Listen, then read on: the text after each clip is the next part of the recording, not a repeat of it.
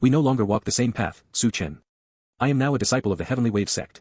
Do you even understand what kind of place that is? It is a height you will never reach in your lifetime. The beautiful young woman looked down at him with cold arrogance. That day, Su Chen never expected that such a cliched scene would actually happen to him. A broken engagement. A perfect setup. Following the classic script, Su Chen did not hesitate. He immediately wrote a letter of repudiation. 30 years east of the river, 30 years west. Never look down on a poor young man. Li Qingyue, I hope you never come to regret this. That day, heavy rain poured from the sky. But Su Chen was truly happy. Everyone thought the humiliation had driven him insane. Even Li Qingyue believed he had lost his mind. She turned and left without looking back, unwilling to waste another second arguing with a fool. Only Su Chen understood what this meant. He was a transmigrator. And now, he had received the classic abandoned fiancé storyline. If this did not make him the protagonist, then who else could it be? 3 days passed. Nothing happened. Strange. Could my cheat be out of power? Su Chen waited patiently for 3 full days. No system appeared. No hidden master arrived. No mysterious inheritance descended from the heavens. But Su Chen remained calm. After all, he had said 30 years east, 30 years west. He still had 30 years to spare. 3 months later. Could someone have stolen my cheat? A terrifying thought suddenly struck him. What if some prematurely awakened villain had already stolen his golden finger? A few years before transmigrating, stories about villains who specialized in robbing protagonists of their systems had become extremely popular. Thinking of this, Su Chen immediately began searching everywhere for traces of his missing cheat. 3 years later. He found nothing. His cultivation remained stagnant. His father, Su Nan, was deeply disappointed. He believed the broken engagement had completely shattered Su Chen's mind. In the end, he gave up on Su Chen and poured all his resources into Su Chen's clever half-brother, Su Xuehe. Although Su Xuehe's talent was slightly inferior, he was sharp, quick-witted, and ambitious. The struggle for the position of family heir had always been cruel. By the time Su Chen realized what was happening, it was already too late. All his resources had been taken by his half-brother. He had become an abandoned son. 30 years passed. Looking back on those days, Su Chen could only sigh. After his father gave every resource to Su Xuehe, Su Chen had a furious argument with him and left the family. At that time, he swore that even without the Su clan, he would still rise and become a hegemon of his own. Now. Well, calling himself a hegemon was a little too much. But he had become the leader of a small mercenary band. Together with his loyal brothers, he hunted demonic beasts and made a decent living. It was not glorious, but it was comfortable enough. Standing before a mirror, Su Chen looked at his reflection. The reckless young man from the past was gone. In his place stood a middle-aged man, his face marked by the passing of time. 30 years ago, he had told them not to mock the poor youth. 30 years later, he could only say, do not mock the poor middle-aged man either. He had heard that Li Qingyue, the woman who once broke off their engagement, had already broken through to the spirit vein realm and become the true disciple of an elder in the Heavenly Wave sect. Su Chen felt that it was finally time for his cheat to arrive. He was already middle-aged. If it did not appear soon, he would grow old waiting for it. Could my cheat be something like, the more children I have, the more blessings I receive? Su Chen seriously considered this possibility. His thoughts drifted to a woman who had followed him for many years in the mercenary band. Her name was Lu Shi. They had met on the road not long after he left his family. Like him, she had also been abandoned by her own clan. Now, both of them were already past 40. That very day, Su Chen married her. Another 30 years passed in the blink of an eye. The long-awaited, more children, more blessings system never appeared. However, Su Chen and Lu Shi had a lovely daughter and later a son. Both children showed excellent aptitude and had already reached the spirit-gathering realm. They studied at a martial academy and would not have to live the dangerous, blood-soaked life of a mercenary like their father. Yesterday, Su Chen heard that Li Qingyue had broken through to the spirit sea realm and had become an elder of the Heavenly Wave sect. Perhaps by now, she no longer even remembered who Su Chen was. Su Chen rubbed his aching head. Recently, he had led his brothers to join a larger mercenary group. Unfortunately, the old leader died not long after. Su Chen's own cultivation had remained at the peak of spirit gathering, and he did not have enough strength to carry the banner. Unwilling to be dragged into the coming power struggle, Su Chen took his small group and left. They settled in a city called Lofty Mountain. There, Su Chen founded a new Su family. On the night he invited representatives from the major powers to celebrate the founding of his clan, an unexpected guest arrived. Looking at his half-brother, whose temples were now streaked with white, Su Chen felt strangely calm. He had once hated Su Xuehe. But time had worn that hatred thin. Brother, Su Xuehe said, his voice heavy. After you left, mother fell ill from grief. She passed away 20 years ago. Father died just last year. Until his final breath, he kept murmuring your name. He wanted to see you one last time. Su Xuehe lowered his head. Brother, I know you still resent what I did back then. Let me atone for it. Come back to the family with me. Su Chen refused coldly. Su Xuehe left in silence. The wind and sand are strong today. Watching his brother's departing figure, Su Chen touched the corner of his eye. His fingers came away damp. He could never return to that Su family. This place was his home now. That night, Su Chen drank himself into oblivion. Years passed again. Su Chen had grown old. Even Lu Shi had already been buried by his own hands. He did not bury her in Lofty Mountain City. Instead, he buried her at the place where they had first met all those years ago. It was not because of romance. He simply did not want anyone to disturb her rest. This time, only 20 years passed, not 30. On the day of his 100th birthday, Su Chen still had no system. He knew this day was not just his longevity celebration. It was also the limit of his lifespan. Fortunately, he had already sent away his son, his daughter, his grandchildren, and the core young members of the Su family.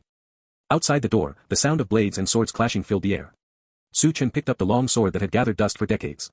The old monster from the neighboring Su family had broken through to the spirit vein realm. Lofty Mountain City could not tolerate a second voice. Su Chen had chosen the wrong side. He had placed his hopes on the city lord breaking through first. Instead, the city lord had been ridden down and killed after the Su family made the first breakthrough. The consequences were inevitable. A reckoning had come. The main gate was kicked open. An old man dressed in stone blue brocade robes slowly walked inside. He was Su Ba, the ancestor of the Su family, a spirit vein realm powerhouse. Su Chen faced death without fear. Although age had weakened him, his years in the mercenary world had not been wasted. Then another figure stepped out from behind Su Ba. It was a young man holding several severed heads. The heads rolled across the floor and stopped at Su Chen's feet. When Su Chen recognized those faces, his expression darkened. Then he died. 100 years of wind and rain had passed. In the end, his clan was destroyed, and he perished with it. In his fading consciousness, he vaguely heard the young man mutter. What a pity. Su Chen's 2 children and several elders fought to the death to protect them. Even though we learned the retreat route in advance and sent a large force to intercept them, some of the younger Su family members still escaped. If they escaped, then hunt them down, Su Ba said coldly. Track them. Put bounties on their heads. That old fox Su Chen always had more than one escape route. He was cautious to the bone. The disciples he sent away must have exceptional talent. If they grow up, they will become a serious threat to my Su family. Su Ba paused. If I had not obtained the inheritance of a spirit sea realm expert, the family destroyed today might have been ours. Su Chen's consciousness faded. But it did not disappear completely. The cultivation realms of this world were spirit awakening, spirit gathering, spirit vein, spirit sea, spirit soul, profound connection, void refining, nirvana, saint, saint king, great saint, quasi-emperor, and great emperor. After Su Chen died, he found himself in a strange pitch-black space. Damn it. That old dog of the Su family actually had such fortune. Thinking back to Su Ba's final words, Su Chen burned with resentment. The city lord's breakthrough to the spirit vein realm had seemed almost certain. Yet in the end, the Su family ancestor had broken through first. Such was heaven's will. Fate played cruel tricks. Just as Su Ba had said, if the city lord had advanced first, then perhaps the Su family would have been the one storming the Su compound. Someone from the Su family betrayed me. If anyone could have seen Su Chen's face at that moment, they would have seen it turn as dark as coal. Those he had sent away were either his direct descendants or sworn brothers who had fought beside him through life and death. But Su Chen had no time to dwell on betrayal. Because the cheat he had waited for across a full century had finally arrived. After death. How perfectly ironic. Su Chen turned his gaze toward the cheat. It was a book. With just one glance, 3 words surfaced in his mind. Reverse Fate Scripture. The book radiated an eternal and majestic glow. It looked mysterious, ancient, and extraordinary. Su Chen picked it up and began to read. The first page said. In your first life, you were a reckless youth who made many mistakes. After leaving home, you endured countless hardships, fought your way through the mercenary world, rose to power, founded a family, became an ancestor, and left your mark upon this world. Though you perished, legends of you still circulate in Lofty Mountain City. Your life was splendid in its own way. Evaluation, 3 stars, white. Reward, 30 reverse fate points. Please allocate your reverse fate points and proceed to your second life. A prompt appeared before Su Chen. Talent, 0, plus. Comprehension, 0, plus. Family background, 0, plus. Dao Heart, 5. Note, reverse fate points may be used immediately or saved for the next life. After each life ends, all attributes except Dao Heart will reset to 0. Su Chen understood at once. This was his cheat. With enough reverse fate points, he could defy heaven and rewrite his destiny in the lives to come. Su Chen spoke in a low voice. Su Ba. Su family, the grudge of my Su clan is far from settled. If he had truly died, then everything would have ended there. But he still had another chance. A blood feud of clan extermination could never be forgiven. Without hesitation, Su Chen poured all 30 reverse fate points into his attributes. Talent plus 15. Comprehension plus 10. Family background plus 5. After cultivating for an entire lifetime, Su Chen understood the rules of this world very well. In the early stages, fast cultivation required superior talent. In the later stages, breaking through bottlenecks required strong comprehension. Without talent at the beginning, there would be no resources. Without resources, there would be no later stages. That was why he invested an extra 5 points into talent. A blinding white light flashed. Su Chen entered his second life. In Northwind City, a handsome young man stood frozen before a mirror, staring at his reflection in disbelief. Damn it. You finally woke up when I'm already 17. Couldn't you have come a little earlier? Su Chen felt deeply frustrated. If his memories had awakened even 1 year sooner, he could have done so much more. He could have taken the entrance exams for the top martial academies. He could have applied to the premier sects. In this life, his status was excellent. He was the son of the city lord of Northwind City. Su Chen had already prepared himself to live like a hard-working mule, only to discover that he had been reborn into a privileged official family. The city lord of Northwind City was named Jiang Li. In this life, Su Chen had become Jiang Chen. The good news was that he was still in the Heavenly Wind Kingdom. Only 20 years had passed since the destruction of the Su family in his previous life. The Su family ancestor was still alive. Su Chen decided that a grudge he could not settle in his previous life could still be settled in this one. Young Master Jiang Chen, the Lord wishes to see you. A petite maid wearing a pale yellow dress hurried over with quick little steps. Her round face looked adorably childlike. She was Su Chen's personal maid in this life. Su Chen nodded and followed her to meet his father of this lifetime. In the spacious hall, Jiang Li had already ordered the servants to prepare a meal. A tall, stern-looking middle-aged man sat beside a graceful woman wearing a moon-white silk skirt. Her dark hair was pinned up with a single jade hairpin. When Su Chen saw them, a warm smile appeared on his face. He bowed respectfully. Greetings, father. Greetings, mother. Wang Hanyu immediately pulled him over. You silly child, come sit. There's no need to be so formal at home. Su Chen sat down obediently. Jiang Li spoke first. Eat first. We'll talk after the meal. Su Chen quietly finished his food. Only then did Jiang Li explain why he had called him over. Chener, you have already reached the peak of the 9th layer of spirit awakening. Breaking through to spirit gathering is only one step away. This spirit gathering pill may give you the push you need. After speaking, Jiang Li took out an exquisite case containing a single pill. It was a spirit gathering pill. One such pill could help a cultivator at the peak of spirit awakening advance directly into the spirit gathering realm. Only the greatest powers knew how to refine it. Not only was it extremely expensive, but even having money did not guarantee that one could obtain it. Although Jiang Li was a city lord and a spirit vein realm expert, obtaining even one spirit gathering pill had not been easy. Su Chen felt genuine gratitude in his heart. 3 days later, he successfully broke through to the spirit gathering realm. He was still only 17. In his previous life, after leaving his family, he had not reached this realm until the age of 25. Now, he had reached it 8 years earlier. The future looked bright. Filled with confidence after his breakthrough, Su Chen returned to Soaring Cloud's Martial Academy.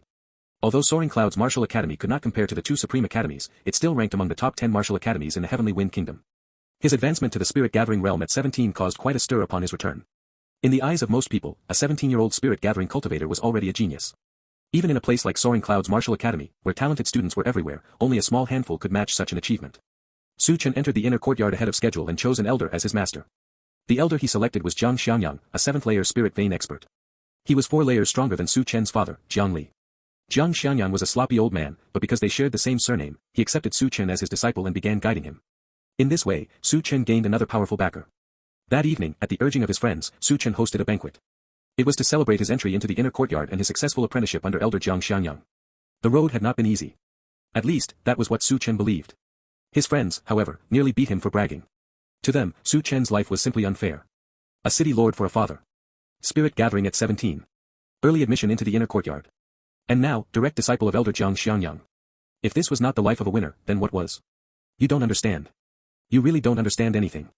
Su Chen merely shook his head. How could they possibly understand the hardships he had endured to reach this point? Even if those hardships belonged to his previous life. After leaving the restaurant under the hazy moonlight, a sudden chill ran through Su Chen's body. He had spotted a familiar face. A face that carried the shadow of an old enemy. It belonged to the Su family. Li Ming, do me a favor. Su Chen looked seriously at the drunken man beside him. Seeing Su Chen's grave expression, Li Ming instantly sobered up. I knew you were faking it. Su Chen glared at him, slightly irritated. Li Ming laughed awkwardly. It was not that he did not want to help. Back at the table, if he had not pretended to be drunk, he might have been forced to drink himself to death. You were pretending too, Li Ming muttered under his breath. Su Chen ignored him. In his mercenary days, that amount of alcohol had been no different from water. But for now, he could not expose too many abnormalities.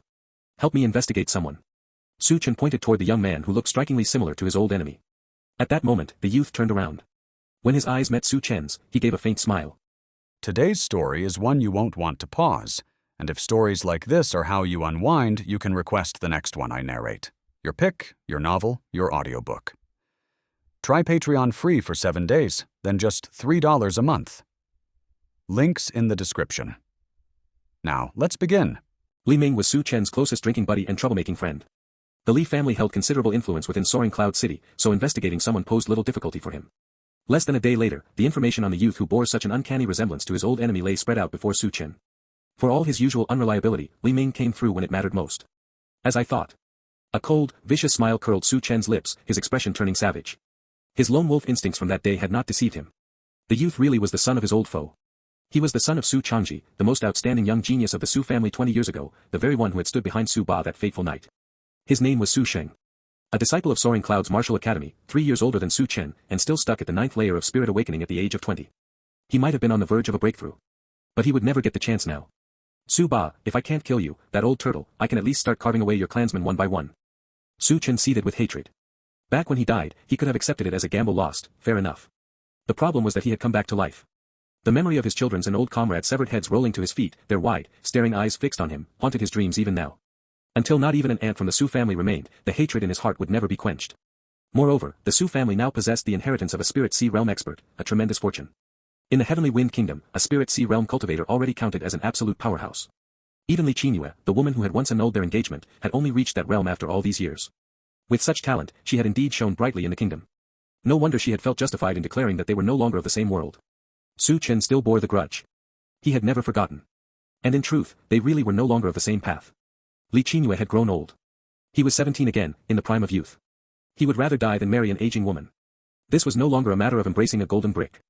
Su Chen pondered how to eliminate a Soaring Clouds Martial Academy disciple without raising suspicion.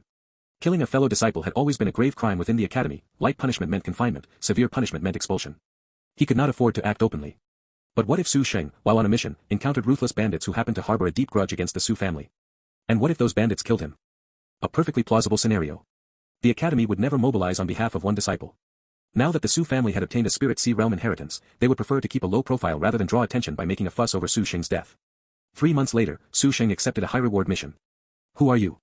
Dressed in academy robes, Su Sheng eyed the 3 cloaked figures who had suddenly appeared before him, his posture tense and wary. If you come across this story on Amazon, be aware that it has been stolen from Royal Road. Please report it. People here to take your life. The 3 attacked in unison, forcing Su Sheng into a desperate retreat. At the final, life-or-death moment, he unleashed a ferocious punch. A faint white tiger seemed to roar within the strike as he counter-killed all 3 assailants. Su Sheng panted heavily, bewildered as to why he had been ambushed by 3 killers at once. He reached down to pull back their hoods and reveal their faces. In the next instant, a sharp sword pierced straight through his chest. What a bunch of trash, they couldn't even kill one person.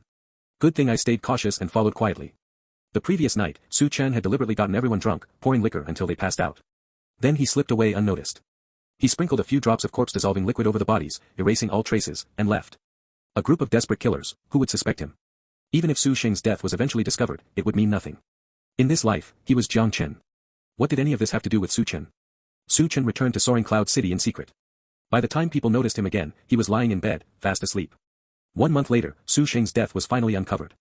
Just as Su Chen had predicted, the academy handled the matter perfunctorily, concluding that Su Sheng had offended an old enemy and been killed in revenge. This was the martial world. When an ordinary disciple died, he simply died. Most people never even heard his name. The Su family knew the truth, yet they dared not make a fuss. Only Su Changji, the family head, seethed with hatred. But no clues surfaced. In the end, the matter faded into silence. Only Su Chen understood that this was merely the beginning. One life was far from enough to settle a clan extermination grudge. With his enemies in the open and himself in the shadows, Su Chen felt no urgency. He continued his cultivation at Soaring Cloud's Martial Academy without drawing attention. 1 year later, shortly after turning 18, Su Chen was summoned home by Jiang Li. When he arrived, he noticed an elderly man seated beside his father. The face looked vaguely familiar. Not someone from the Su family, the world was not that cliched. This was the old patriarch of Northwind City's Wang family, a figure of great respect and influence. Su Chen had met him a few times in passing. Northwind City was considerably larger than Lofty Mountain City. Jiang Li was a spirit vein realm expert, and naturally, the Wang family patriarch was also in the spirit vein realm. The old man studied Su Chen, handsome, poised, and clearly talented, and gave a satisfied nod. Nephew Jiang, I have a granddaughter beautiful as a celestial maiden. She has been cultivating at the Spirit Sword sect for many years and has only just returned to Northwind City. This old man would be grateful if you could spend a few days showing her around the city and keeping her company. Su Chen understood immediately. This was a matchmaking meeting, plain and simple. He glanced at his father. Jiang Li gave a slight nod. The girl must be stunning and possess excellent aptitude, enough to win his father's full approval and prompt this summons. Arranged marriages were commonplace among great families. In his first life, the Su family had formed an alliance with the Li family through his engagement to Li Qingyue. Who could have predicted that a passing elder from the Heavenly Wave sect would take a liking to her and bring her to the sect for cultivation? In the end, Su Chen agreed to meet her. To live each life to the fullest and earn reverse fate points, he needed to leave his mark on the world. Meeting the granddaughter proved effortless. She stood dressed in plain white robes like fresh snow, a 3-foot green sword at her back, leaning against a pavilion railing as fine rain pattered down. No rouge touched her face, yet her beauty was pure and otherworldly. This was Su Chen's first encounter with Wang Bailu. She lifted her head, resembling a plum blossom defying winter snow, and looked straight at him with clear, steady eyes. Su Chen studied her in return. Beautiful, no question. But she can see her own toes without bending over. He mused silently to himself. His father's taste really was impeccable, though there was still a slight flaw. Wang Bailu had no idea what thoughts were running through his mind. Still, he was handsome, and for a beauty like her, first impressions rarely went wrong. This time, no broken engagement occurred. Both sides were pleased.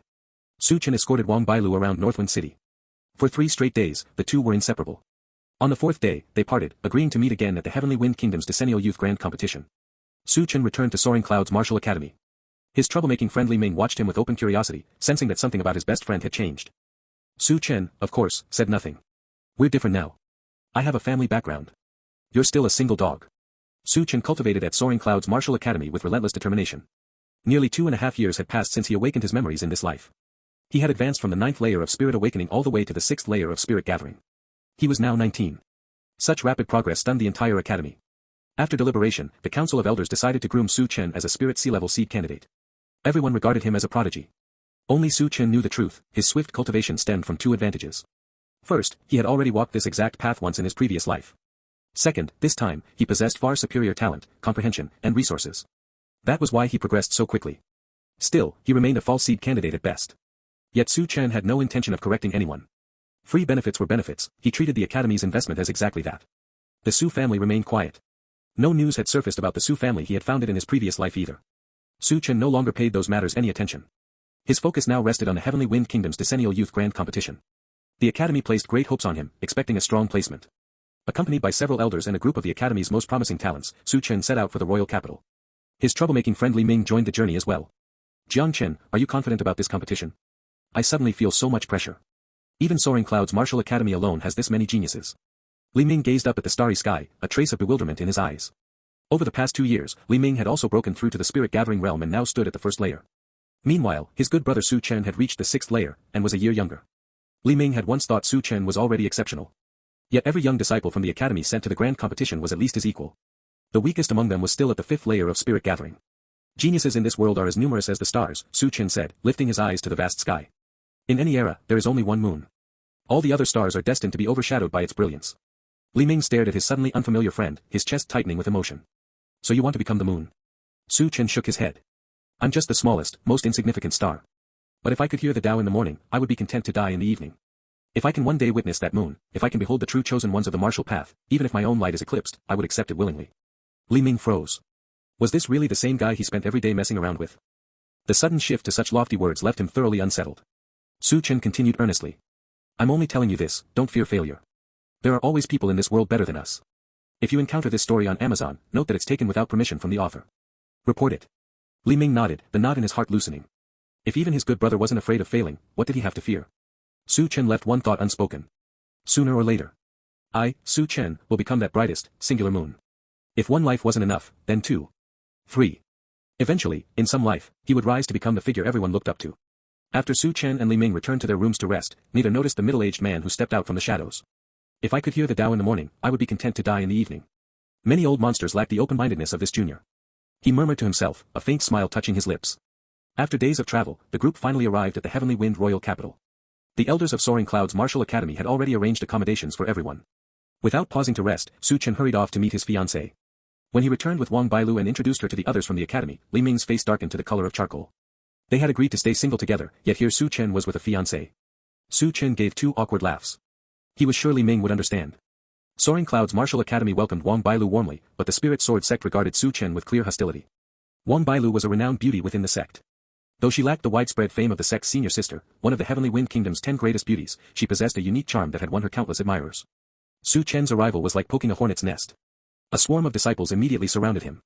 So your junior sister Wang's fiancé? I challenge you. If you lose, you stay far away from her. An older senior brother from the Spirit Sword sect stepped forward, eyes blazing with righteous fury as he issued his challenge. Su Chen declined. What kind of delusional, Chinibu idiot was this? Are you even a man? Don't you dare face me in a fair, upright duel between men. If I lose, I'll vanish from junior sister Wang's sight forever. If you lose, you break off the engagement.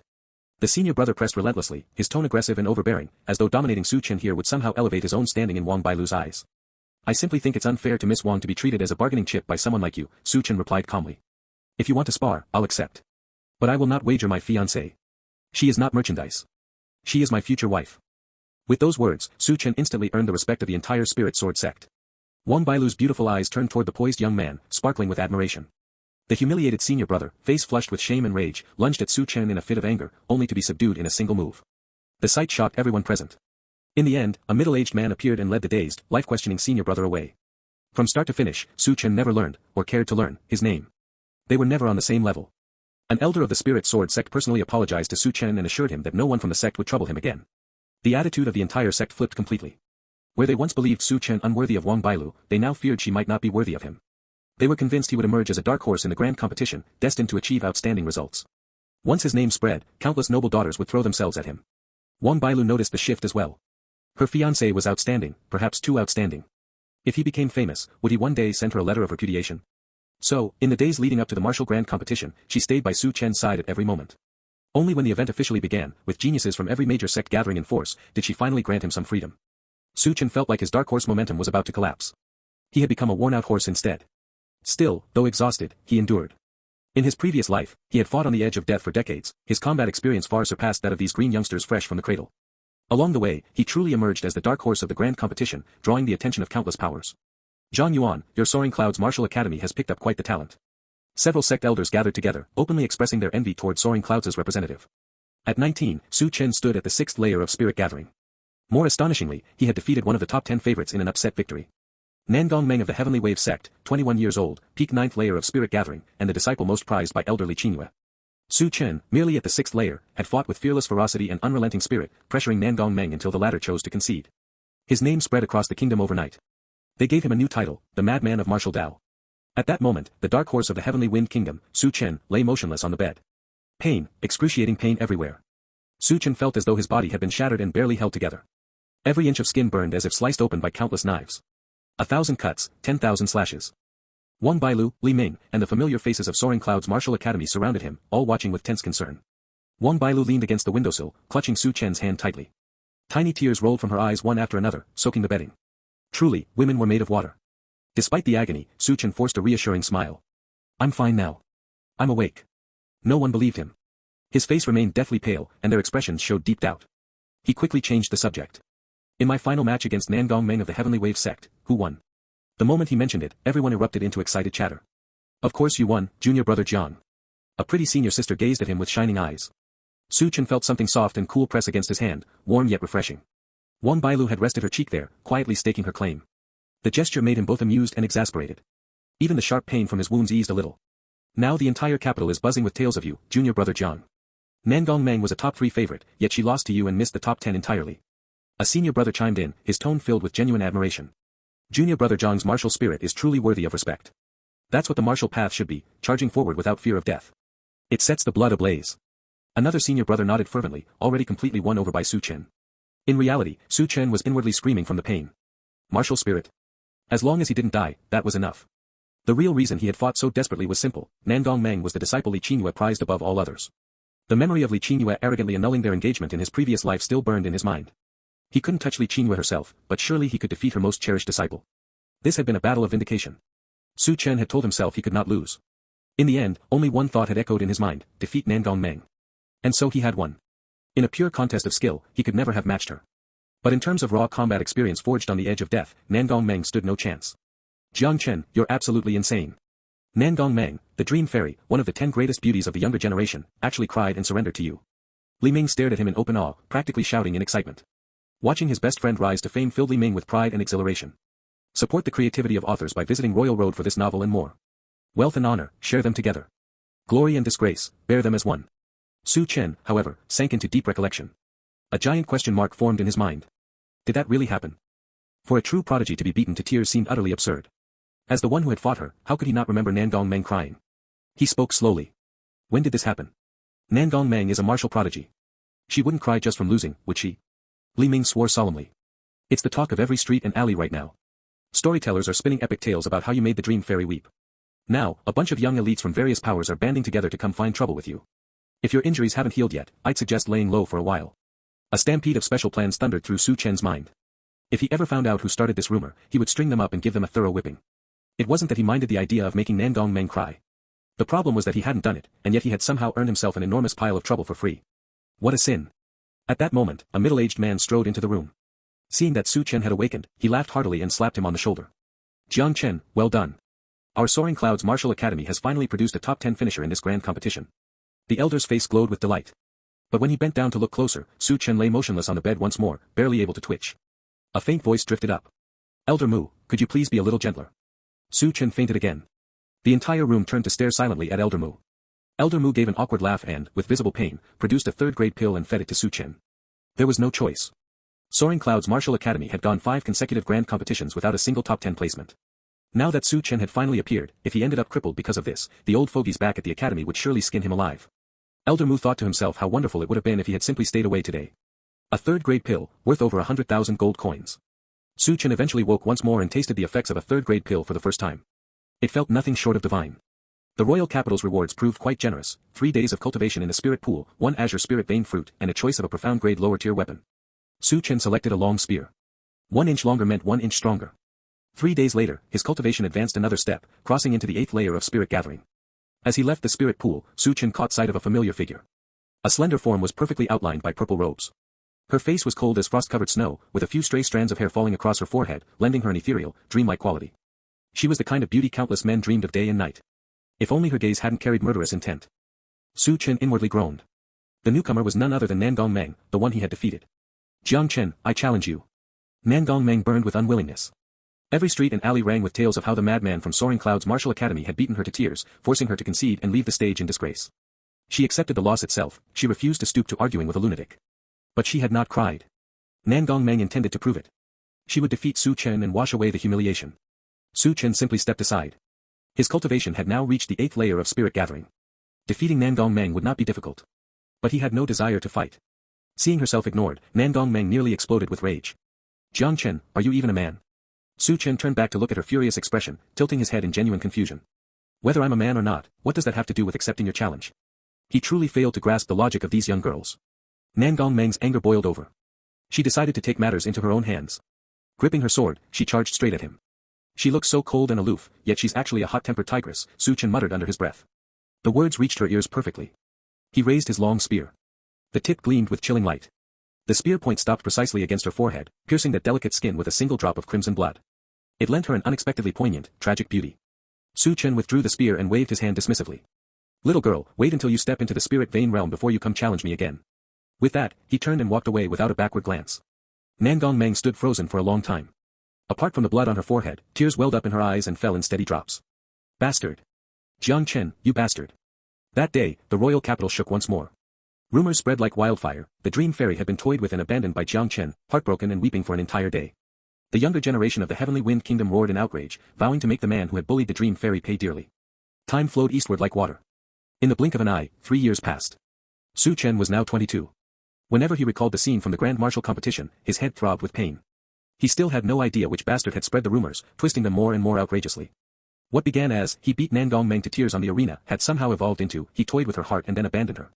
Countless versions circulated. If he ever found the culprit behind the gossip, he would hang them up and give them a proper whipping.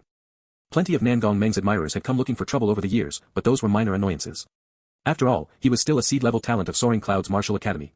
Yet, 3 years had gone by, and his cultivation remained stuck at the peak of the 9th layer of spirit gathering. Even with the azure spirit vein fruit awarded by the palace during the grand competition, he estimated it would take another year or 2 to step into the spirit vein realm.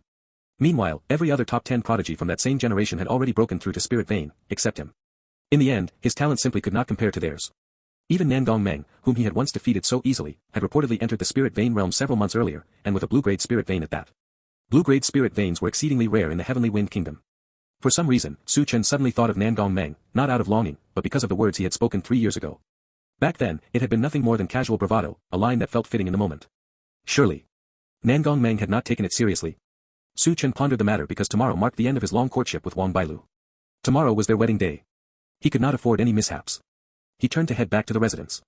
A flash of striking purple caught his eye. Su Chen said nothing. He lowered his head, stared at his toes, and quickened his pace. Suddenly, a chill settled against his neck. An ice-blue longsword rested there, pressing lightly but unmistakably. Su Chen stiffened and slowly raised his head. A flawless face stared down at him coldly. One slender hand held the sword steady against his throat. Of all the things to fear, this one had come true. Su Chen forced a dry laugh. "Miss Nangong, long time no see." Nangong Meng said nothing. She simply gazed at him with icy detachment, the look sending a shiver down his spine. Su Chen fished out a red wedding invitation and offered it with both hands. "Miss Nangong, tomorrow is my wedding day. I would be honored if you would attend and witness the occasion. Please do me the favor." Nangong Meng accepted the invitation. A faint spark of light flickered across her palm, and the paper turned to ash in an instant. "Jiang Chen," she said, her voice colder than 10,000-year frost, "do you still remember the words you once spoke?" Of course, he remembered. But admitting it now was out of the question. He feigned innocence. "Miss Nangong, what exactly did I say that you've kept in mind all this time?" "This tail has been unlawfully obtained from Royal Road." If you discover it on Amazon, kindly report it. Nangong Meng thought this man was utterly shameless. He clearly knew, yet he pretended ignorance, hoping to muddle through. Jiang Chen, I challenge you. If you refuse, I will castrate you. Her words were ice. Su Chen did not doubt for a second that she meant them. He swallowed the retort that had risen to his lips. This concerned the safety of his most precious brother. Su Chen had always been a man who valued brotherhood deeply. Damn it. Was he really going to back down from this little demoness? Su Chen attacked. Su Chen got beaten. His face ended up bruised and swollen in patches. Despite those delicate, tender hands, her strikes landed without mercy. No matter what techniques or tricks Su Chen tried, she gave him no quarter. He could not fathom the mindset of all those men in the Heavenly Wind Kingdom who claimed they would gladly let Nangong Meng beat them once, even if it cost them 10 years of life. Pure masochists. When Su Chen finally struggled to his feet, battered and disheveled, Nangong Meng had already vanished. In her place lay a small jade bottle. Beneath it, carved into the ground with sword marks, a crooked word. Settled. Su Chen thought that even if his family's big yellow dog scrambled across the paper, the tracks it left would look better than this handwriting. Such a beautiful girl, yet she turned out to be petty, violent, and, worst of all, completely illiterate. The characters she wrote were simply hideous. After venting a little, Su Chen stepped forward curiously and opened the jade bottle. Inside lay a single third-grade pill, a healing pill, no less. A beating in exchange for a third-grade pill, seems like a pretty good deal, he muttered, feeling a bit better about the whole thing. She was a generous petty-minded person. A careful violent maniac. Pity she was illiterate. When Su Chen returned home, he ran into his father, Jiang Li, who stared at him in surprise. Chenner, how did you end up covered in so many injuries? Su Chen looked up and answered dully, I fell. Jiang Li clearly didn't buy it. How could a fall leave fist-shaped bruises? Seeing his father about to press further and investigate, Su Chen gave in helplessly. On the way back, I met a senior who needed a sparring partner to test a new technique. He gave me a third-grade pill in return. Jiang Li remained full of suspicion, but when Su Chen produced the pill, though questions still swirled in his mind, he reluctantly accepted the explanation. Get beaten up, take some superficial injuries, and walk away with a third-grade pill. How come I've never met such a generous senior? Jiang Li mulled it over and decided the thrashing had actually been quite worthwhile. If only Su Chen could run into that kind of senior a few more times. Su Chen. The next day, every trace of Su Chen's injuries had vanished. On the wedding day, the hall was packed with distinguished guests. Crowds poured into Northwind City. There were senior brothers and sisters Su Chen had known at Soaring Cloud's martial mansion, some who had already graduated and even set aside important missions to attend, along with his teacher Jiang Xianyang and even the vice headmaster of the mansion. Younger disciples from the Spirit Sword sect were present, together with Wang Bailu's elders. Li Ming and the rest of his old troublemaking friends showed up too, several of them former top 10 prodigies from the Dao-seeking conference. Jiang Li was stunned by the scene. Among the guests were people of such lofty status that even he had to look up to them. And all of them treated his son with surprising courtesy. It felt strangely unfamiliar. Old Master Wang, meanwhile, grinned so widely his face seemed ready to split. He was convinced this marriage was the wisest decision he had ever made. Su Chen's potential went far beyond what anyone yet realized, and the Wang family would rise along with him. Joy filled the day. For the first time, Su Chen actually felt drunk. Thinking of his best friend Li Ming, who had already passed out face down on the table, Su Chen silently added one word. Loser. Moonlight hung soft and hazy, perfect for a wedding night. Su Chen figured Wang Bailu must have been waiting for him quite a while. Today, he was the husband, she was the wife. This world would remember that he had existed. When he reached Wang Bailu's door and looked up, he noticed the dark clouds that had veiled the moon earlier had drifted away. The moonlight now poured down, exceptionally clear, bright, and round. Far off, on a tall building that stood shoulder to shoulder with the moon, he thought he glimpsed a purple figure. Su Chen blinked. The purple silhouette vanished. Must be the wine playing tricks on me, he told himself. Husband. A soft, gentle call floated out from inside the room. Su Chen hesitated no longer. He pushed open the door and stepped inside. Another year passed. Su Chen successfully fused with a spirit vein and stepped into the spirit vein realm. This particular spirit vein had been pieced together from a third-tier Gale Demon Wolf. It carried beast patterns and possessed an azure quality. Su Chen had no right to be picky. In this world, spirit veins were ranked in 6 colors: white, azure, blue, purple, orange, and red. A high-quality spirit vein signified combat power. It granted its owner powerful enhancements. The Gale Demon Wolf's enhancement was speed. From the soles of Su Chen's feet, cyan particles swirled upward in a spiraling ascent. So this is the power of the spirit vein realm. In his previous life, Su Chen had never broken through to the spirit vein realm, not once. He had lacked both cultivation methods and a spirit vein. In this life, at merely 23 years old, he had already reached it. The Su family. A cold light flickered across Su Chen's face. He still harbored deep hatred toward the Su family. The extermination of his clan in his previous life, if even one member of the Su family escaped, he would never rest easy. Wait. At Spirit Vein Realm first layer, if I act rashly and get held up by their old monsters, many of them might slip away. What Su Chen wanted was utter annihilation, not a single chicken or dog left alive in the entire Su household. He did not strike immediately. After enduring for so many years, what were another 1 or 2? After breaking through to the Spirit Vein Realm, Su Chen returned to Soaring Cloud's martial mansion, causing quite a stir. He also received a large quantity of cultivation resources. That had been his goal all along. With these resources, reaching the Spirit Vein Realm's second layer within a year was no longer a dream. And so, Su Chen entered another period of secluded cultivation. 2 years later. The old master of the Su family celebrated his 140th birthday. Members of every branch returned to the main residence to offer congratulations. For a time, the entire Su estate was festooned with lanterns and decorations.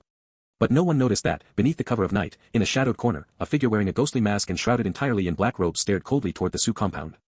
This was Su Chen, fresh from seclusion at Soaring Cloud's martial mansion.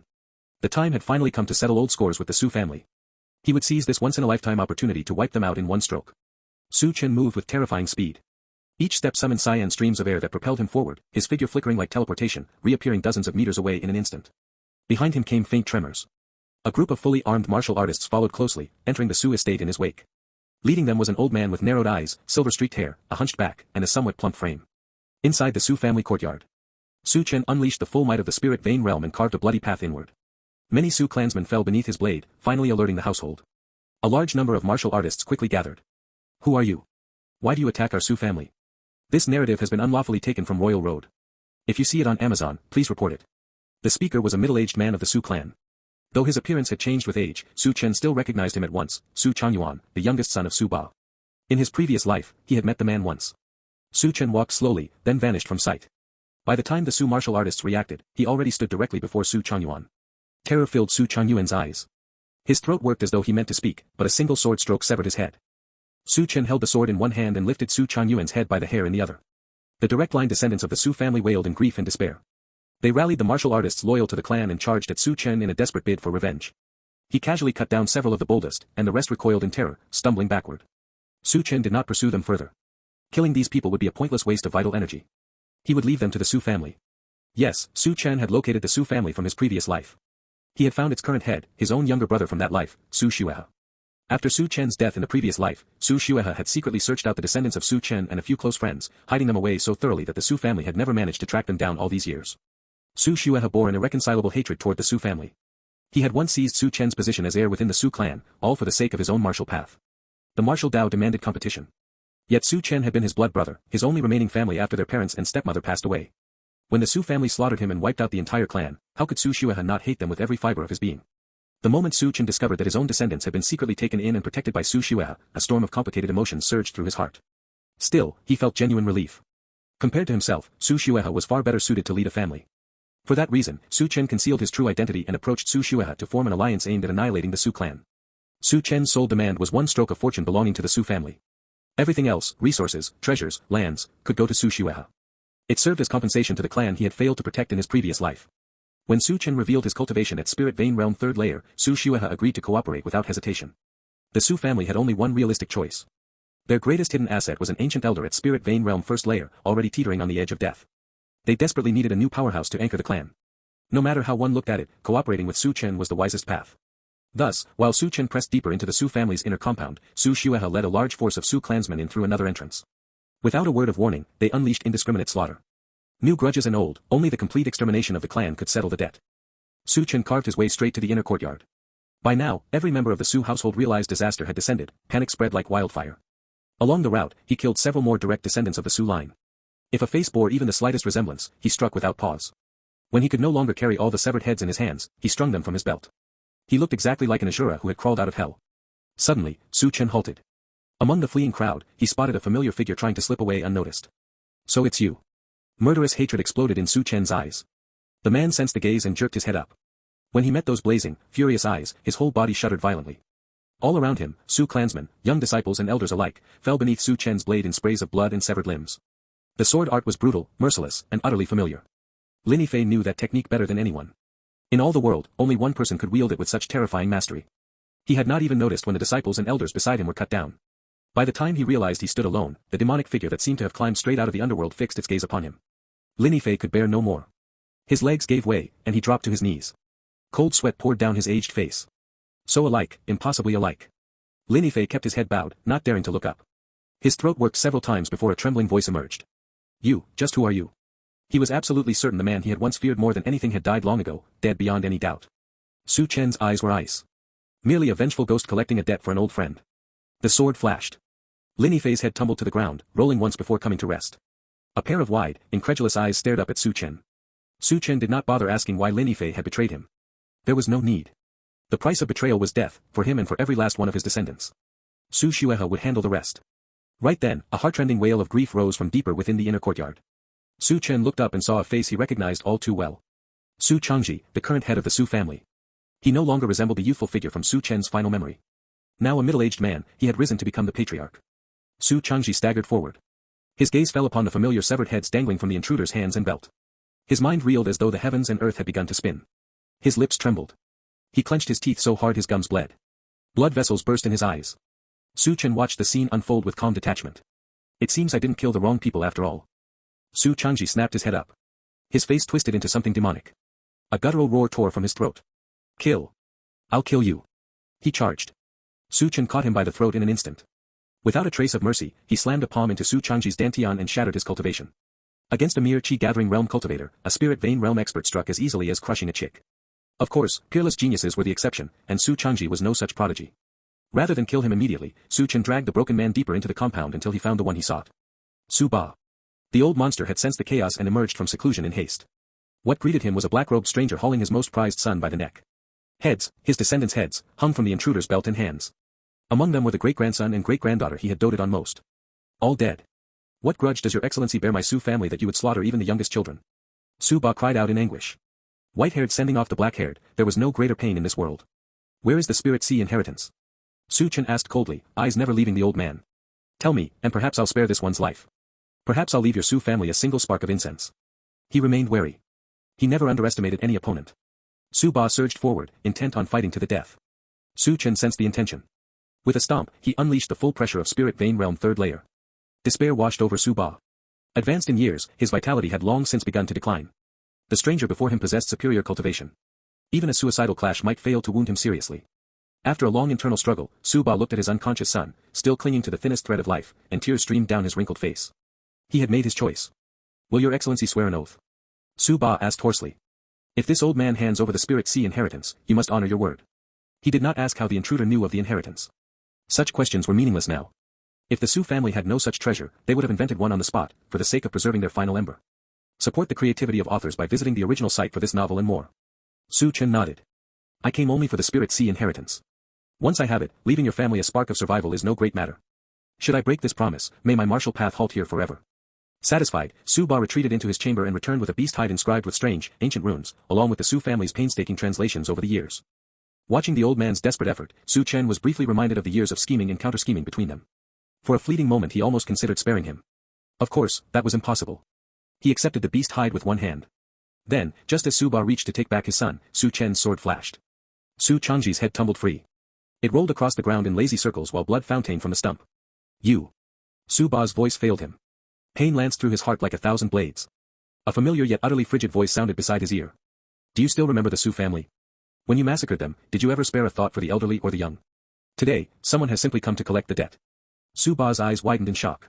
From the very beginning, this black-robed man had never intended to leave a single Su alive. You will die a horrible death. You have violated your martial oath, you will be devoured by 10,000 ghosts. My Su family will watch from the Yellow Springs as you suffer. With a final, wretched scream, Su Ba was cut down. Su Chen arranged all the severed heads in a neat row. Vengeance complete, he stood in silence for a long time. At last he spoke softly. I will not descend to the Yellow Springs. Even if you wait there until the waters run dry, you will never see me. He was condemned to endless cycles of reincarnation. He would never go to the Yellow Springs. With the Spirit Sea inheritance secured and Su Ba dead, Su Chen departed. He left the remaining Su clansmen untouched. In this world, others hated the Su family even more bitterly than he did. Before leaving, Su Chen glanced back from a distance at the plump old man stepping into the inner courtyard. He murmured under his breath, Su Xuehe, the Su family is in your hands now. You must not repeat the fate that befell me and the Su family. Su Chen departed. He had already forgiven Su Xuehe for seizing his cultivation resources back then. Time had proven that Su Xuehe was far better suited to lead the Su family than he himself had been at that age. The Su family's resources would be handled properly under Su Xuehe's care. Grudges settled. The past was laid to rest. Su Chen intended to live this life well. He still wanted to climb higher, to see the peaks of the martial Tao. Su Xuehe seemed to sense something. He turned and caught a final glimpse of the black-robed figure, the one who had helped them destroy the Su family, vanishing into the night after only a few steps. That senior must have taken what he came for, Su Xuehe thought to himself. Whatever the item was, it had to be extraordinarily precious. But it was not something the Su family could ever covet. Still, he found it strange. Why did that departing silhouette overlap so perfectly with the memory of someone else leaving the Su family long ago? It had to be an illusion. Su Xuehe walked alone into the inner courtyard. The Su family guards remained stationed outside. When he saw the neatly arranged row of Su family heads, a savage smile twisted his lips. He kicked hard at the skull of the white-haired old man whose eyes still stared in death. The head burst open like a rotten melon. Su Xuehe laughed, then the laughter broke, and 2 lines of clear tears slid down his face. Brother Chen, did you see? I have finally avenged you. Brother Chen, it was I who was young and foolish. I envied how father favored you, envied how everyone in the Su family loved you. But I never meant to steal your place. I never wanted to force you out of the family. Brother Chen, you don't know, those 3 years you were gone without a word, my mother truly needed the Millennium Snow Lotus pill to live. I begged them for it. They refused. The only way I could save her was to become the first heir. Brother Chen, after you left the family, I searched for you for 60 full years. The day I finally learned you were alive, I wasn't happy, I was terrified. Terrified you wouldn't see me. Terrified you still hated me. The day you agreed to meet me was the happiest I'd felt since mother died. Actually, on the way back that day, I cried for a long time. If you'd known, you would have teased me for it. I used to cry so easily when I was little. You always told me a real man doesn't shed tears lightly. I thought you were wrong. Tears only fall when the heart is truly broken. Brother, it was I who was wrong. I caused your death. I made your life so lonely and joyless. The sob Su Xuehe had fought to hold back finally broke free. They grew into the unrestrained, childlike wails of a boy who had lost everything. The sound of blades and swords rang through the night. At last, dawn broke. The complete annihilation of the Su family in Lofty Mountain City was neither a monumental event nor a trivial one. In the vast kingdom of Heavenly Wind, it counted as a minor affair. Yet within Lofty Mountain City itself, it was earth-shattering. Lofty Mountain City lay far from the Su family of Greenstone City. For the Greenstone Su family to have orchestrated the destruction raised eyebrows across the region. Then, more than 20 years later, the truth finally leaked out. The founder of the original Su family in Lofty Mountain City, the one massacred by the Su clan, was none other than Su Chen, blood brother to Su Xuehe of the Greenstone Su family. Only then did the pieces fall into place. What ruthless patience Su Xuehe showed, people marveled. He endured in silence for decades, then struck once and wiped the entire Su clan from existence in a single night. Everyone praised Su Xuehe's meticulous planning and cold-blooded resolve. The prestige of the Greenstone Su family soared to unprecedented heights. Within just a few years, the Su family produced yet another spirit vein realm cultivator. Everything was moving in an upward direction. Meanwhile, the true architect of it all, Su Chen, sat in Northwind City, watching his chattering little daughter cling to him. A faint smile curved his lips. In this life, his daughter was named Jiang Mingyue. He still planned to have a son with Wang Bailu and name him Jiang Hao. Since the Jiang surname did not belong to one of the 4 great protagonist clans, he would have to compensate with sheer momentum in the name. He now had descendants, he had left his mark on this world. But fame remained insufficient. Over the years, new geniuses had risen one after another. The incident between him and Nandong Meng had already faded into history more than a decade ago. Su Chen began to seriously consider how he could live this life in a far more spectacular fashion. Ever since the destruction of the Su family, the cultivation resources invested by Soaring Cloud's Martial Mansion had run dry. Without resources, his progress slowed dramatically. For years had passed, and he had only just broken through to the Spirit Vein Realm 4th layer. Worth noting, he had deciphered 1/4 of the inheritance obtained from the Su family. It was not, as everyone assumed, a legacy left by a Spirit Sea Realm powerhouse. It belonged to a far greater figure, Spirit Communion King Li Zhen. A profound connection Realm King's inheritance. Unfortunately, only the first volume survived. No one knew how the Su family had stumbled upon such a fortune.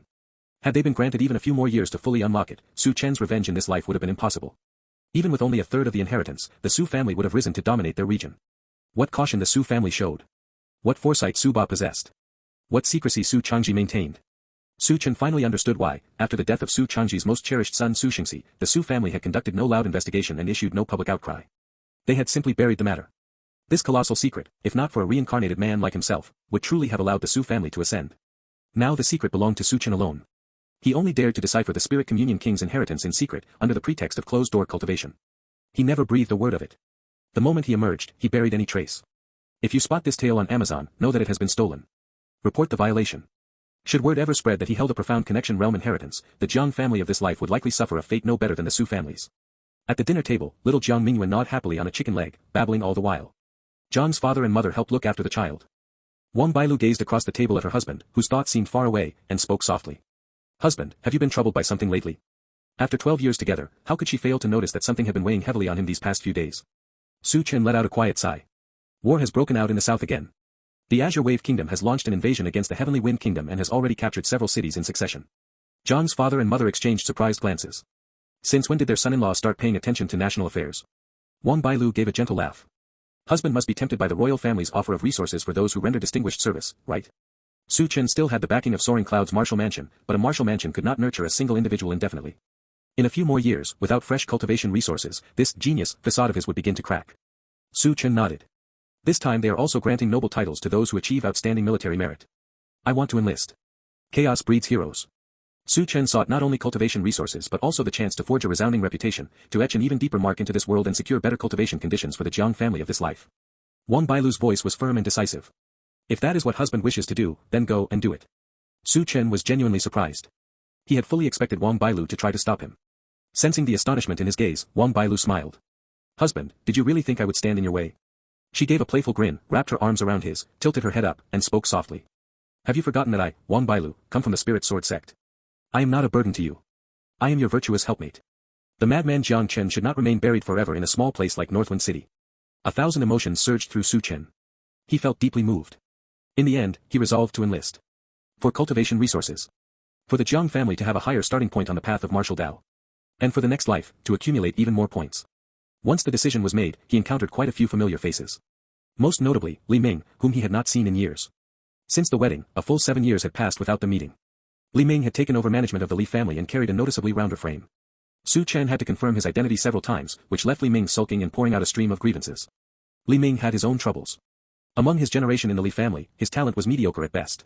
He was the youngest and the most idle. His eccentric father had dumped the entire family business on him before running off to roam the world in carefree leisure. None of his older brothers or sisters had been willing to shoulder the responsibility. Only poor Li Ming had drawn the short straw. Brother Chen, I really miss those days back at the Marshall Mansion. That was the happiest time of my life. We drank, we ate, we had no worries. When we got tired, we just wandered there. Li Ming was about to continue reminiscing when a palm landed squarely on the back of his head. He yelped in pain and turned to demand why Su Chen had hit him, only to notice Wang Bailu standing nearby, ears perked and listening intently. Li Ming shivered from head to toe. He silently thanked his lucky stars. Seeing that Li Ming had finally caught on, Su Chen let out a relieved breath. The fool had nearly gotten himself killed. This idiot really would say anything. When we got tired, we just wandered the streets, Li Ming finished with an awkward, dry laugh. Brother Chen, you have to make a name for yourself out there. Li Ming offered no dissuasion. Instead, he simply produced a small bottle of pills and pressed it into Su Chen's hand along with his best wishes. Inside the bottle were 5 third-grade pills. Su Chen was deeply touched. The money this guy had probably embezzled from managing the Li family must have gone entirely toward purchasing these 5 pills. Good brother. If we achieve wealth and honor, we won't forget each other. If Su Chen one day became a Grand Marshal of the army, then Li Ming would be his soaring great general. Su Chen left. No one noticed that in the distance, a woman in purple robes stood quietly, watching the entire scene. Jiang Chen, you bastard. Su Chen's luck held strong. The Grand Commander of the Black Armor Army had heard of his reputation. From that moment on, Su Chen rose swiftly through the ranks. On the battlefield, he cut down enemies without number. In a mere 30 years, he earned countless commendations and promotions. He was even ennobled as a count. Late at night, Su Chen often wondered whether he had become nothing more than a butcher. Only after stepping onto a real battlefield did he realize how laughable his previous life's mercenary skirmishes had been, how his self-proclaimed ruthlessness had been child's play. So he hardened his heart even further. His meteoric rise was not because he was extraordinarily powerful. It was because the commander who valued him was extraordinarily powerful. A few days earlier, the Grand Commander of the Black Armor Army had been ambushed and now hung by a thread. People said there was still hope, but Su Chen understood the old man's character. He was probably already gone. If even a breath remained, how could a pack of eunuch faction lackeys be allowed to blunder about giving orders in a camp? A Spirit C 9th layer powerhouse assassinated inside his own headquarters. Anyone who believed there was no foul play was a fool. 15 years ago, under Grand Commander Mu Qingfeng's leadership, the Black Armor Army had crushed the forces of the Azure Wave Kingdom. From that day forward, his name resounded across the Heavenly Wind Kingdom. Mu Qingfeng had wanted to press the advantage and annihilate the Azure Wave Army entirely, but the court ordered a halt. They chose to let the tiger return to the mountain. The official reason, as long as the invaders were repelled, the two kingdoms could remain cordial allies. Furious, Mu Qingfeng had retired to his hometown on the spot. Now, 15 years later, the Azure Wave Kingdom had recovered its strength, torn up the treaty, and invaded once more. Mu Qingfeng had come out of retirement. After winning a single decisive battle, he was assassinated. Su Chen quietly poured a pot of wine onto the ground as a farewell to the Grand Commander, a gesture of gratitude for the recognition and favor he had received. Commander Mu, in the next life, if I am alone and unburdened, I will uncover the truth for you and take revenge on your behalf. Not in this life. In this life, he still had a family. He was merely at Spirit Vein 9th layer. Thrown into the Imperial court, he amounted to little more than an ant. The next day, new military orders arrived. Su Chen was transferred to another border region. Several old comrades sought him out. General Jiang, let's rebel. Su Chen refused without hesitation and left without looking back. That was not rebellion. That was suicide. In a world where martial strength reigned supreme, a handful of Spirit Vein realm cultivators plotting treason would be swept up and crushed by any single Spirit Sea realm expert. Later, Su Chen heard that the eunuch faction's forces suffered defeat after defeat, nearly allowing the Azure Wave army to march straight into the heartland. In the end, the royal family dispatched 2 Spirit Soul realm powerhouses. Only then did Azure Wave withdraw. Spirit Soul realm, beings above Spirit Sea. Even the Heavenly Wind Kingdom possessed very few of them. Reading on this site. This novel is published elsewhere. Support the author by seeking out the original. Su Chen followed the war news only casually before turning away. He had already been sidelined, reduced to a figure marking time. The grand strategy was far beyond the influence of someone like him. Yet the stack of letters on his table brought a genuine smile to his face. Over the years, Wang Bailu had given him 2 sons. The elder was named Jiang Hao, the younger, Jiang Pingyuan. Their daughter Jiang Mingyue and eldest son Jiang Hao had both married. The youngest, Jiang Pingyuan, had chosen to roam the Jianghu as a wandering xia. Su Chen was open-minded. Whatever path his children chose, he supported them fully. Beside those letters lay correspondence from Soaring Cloud's martial mansion. There were notes from his old teacher Jiang Xiangyang, as well as from friends who had studied alongside him and chosen to remain at the mansion. Hearing that Su Chen had been demoted, they wrote at once to ask after him. Su Chen remained deeply grateful to Soaring Cloud's martial mansion. Without their early investment, he could never have reached this point. If he grew old, perhaps he would return there one day and become an instructor like Jiang Xiangyang. And then there was the letter from Li Ming. Now nearing 60, Li Ming had finally taken a wife. He begged Su Chen to find time to return for the wedding. 30 years had passed since they last met. Bullshit. That brat must be lying to me. A 60-year-old geezer still seducing young girls. Su Chen cursed fondly, shaking his head at Li Ming's shamelessness. He grabbed a brush and paper and wrote a lengthy, scathing reply, branding his old friend a beast and declaring he was ashamed to associate with him. After finishing the letter, Su Chen reread it, frowned, and decided it wouldn't do. He tore the whole thing up and started over. In the end, after several revisions, all his grand words boiled down to a single line. Live well. This carries my regards. Su Chen took out the cultivation jade slip that had accompanied him for many years. Inside lay the portion of the Spirit Communion King's technique he had translated himself. Since joining the army, progress on deciphering the rest had crawled forward. Even after all these years, he had unlocked only half. Half was enough. In theory, it could carry someone all the way to the Spirit Sea realm without issue. This Spirit Communion art is a cheap gift for you, kid. Whether you reach Spirit Sea realm in this life depends entirely on your own fortune. Li Ming's talent wasn't actually bad. Su Chen let out a soft sigh, carefully wrapped the gift, and entrusted it to a trusted subordinate for delivery. This city had become a cage. He could no longer leave. Not long ago, several of Grand Commander Mu's most loyal confidants had secretly plotted rebellion. Without exception, every one of them had been executed. Countless eyes watched him now. Whether those men had truly intended to rebel, Su Chen didn't know. What he did know was that if he tried to leave this place, death would be the best outcome. Anything else would likely be far worse. Damn those eunuch bastards. Su Chen cursed inwardly once again. He had finally enjoyed smooth sailing, only to end up treated like a prisoner. It left a bitter taste in his mouth. Another 10 years passed amid wind and rain. Su Chen was now nearing 70. As a peak spirit vein realm powerhouse, 70 was nothing. He had suffered countless large and small injuries over the decades, living to 200 was still well within reach, even if 300 might be pushing it. Just yesterday, the Azure Wave Kingdom had rallied its forces once more and launched yet another invasion into Heavenly Wind territory. Su Chen had no idea what the higher-ups were thinking. The enemy stuck like a stubborn plaster, barely given time to recover before striking again. All day long it was negotiate, negotiate, negotiate. Were they a flock of peace doves? What infuriated Su Chen most was the military report lying in front of him. The Heavenly Wind armies were retreating on every front. Vast swathes of territory had already fallen into Azure Wave hands. Su Chen felt no particular loyalty to the Heavenly Wind Kingdom, but he had no desire to see his family and friends reduced to refugees in a conquered land. General, there's something this humble one isn't sure whether to say or not. His trusted aide hesitated. If you're not sure whether to say it, then don't. Su Chen cut him off decisively. General, I can't go on like this anymore. Let's defect to the Azure Wave Kingdom. With your talent, they would surely value you highly. Lord Jiang, Lord Gu, Lord Han, they're all dead. I'm afraid General will follow in their footsteps and vanish into the dust. Su Chen glanced at the aide who had finally mustered the courage to speak and replied irritably, aren't you afraid someone's listening through the walls? Su Yi scratched his head and gave a foolish grin. I know General is cautious. You never let outsiders get close. A man only lives once.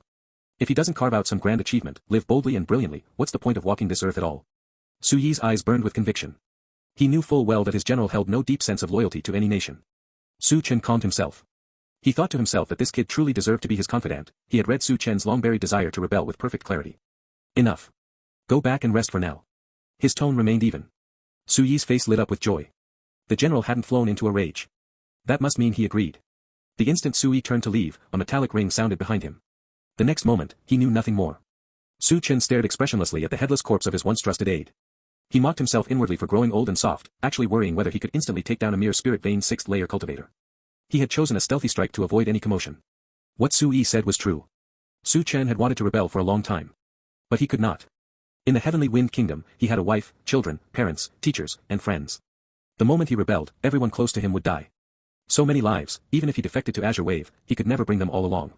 Let this life pass quietly then. He would settle the score properly in the next one. Su Chen buried Su Yi. The man had known him too well. I already told you, kid, don't say things that shouldn't be said. When Su Yi vanished, people asked. Su Chen simply replied that he had sent the man home. After all, staying on this ordinary border offered no future. With that explanation, no one pressed further. 3 months later, devastating news arrived. The entire Black Abyss army had been annihilated. A legion equal in fame to the Black Armor army, wiped out completely. Now the Azure Wave forces advanced unhindered, closing in on the very pass Su Chen defended.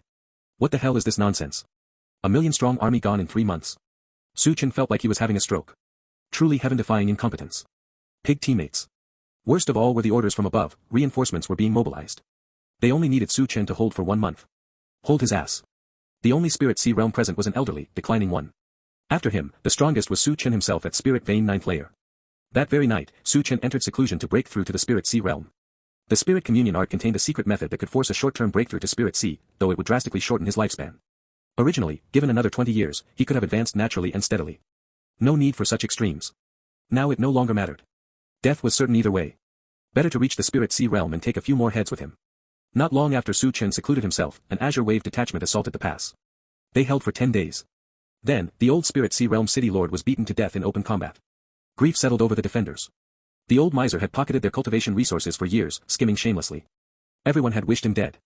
Just not now. How much longer until General Jiang Chen breaks through to the Spirit Sea realm? Help support creative writers by finding and reading their stories on the original site. The defending general felt ice in his chest. Without the array's core master, the defensive formation could not hold much longer. Right as the city walls were about to fall, the once dim array suddenly blazed to life, slaughtering thousands of Azure Wave soldiers in an instant. A towering, martial figure stepped through the air. With one hand, he lifted the faltering core of the formation. At the critical moment, Su Chen had broken through Toth's Spirit Sea realm and emerged from seclusion. I never thought I would have a day when I became the savior. Su Chen had never felt anything so exhilarating. It was as though an entirely new world had opened before him. A casual lift of his hand could now split mountains and sever rivers. The first wave of Azure Wave's assault was finally repelled. Relieved smiles broke across the survivors' faces. They crowded around Su Chen, chattering excitedly about the battle's hair-raising moments. When they recounted how old Zhou the Skinflint had fought to the death, killing one Spirit Sea general outright and severely wounding another, Su Chen could not help but feel genuine respect. The old miser had died a truly heroic death. Unfortunately, not even a scrap of flesh remained. In the end, Su Chen and the others gathered his personal effects and built a simple cenotaph. Su Chen had always disliked Zhou the Skinflint. The two had never gotten along. Yet when Zhou learned Su Chen was confident he could force a breakthrough to the Spirit Sea realm even at the risk of his life, he had handed over every last one of his cultivation resources without hesitation. He also instructed the troops, after his death, Jiang Chen would be the sole commander of this city. A man covered in flaws had, in his final moments, acted with flawless integrity. Su Chen poured a pot of strong liquor over Zhou's cenotaph and murmured, if I had broken through even a little earlier, would you, Zhou the Skinflint, still have had to die? It wasn't that Su Chen had suddenly been moved by the man. In any other time or place, he would have wished Zhou dead sooner rather than later. But now Zhou was gone. Within these walls, Su Chen was the only Spirit Sea realm cultivator left. Even a fool could guess that Azure Wave's next legion would be stronger. Reinforcements were still 20 days away. Su Chen thought of his wife and children, his parents. Of the grandchildren and great-grandchildren he had yet to meet. I must hold for 20 days. 10 days later, the Azure Wave Kingdom dispatched another army to assault the city that Su Chen defended. This time, the horizon darkened with troops, at least 50 or 60,000 strong. Leading them were 3 Spirit Sea realm generals. Su Chen cursed inwardly until his throat felt raw, yet he still had to rally the defenders. He thought of his wife and children. He thought of his parents. The entire city turned into a fortress. Every man, woman, and able-bodied person became a soldier. Over those 10 days Su Chen spread word relentlessly throughout the streets, the Azure Wave soldiers were savages. If the city fell, they would massacre everyone, men, women, old and young alike, without mercy. What about those who tried to slip out of the city? Su Chen had already warned them, the Azure Wave army had the city completely surrounded. Leaving meant certain death. Those who chose to flee proved his words true. Not a single one ever returned. They had indeed died, by Su Chen's own hand. The Azure Wave forces were not quite the monsters he had described. At least surrender offered a chance at survival. If Su Chen opened the gates and yielded, everyone inside the walls could live. But Su Chen would never surrender. His heart had turned to ice. As the vast Azure Wave host drew nearer, he murmured to himself, do not hate me. In this chaotic world, you and I are both just pieces on someone else's board. The 3 Spirit Sea realm powerhouses pinned Su Chen down in single combat while the rest of the Azure Wave army clashed with the city's defenders and armed civilians. That day, the sky turned black, and the earth ran red. Corpses piled high without end. The entire city became a blood-soaked ruin. Endless rain poured down, carving a stinking river of gore through the streets. In the end, Su Chen burned everything he had. He killed 1 Spirit Sea realm general outright and gravely wounded the other 2. We, finally held.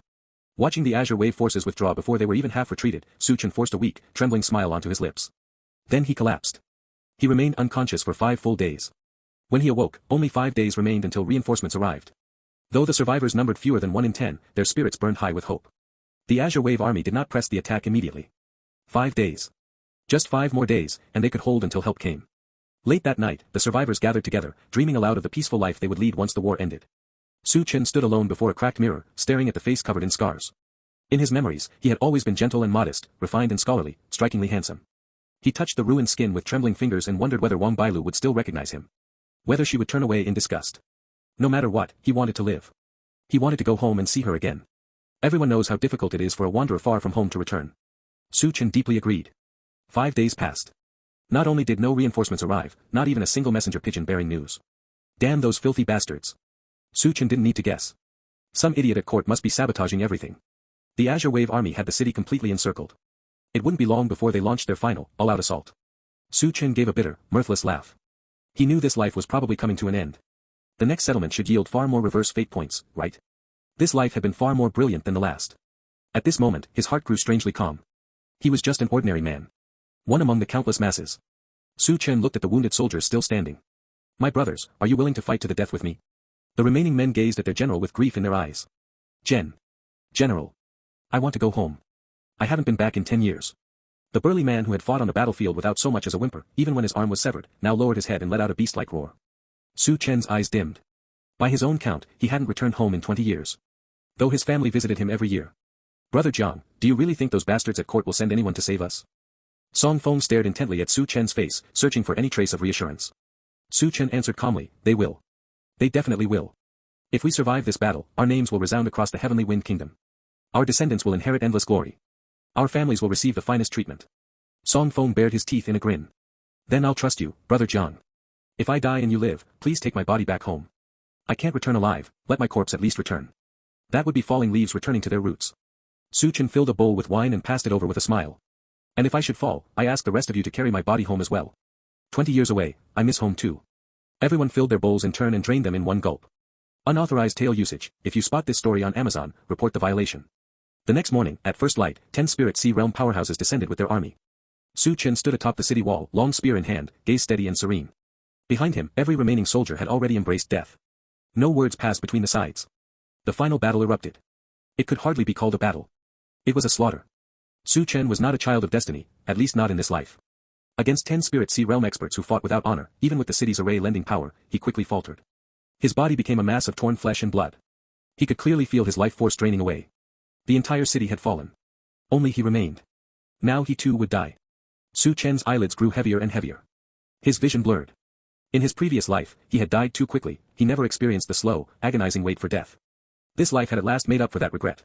Jiang Chen, you bastard, you can't die. Faintly, Su Chen saw a familiar purple figure in the distance burst through the azure wave formation, cleaving 2 Spirit Sea Realm cultivators apart. He felt himself being lifted into someone's arms. Drop after drop of warm liquid fell onto his face. He could no longer make out the person's features.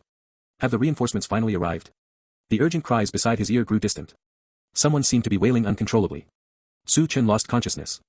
When Su Chen opened his eyes again, he found himself once more in that familiar, pitch-black, mysterious space. Everything he had just lived through felt like a long, vivid dream. Yet the memories flooding his mind, every scene, every face, every drop of blood, told him it had been real. Idiot, he muttered under his breath. He never imagined that Nangong Meng, whom he hadn't seen in half a lifetime, would charge alone into an enemy army to save him. What the hell is the Heavenly Wave sect doing? Where was Li Qingyue? How could they let such a fool run wild like that? Su Chen cursed again, more bitterly this time. The war between the two kingdoms was no child's game. He had no idea whether Nangong Meng had managed to break through the encirclement in the end. Right now, he couldn't afford to dwell on it. He was already dead. Su Chen summoned the Book of Defying Fate and turned to the first page, which recorded his first life. Now a second page had appeared. Second life, you were a youthful genius who rose to fame early. You avenged the blood feud of your previous life, untied the knot in your heart, obtained great fortune, broke through the limits of your innate talent, lived in harmony with your wife, left your bloodline in the world, enlisted in the army, and achieved legendary military feats. Though later slandered by petty villains and banished to the border, you died a heroic death and left your story etched in the Heavenly Wind Kingdom. Your only regret is that in your youth you moved too quickly and failed to observe the people around you with sufficient care. Evaluation, 9 stars, white. Reverse fate points, 90. Bullshit. Su Chen spat at the page in disdain. What possible regret could his younger self have had? Still, 90 reverse fate points were an excellent reward. The previous life's 30 points had already allowed him to achieve so much. 90 points in the next life? That was practically an instant royal flush. Talent, 0, plus. Comprehension, 0, plus. Family background, 0, plus. Dao Heart, 10. Su Chen pondered for a moment. Talent was crucial. He allocated 40 points there. Comprehension was equally vital. 30 more went into that. In his last life, he had deciphered only half of the Spirit Communion art. Suddenly, he realized something critical. Even though he had translated it, anything beyond the Spirit Sea realm was completely incomprehensible to him. Even the Spirit Sea portions had been vague and hazy. That left 20 points. He placed them all into family background. Family background mattered immensely, it represented cultivation resources, connections, and the ceiling he could ultimately reach. With everything set, Chen made his choice without hesitation. He began the next life. In a lavishly furnished room filled with exquisite ornaments, Chen stared at his own fair, delicate palm, unsure whether to feel joy or dread. In this life, his memories had awakened when he was 9 years old, 8 full years earlier than in his previous existence. After a moment of reflection, he realized that in this life his surname appeared to be Feng Chen. Suddenly, a thought struck him, and his pupils contracted sharply. The royal family of the Heavenly Wind Kingdom bore the surname Feng. He had actually been reborn into the bloodline of the Heavenly Wind royal house. What rotten luck. In his previous life, Chen had sworn to settle accounts with the Heavenly Wind Kingdom for their countless outrageous and tyrannical actions. Now he found himself born into their very lineage. But something was wrong. The Heavenly Wind Kingdom hasn't fallen yet. Chen was stunned. In his memories, the Azure Wave Army had been unstoppable, sweeping everything before it. He needed to find out exactly what had happened back then. Without delay, he stepped out of the room, only to be met by a smiling young man coming the other way. Ninth brother, where are you headed? Chen quickly searched his mind and retrieved the youth's identity, Feng Xian, another son of their unreliable marquis father, his third eldest brother, born of a different mother. I'm going to the library pavilion to find a martial technique to cultivate, Chen replied casually. Feng Xian looked puzzled. If ninth brother wants to practice a martial technique, just have a servant fetch one. Why go there yourself? Before Chen could answer, Feng Xian produced a thick stack of illustrated books and gave a sly grin. Ninth brother, these are treasures I've collected over many years. Why bother with martial techniques when you can explore the true wonders of life? Chen glanced at the covers and thought wryly, I'm only 9 years old, and you're showing me this kind of trash. Still, he kept his expression mild. Thank you, third brother. I'll accept these gifts. He quickly tucked the books away. A faint gleam of satisfaction flashed in Feng Xian's eyes. Since ninth brother likes them, third brother will find even more enlightening volumes on the true meaning of life for you. Chen smiled and nodded. The older and younger brother appeared perfectly harmonious. The moment Feng Xian walked away, however, the warmth vanished from Chen's face. Damn it, he muttered. No wonder this body is still stuck at the third layer of spirit awakening. He had begun cultivating at 5 years old. By now, he should have reached at least the 6th or 7th layer. The struggle for the position of heir was truly ruthless. Nevertheless, Chen headed straight for the library pavilion. The pavilion held not only the Marquis residence's own cultivation manuals and secret arts, but also records of events from across the land. An old man with white hair looked up in surprise when he saw the boy arrive alone. You could be reading stolen content. Head to the original site for the genuine story. Ninth young master, you've finally come around. He remembered that the ninth young master had never shown much interest in the library.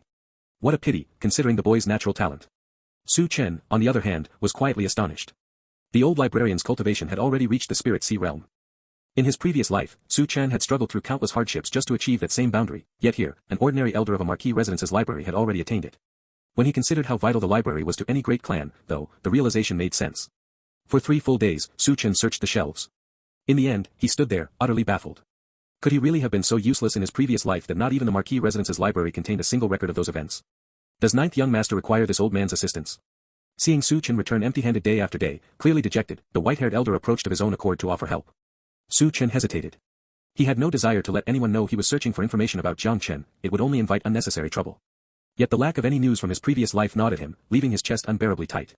In the end, he revealed his purpose, claiming he had happened to hear tales of Jiang Chen, grew curious because they shared the character, Chen, in their names, and wished to learn more.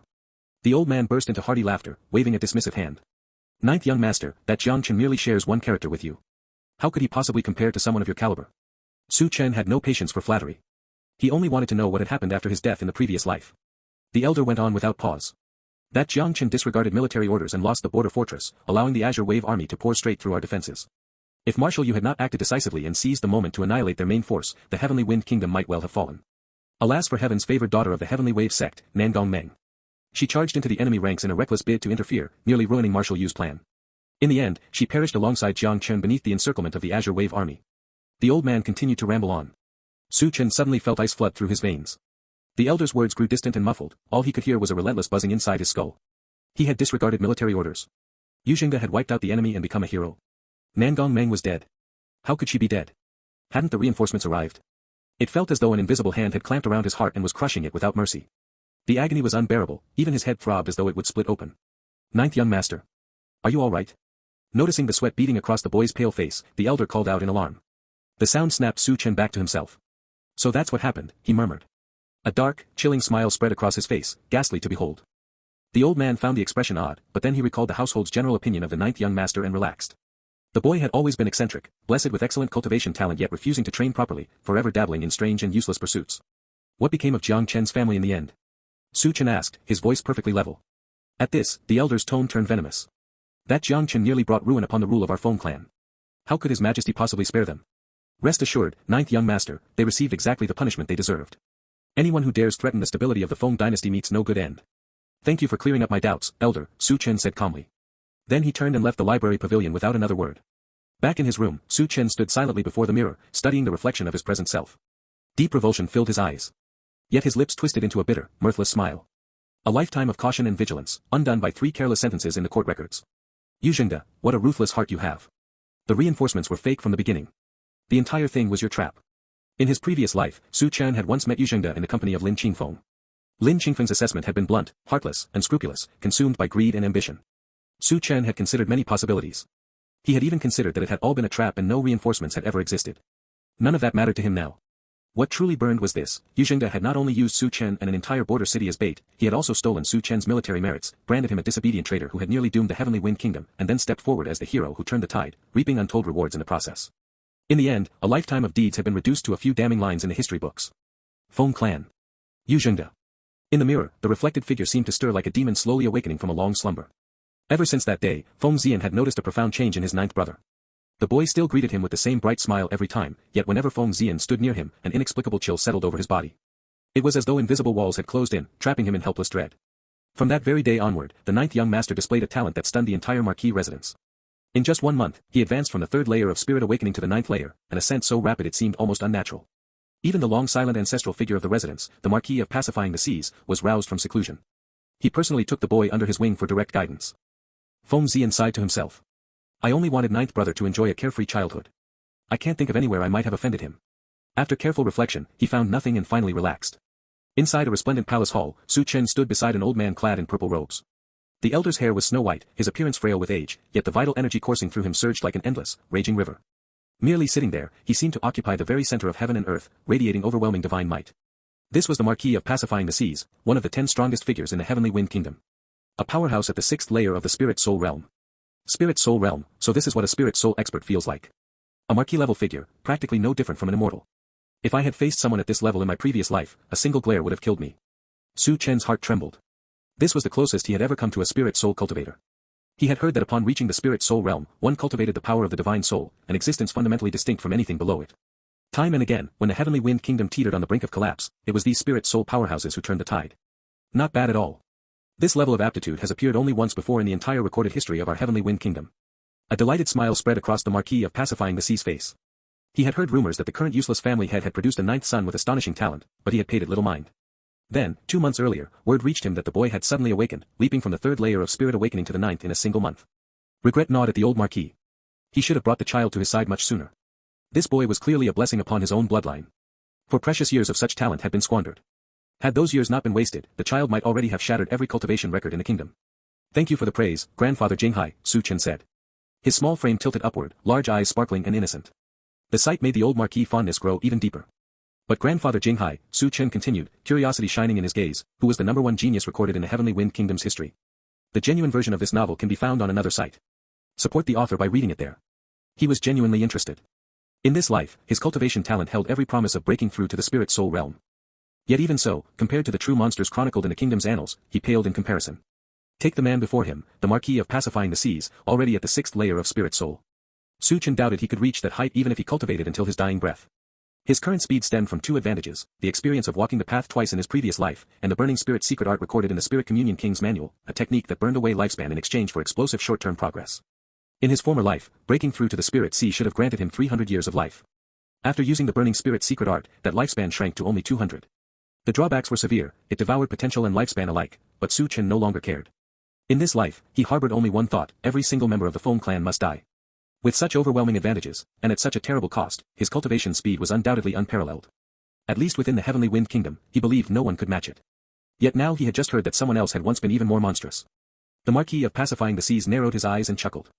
That is a legend. It is said that the very founding of our Heavenly Wind Kingdom is tied to him. Our Feng clan's grand ancestor befriended that mythical figure, and together they overthrew the previous dynasty to establish the Heavenly Wind Kingdom.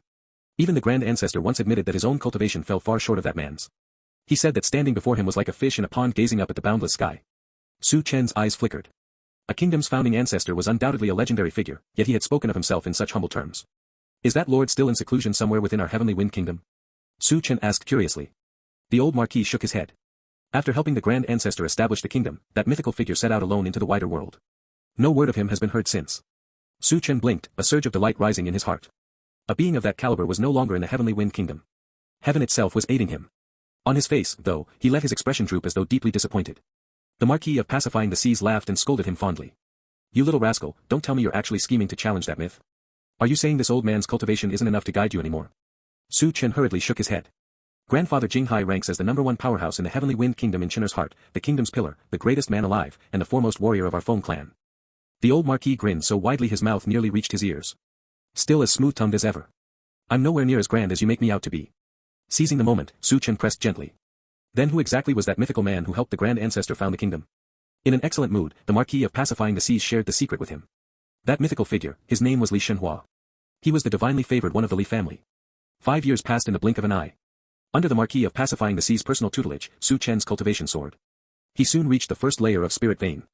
A 14-year-old at the first layer of Spirit Vein, such a feat would shock anyone who heard it. That year, after careful consideration, the old Marquis decided to send Su Chen to the Heavenly Wind Martial Mansion for further tempering. Within the Marquis of Pacifying the Seas branch of the family, Su Chen had long since become the undisputed young lord, often the young part was dropped altogether. All the overt and hidden forces of the Marquis residence answered directly to him. In this life, his useless father was nothing more than a figurehead. To the Marquis of Pacifying the Seas, Su Chen was the true heir. Returning once more to the royal capital, Su Chen felt a tide of emotions. In this life, both his status and his talent stood at the pinnacle of the Heavenly Wind Kingdom. If he chose to slow down and walk this path carefully, he might live a fulfilling existence. Unfortunately. He closed his eyes, and the scenes from his previous life flooded back. Outside a luxurious carriage, heavy snow fell in thick goosefeather flakes. Young Marquis, we have arrived at the Heavenly Wind Martial Mansion. The steward stood respectfully outside the carriage, speaking in a low voice as though afraid to disturb him. Su Chen stepped slowly out. Beyond the carriage waited a crowd of instructors and students from the Heavenly Wind Martial Mansion. All eyes turned curiously toward the opulent vehicle.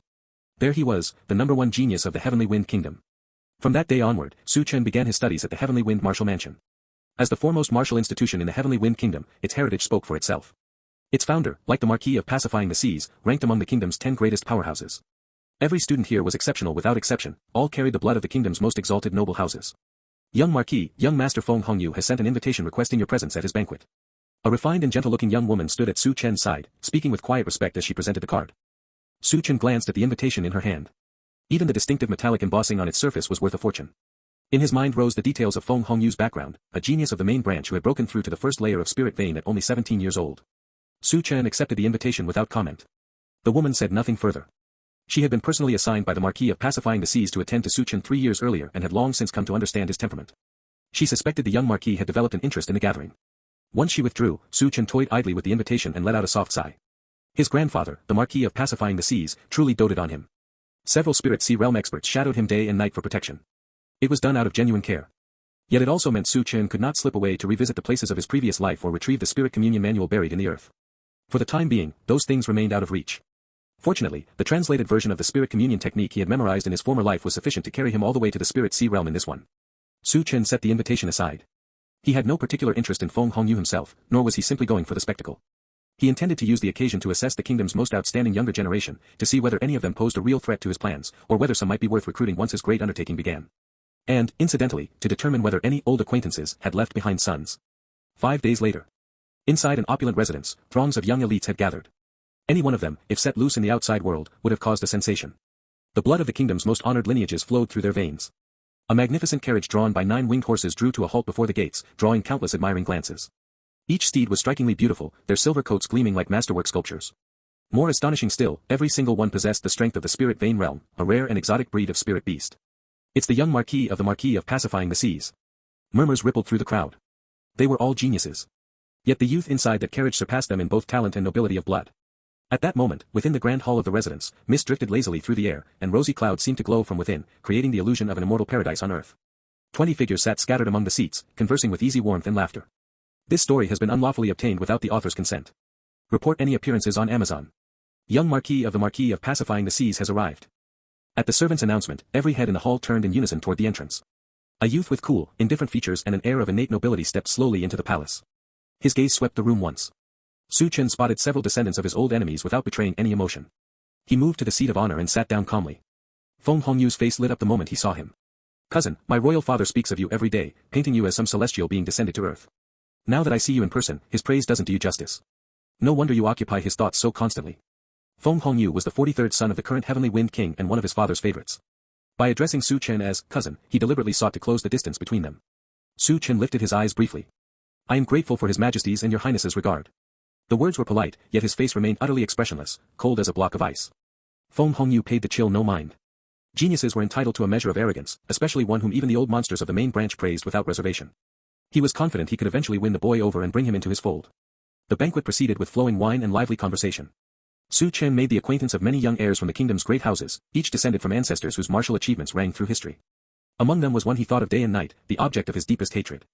The commander of the Black Tortoise army, renowned throughout the Heavenly Wind Kingdom as the Marquis of Black Tortoise. Yu Jingde's son. Su Chen lowered his gaze. Murderous intent filled his eyes. So the old bastard finally managed to sire a son after a lifetime of daughters. He wondered whether heaven had delivered this gift on purpose. What would it do to Yu Jingde to watch his most precious son die right before his eyes? Not yet. His position in this life was far too valuable, and he had already spent an enormous number of reverse fate points. Throwing it all away to take one of Yu Jingde's descendants down with him would be an unacceptable loss. By the time the banquet ended, Su Chen appeared as though nothing at all had happened. 3 years passed in the blink of an eye. In that time, Su Chen's cultivation advanced to the 7th layer of spirit vein. He was now 16. Over those years, he had befriended countless geniuses and powerful figures across the Heavenly Wind Kingdom. Anyone with eyes could see that his future was limitless. That reality filled his older brothers, and his utterly useless father, with burning jealousy. As long as Su Chen remained in the Marquis of Pacifying the Seas branch, they would never see the light of day. Brother Feng Chen. A clear, bright voice rang out. A girl of 15 or 16 entered with a radiant smile.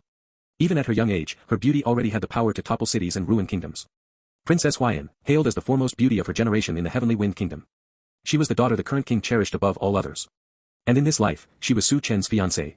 Beyond Princess Huayan, his grandfather the Marquis of Pacifying the Seas had arranged betrothals with numerous daughters of high nobility, all in hopes that Su Chen would spread his branches wide. So it's Huayan. Su Chen concealed the hatred in his eyes, lifted his gaze, and spoke indifferently. Princess Huayan fluttered over and produced an armful of treasures, pills, cultivation manuals, spirit artifacts. Brother Feng Chen is competing in the Martial Dao Grand Tournament tomorrow.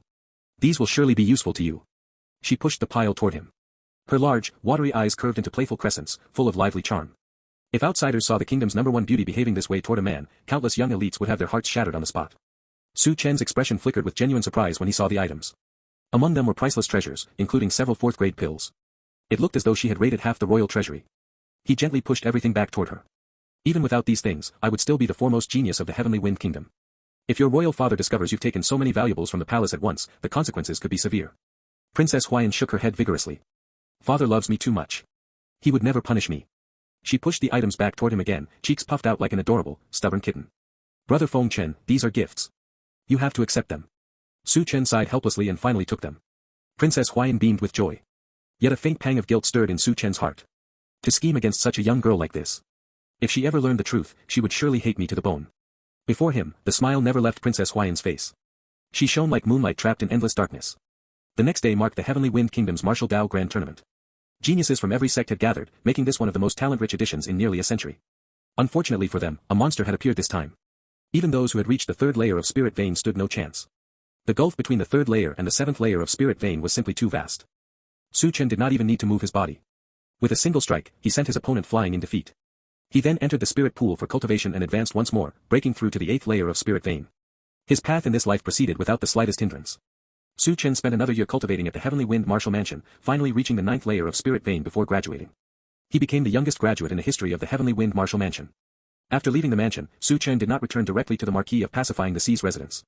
Instead, he set out first for the Heavenly Wave sect. His stated reason was to verify and refine his martial techniques. Thus, accompanied by his maidservant, guards, and steward, Su Chen proceeded grandly toward the Heavenly Wave sect. Half a month later, inside the Heavenly Wave sect. May I ask what business brings the young Marquis to our Heavenly Wave sect? The sect master of the Heavenly Wave sect regarded the youthful figure before him with extreme caution. This visitor's status far outranked that of the entire sect. Su Chen spoke calmly. I wish to cultivate here at the Heavenly Wave sect for half a year. This is my token of sincerity. I hope Sect Master Yang will grant permission. He presented a jade box. The sect master opened it just a crack. His expression changed dramatically. He snapped it shut at once and broke into a wide smile. If it is the young Marquis who requests it, then of course it can be arranged. He hesitated, however, a trace of reluctance appearing on his face. Su Chen gave a soft laugh. Rest assured, Senior Yang.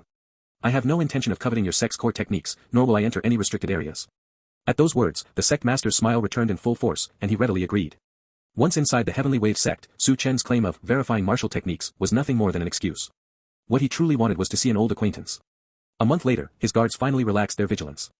At Su Chen's request, they allowed him to wander freely within the sect grounds. And so he found the place where his old acquaintance now resided. Deep within Bamboo Peak. Seeing Li Qingyue again, Su Chen found her greatly aged. He still remembered her from his first life, the proud, unyielding demeanor she wore when she came to break off the engagement. Now, before him stood only a solitary old woman who spent her days in the company of bamboo groves. Nearly 200 years had passed.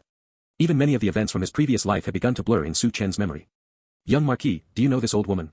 The story has been taken without consent. If you see it on Amazon, report the incident. Li Qingyue looked puzzled. The gaze the youth directed at her carried a faint sense of familiarity, as though he were looking upon someone long absent. Su Chen nodded. Though we have never met, seniorly, I have often heard tales of your deeds. Li Qingyue gave a self-deprecating smile. What deeds could this old woman possibly have? They are likely nothing more than old stories twisted and embellished by others for amusement. Su Chen fell silent for a moment. She was right. The tale of her breaking off the engagement had long ago been spun into popular storybooks that sold briskly. Unfortunately, the protagonist had never risen to fame as those tales predicted, nor had he ever forced Li Qingyue to regret her choice. He was not the protagonist, and she was not the heroine. Su Chen feigned curiosity. Seniorly, may I ask why you went to break off the engagement back then? A flicker of surprise crossed Li Qingyue's eyes. She had not expected this highborn young marquis to show such interest in old gossip. She sighed softly. In her younger years, she would never have spoken of it. But now she was old. After the great battle years ago, her remaining lifespan could be counted in years rather than decades. Memories once hazy had grown painfully clear in recent times, coiling tightly around her heart. Perhaps it would not be so bad to have one more listener. Li Qingyue smiled faintly. Since the young marquis is so interested in my story, allow this old woman to recount those dusty old events for you. Su Chen poured 2 cups of tea and placed one before each of them. He sat in silence, listening attentively. All the tragedy that followed began because I was far too naive in my youth. The boy to whom I was once betrothed was merely the son of a minor clan's patriarch. Like you, young marquis, his name carried the character, Chen, though he was nowhere near as exceptional as you are. Su Chen's cheek twitched. He quickly lifted his cup and took a sip to steady himself. After the casual compliment, Li Qingyue continued. At that time, my master had taken a special interest in me and believed I had the potential to reach far greater heights in cultivation. I was young, proud, and convinced that the world was filled with countless heroes. How could Li Qingyue possibly settle down in a small clan, marrying and raising children? Though I was born a woman, I harbored the ambition to stand shoulder to shoulder with every genius under heaven. A reminiscent smile touched her face as she recalled her younger self. She had never regretted entering the Heavenly Wave sect, nor had she ever regretted breaking the engagement. Su Chen remained silent. In his first life, he truly had not been worthy of her. Their families had only been old acquaintances, he and Li Qingyue had shared a pleasant enough relationship, but nothing more, no one-sided devotion on either side. It was only later, after the broken engagement, that he had let the familiar script cloud his judgment. Su Chen asked quietly, was that the only reason seniorly went to annul the engagement back then? Li Qingyue paused at the question. After a long moment, she answered in a hoarse voice, yes, and no. Had he truly been my husband, I would have accepted it. But I could not accept him as my fiancé. From childhood, my parents, my clan, everyone, told me I was destined to marry into his family and become his wife. Yet I was born hating the idea that my fate should be decided by others. Su Chen was taken aback. He had never imagined this was the true reason behind her decision. Noticing his surprise, Li Qingyue gave a small laugh. The young marquis finds it unexpected, doesn't he? The storybooks all claim I abandoned my fiancé for the sake of ambition, and in truth, I did exactly that. If that is how you see it, young marquis, you would not be wrong. Su Chen nodded seriously. In his first life, that had been exactly what he believed. He continued, seniorly has remained unmarried your entire life. Have you ever regretted breaking off the engagement? This time, it was Li Qingyue's turn to freeze. For an instant, it seemed she saw another figure seated across from her, a blurred silhouette from memory, asking her the very same question.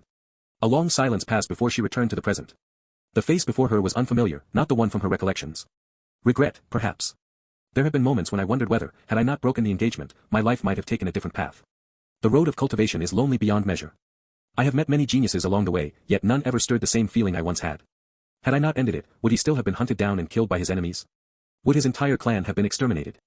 Throughout her life, she had pursued ambitions greater than most men, carving her way out of obscurity until she became an elder of the Heavenly Wave sect. Did she regret it? Perhaps only now, in old age, with no more dreams to chase and with loved ones departing one after another, did she begin to miss those distant days. But the Li Qingyue of back then had never regretted a single choice she made.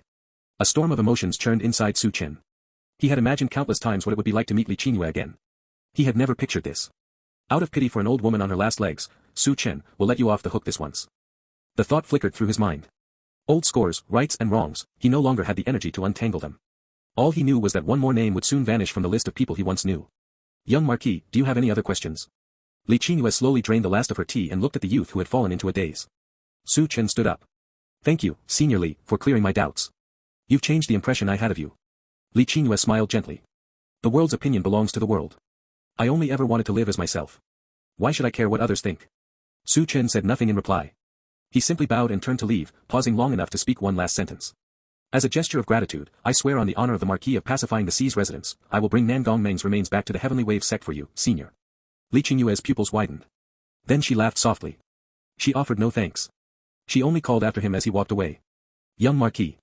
Su Chen turned back. Their eyes met. For a fleeting moment, Li Qingyue saw in this boy the same gaze that had once belonged to a young man from long ago. 1,000 words rose in her heart. In the end, only one came out. Please, take care of yourself. Su Chen gave a small smile. You as well, Senior Li. In the rustling bamboo grove, she was once again alone. She walked slowly deeper into the forest. Row after row of bamboo tablets stood there, each one bearing the name of someone who had once been close to her. Her only disciple was Nangong Meng. Her revered master. Her parents and kin. And, one more. A tomb inscribed with the name Su Chen, her former fiancé. Li Qingyue sat before it and murmured in a low voice. Su Chen. I must look quite ridiculous now, don't I? You always said 30 years east of the river, 30 years west. But now, 200 years have passed. Perhaps I really was wrong. Yet you never came to the Heavenly Wave sect either. In this world, so many things lie beyond our control, you and I both. Su Chen left the bamboo grove behind. He glanced once more toward the depths where the aged figure had already vanished from sight. He clasped his hands together in a formal salute. 2 strands of long hair fell across his forehead. Unauthorized reproduction, this story has been taken without approval. Report sightings. This journey had served 2 purposes. One was to settle the lingering grievances of his first life. The other was to give this old acquaintance a proper farewell. Li Qingyue was dying. 20 years earlier, after Jiang Chen and Nangong Meng fell in battle in his previous life, Li Qingyue had charged into the enemy formation alone, determined to retrieve her disciple's body. She had been surrounded and overwhelmed. Only when Yuzhengde arrived with reinforcements did she manage to escape with her life. But that day had left her with injuries beyond repair. Su Chen let out a quiet sigh. Old friends were falling away one after another, like leaves caught in an autumn wind. The grudges of youth no longer mattered. The traces he had left behind in his first life had been quietly erased by the passage of time.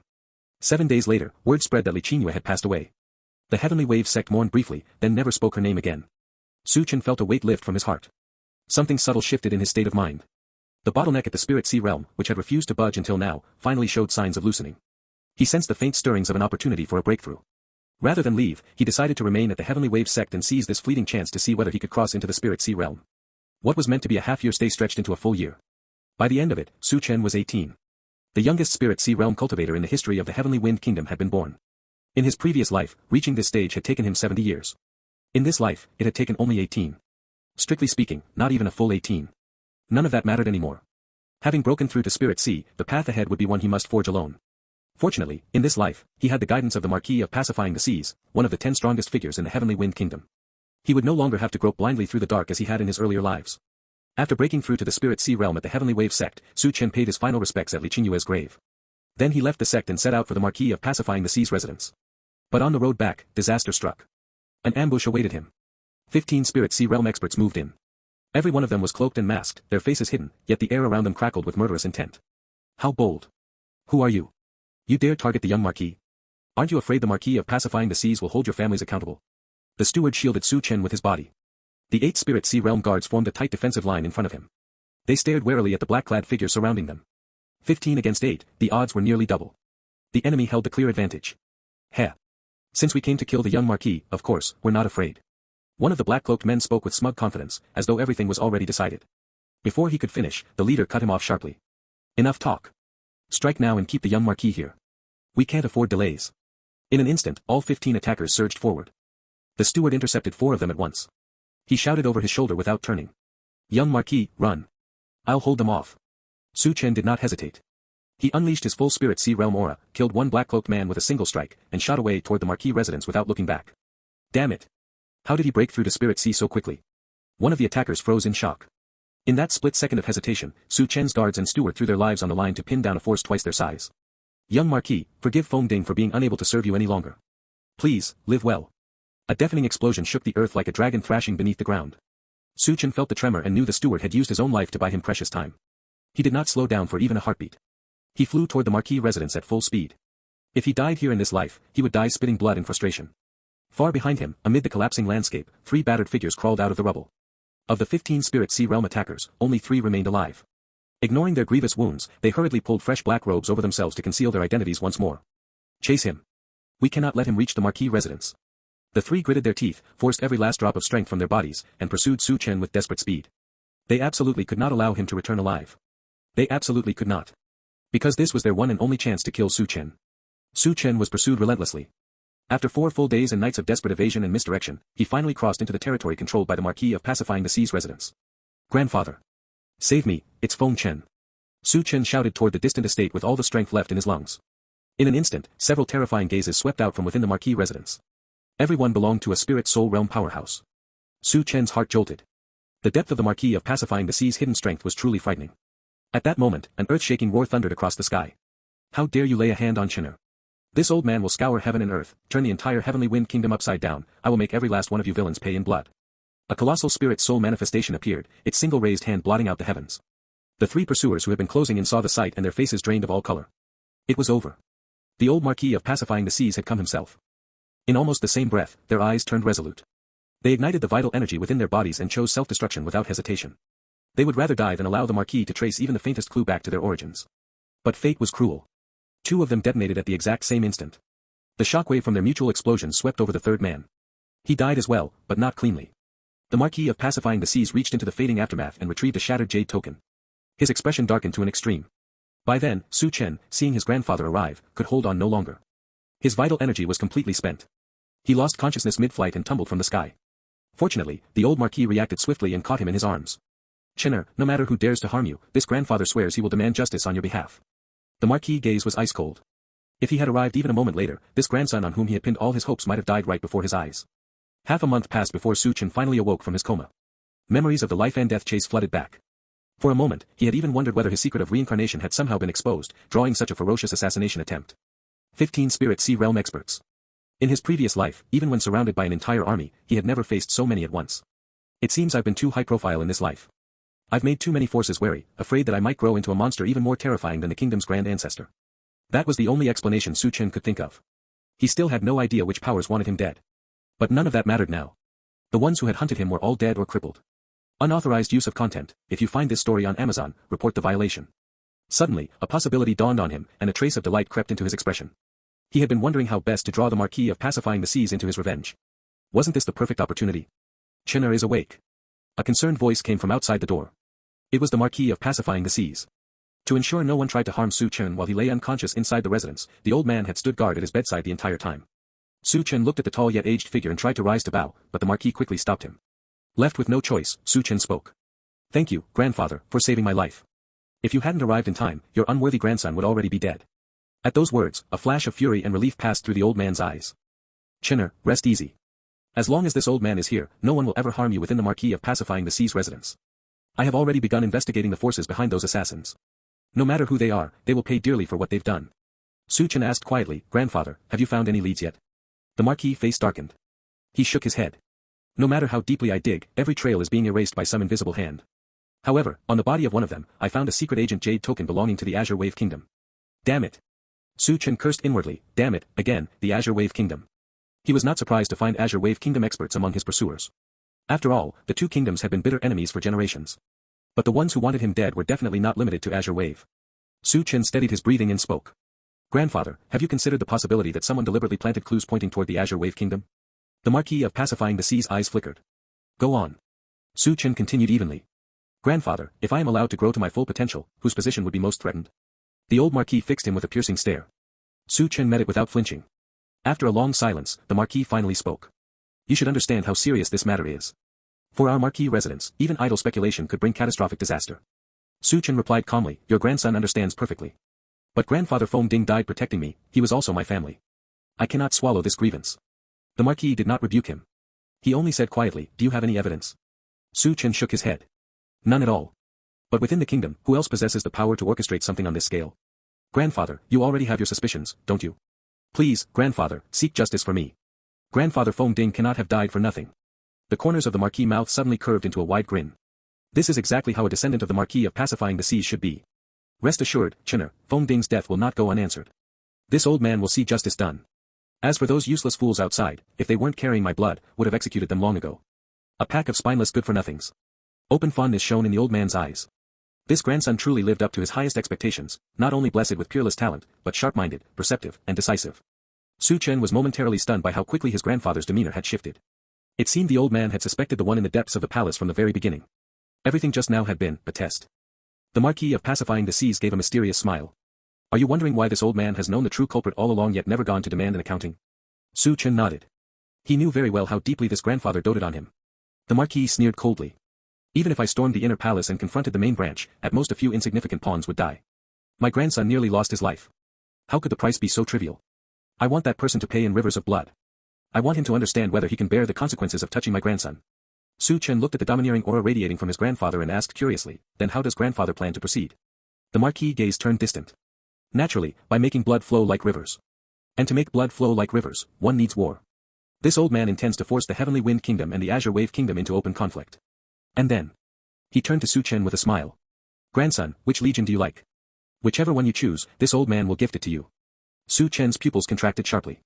The legion the Marquis of Pacifying the Seas referred to was naturally one of the 4 great legions currently under the Heavenly Wind King's direct command. The old Marquis was actually offering to gift one of them to Su Chen.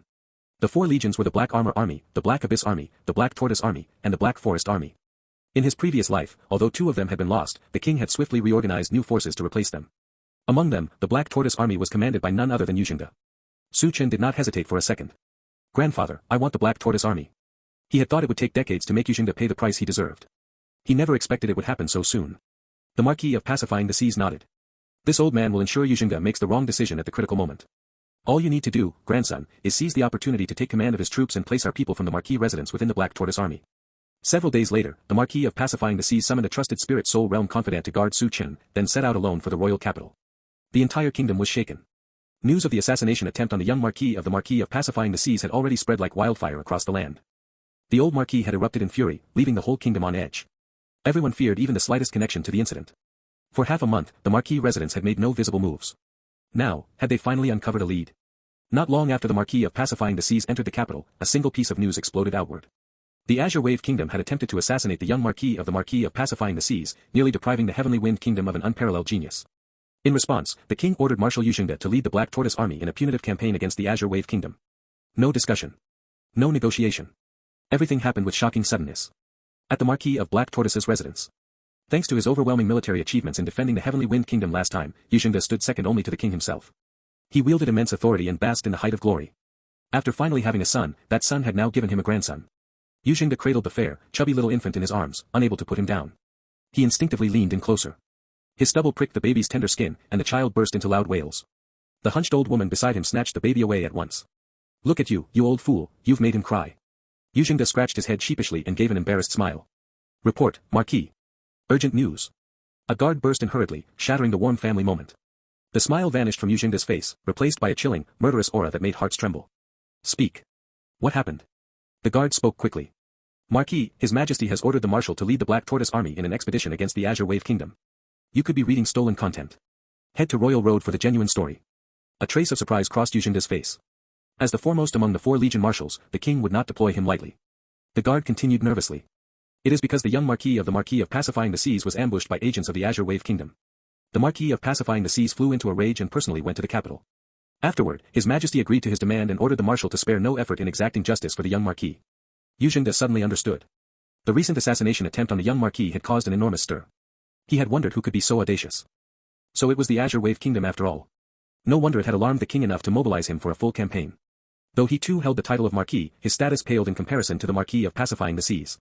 His own residence had no spirit soul realm experts at all, his title had been granted purely on the strength of turning the tide against the Azure Wave Army and saving the kingdom from collapse. The Marquis of Pacifying the Seas, by contrast, ranked among the 10 strongest in the Heavenly Wind Kingdom and carried pure Feng clan blood, his position was incomparably higher. After the guard withdrew, the old woman finally spoke. What is His Majesty thinking? Declaring war on the Azure Wave Kingdom without a word of warning? Yujingde played with the infant in his arms and answered casually. What do you know? That young Marquis from the Marquis of Pacifying the Seas is now hailed by the Feng clan as a genius who may one day rival the founding grand ancestor. In the future, he might even break through to the profound connection realm and become a new king. An attempt on such a genius's life has not only enraged the Marquis residents, it has surely infuriated every old monster in the Feng clan. Sending troops to demand an explanation from the Azure Wave Kingdom is the most fitting response. The old woman remained uneasy. But why send you? His Majesty has clearly begun to grow wary of you. Yujingde waved a hand dismissively. You don't understand. This is a sign of trust, His Majesty clearly values me. The Marquis of Black Tortoise residence doesn't even have a single spirit soul realm expert. What reason would the king have to fear us? This time, I plan to bring Tianlu along on the campaign. Let him temper himself on the battlefield so he can smoothly take over the marquis residence in the future. The old woman looked at the husband who had stood by her side through 2 centuries of storms and hardships. She opened her mouth to say more, but Yu Jingde cut her off gently. You've grown old and worry too much. Even if His Majesty truly intends to act against me, how could I possibly resist? My entire life has been devoted to serving His Majesty. If death comes, I will accept it willingly. Yu Jingde smiled. Hearing those words, the old woman said nothing more. Yet deep in her heart, an unshakable sense of unease lingered. Soon, the entire Black Tortoise army mobilized. Marshal Yu Jingde led the expedition in person. Su Chen accompanied the force as supervisor.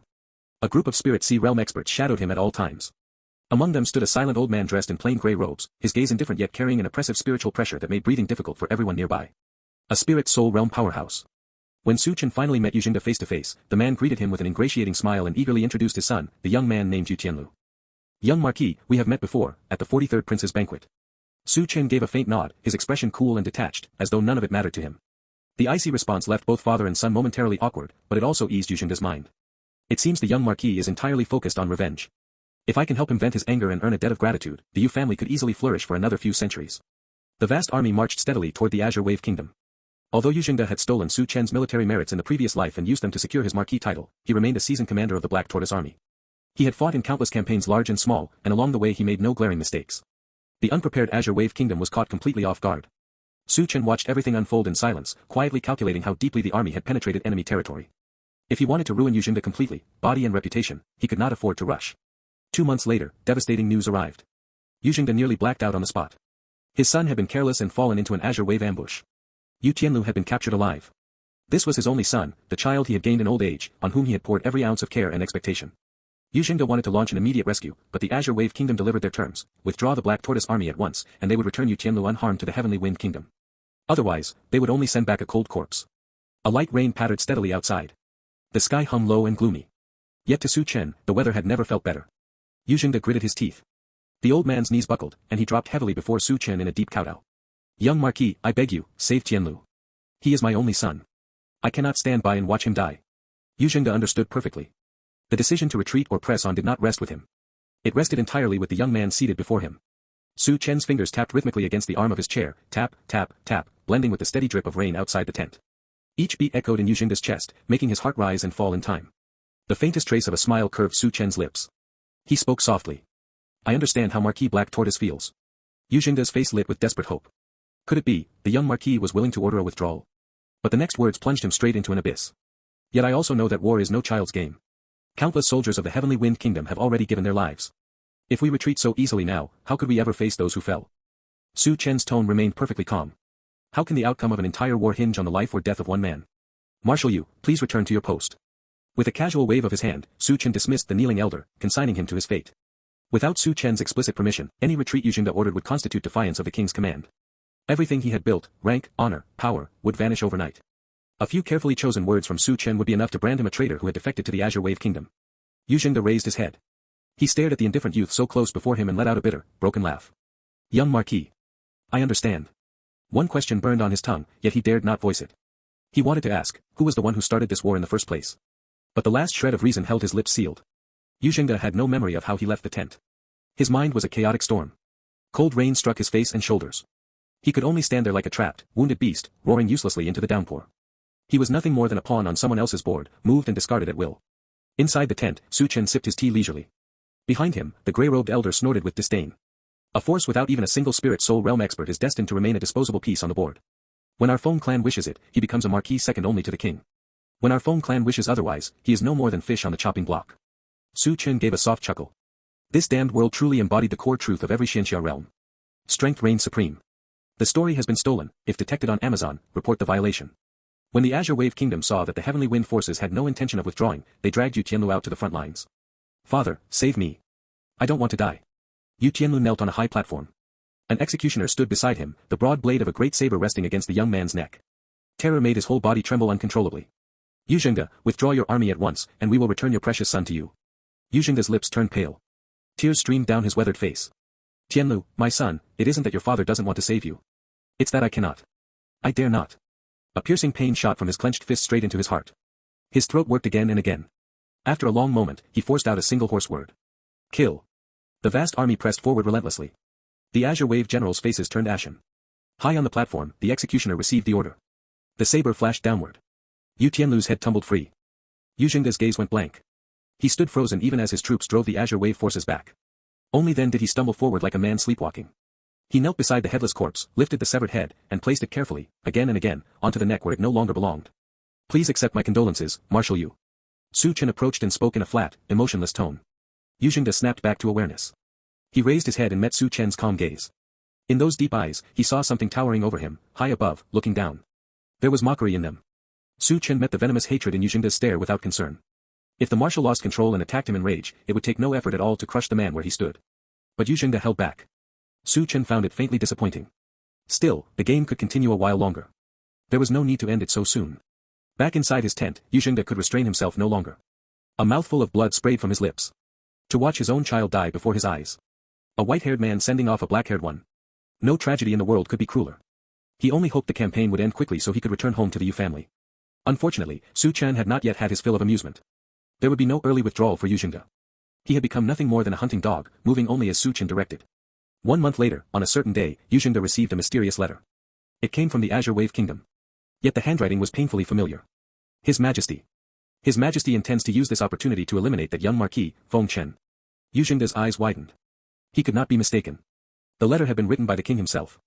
Understanding crashed over him like a wave. A genius like Su Chen was a mortal taboo to any ruler. No sovereign could tolerate the rise of an uncontrollable powerhouse right under his nose. Yu Jingde was to cooperate with the Azure Wave Kingdom, set an ambush and eliminate Su Chen. Without a second thought, he agreed. He hated the Azure Wave Kingdom, but he hated Su Chen, the one who had stood by and let his son die, even more. Moreover, he had no other choice. Though he still did not understand why the young Marquis insisted on pressing this war so relentlessly, if he made even one mistake now, he would fall into an abyss from which there was no return. He still had a family. He still had a grandson. He could not die here on this battlefield. Just as the old Marquis predicted. That king truly refuses to give up.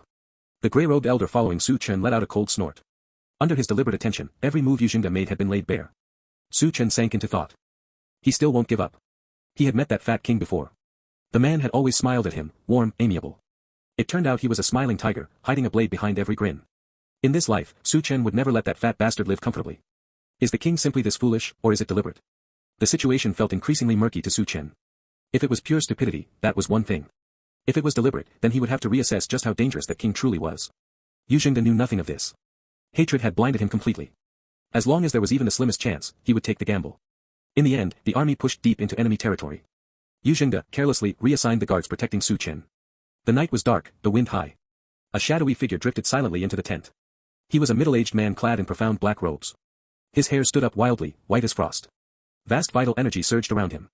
Merely standing there, he seemed to make the spiritual energy of heaven and earth tremble in response. Marquis Purple Lightning. I never expected the Azure Wave Kingdom would actually send you. Inside the tent, Su Chen sat with his hands folded calmly. He showed no trace of surprise at the arrival of a spirit soul realm powerhouse. The grey-robed elder behind him recognized the white-haired man at once and spoke his title aloud. That single sentence sent a violent tremor through Marquis Purple Lightning's heart. Not good, I've walked straight into a trap. Realizing the danger, the Marquis turned to flee on the spot. But the elder's withered hand had already gripped a long spear.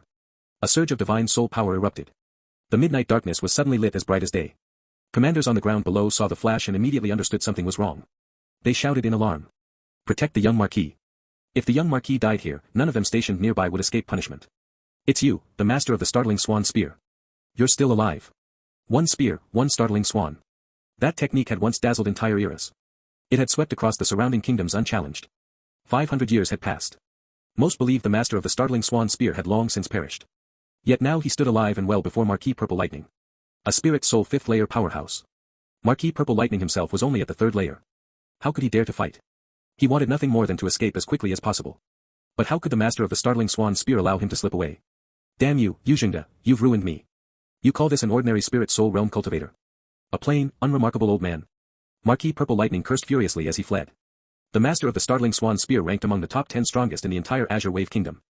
His voice carried clearly to everyone on the ground below. Their expressions turned to shock and dread. It sounded as though their own Marshal Yu had conspired with the Azure Wave Kingdom to assassinate the young Marquis. The thought alone sent chills down their spines. Something massive was about to happen. Meanwhile, Yu Jingde sat inside his own tent, smiling to himself. If the young Marquis died tonight, he could finally order a retreat and return home. But Marquis Purple Lightning's furious shout shattered his dream. Yu Jingde stumbled out of the tent in disbelief. He personally witnessed the familiar grey-robed elder chasing down Marquis Purple Lightning. His mind went blank. It was over. In moments, countless soldiers, generals, and guards surrounded Yuzhengda in a tight ring. Yuzhengda, how dare you collude with the Azure Wave Kingdom to murder the young Marquis? A sharp rebuke rang out. The crowd parted at once, opening a path. Su Chen approached slowly, flanked by two furious guards who glared at Yuzhengda. When Yuzhengda saw Su Chen, a thunderclap seemed to explode inside his skull. His legs gave way, and he collapsed to the ground. Su Chen looked down at him from above. Young Marquis, this wasn't me. It truly wasn't me. I never conspired with the Azure Wave Kingdom to harm you. This must be their plot to drive a wedge between us. This story is posted elsewhere by the author. Help them out by reading the authentic version. Yuzhengda desperately tried to argue his innocence. Su Chen's voice was ice cold. Take him away. The guards surged forward. Yuzhengda struggled, but they quickly subdued him. With that, command of the Black Tortoise army passed smoothly into Su Chen's temporary control. The master of the startling swan spear soon returned, carrying the severed head of Marquis Purple Lightning. Su Chen couldn't help but marvel. This man was truly ferocious. Apart from his grandfather, the Marquis of Pacifying the Seas, one of the 10 strongest in the Heavenly Wind Kingdom, this grey-robed elder was likely the most powerful figure in the entire residence. Once he held firm control of the Black Tortoise army, Su Chen immediately purged its leadership. Every general and officer connected to Yuzhengda had their cultivation crippled and were thrown into confinement. Su Chen then led the Black Tortoise army in a few symbolic victories before ordering a triumphant return to the capital. As Su Chen returned in triumph to the capital, a single piece of news swept across the Heavenly Wind Kingdom like wildfire. The commander of the Black Tortoise army had colluded with the Azure Wave Kingdom in an attempt to assassinate the young Marquis of Pacifying the Seas, the kingdom's foremost genius. The plot had nearly claimed the young Marquis' life and risked dooming the entire million-strong Black Tortoise army. In the end, the young Marquis saw through the scheme, turned the tide single-handedly, and forced the Azure Wave Kingdom to sign a series of humiliating treaties, securing a crushing victory. Decades after her death, Nangong Meng's remains were finally returned to the Heavenly Wave sect and laid to rest in her ancestral home. The king was overjoyed. He personally conferred upon Feng, Su Chen the title of Champion Marquis. A youth receiving a Marquis title became an instant legend throughout the Heavenly Wind Kingdom. From the upper floor of a bustling tavern in the capital, Su Chen gazed down at the streets below. Ever since that day, Yuzhengda had been branded a traitor who colluded with the Azure Wave Kingdom. Unfortunately for him, he had died quietly in prison long before the sentence could be carried out. Down below, the once prestigious Yu family had fallen into disgrace. One after another, they were dragged out as prisoners and beheaded without mercy. Su Chen watched the scene unfold and let out a soft laugh. The cycle of heaven is truly just. The man who had risen by erasing every trace of his achievements in the previous life was now, in this one, effortlessly reduced to death and the extermination of his entire clan. Brother Feng Chen, what are you looking at? Feng Huayan sat beside him in a delicate pink Lucienne skirt, chin propped on her hand. She pouted slightly as she watched him stare out the window instead of at her, the kingdom's #1 beauty. Su Chen turned back and gave her a gentle smile. Nothing much. I just saw something that reminded me of old times. He looked at her softly and said in a low voice, Huayan, next year I will marry you. All right? At those words, the fair skin of Feng Huayan's face visibly flushed. She buried her face against the white jade table for a long moment before murmuring, Brother Feng Chen, you mustn't go back on your word. Su Chen nodded, a warm smile spreading across his face. I never will. That night, after Feng Huayan returned to the palace, Su Chen let out a quiet sigh. What a silly girl. But with the backing of the royal family's identity, there were far more things he could now accomplish. 1 year passed.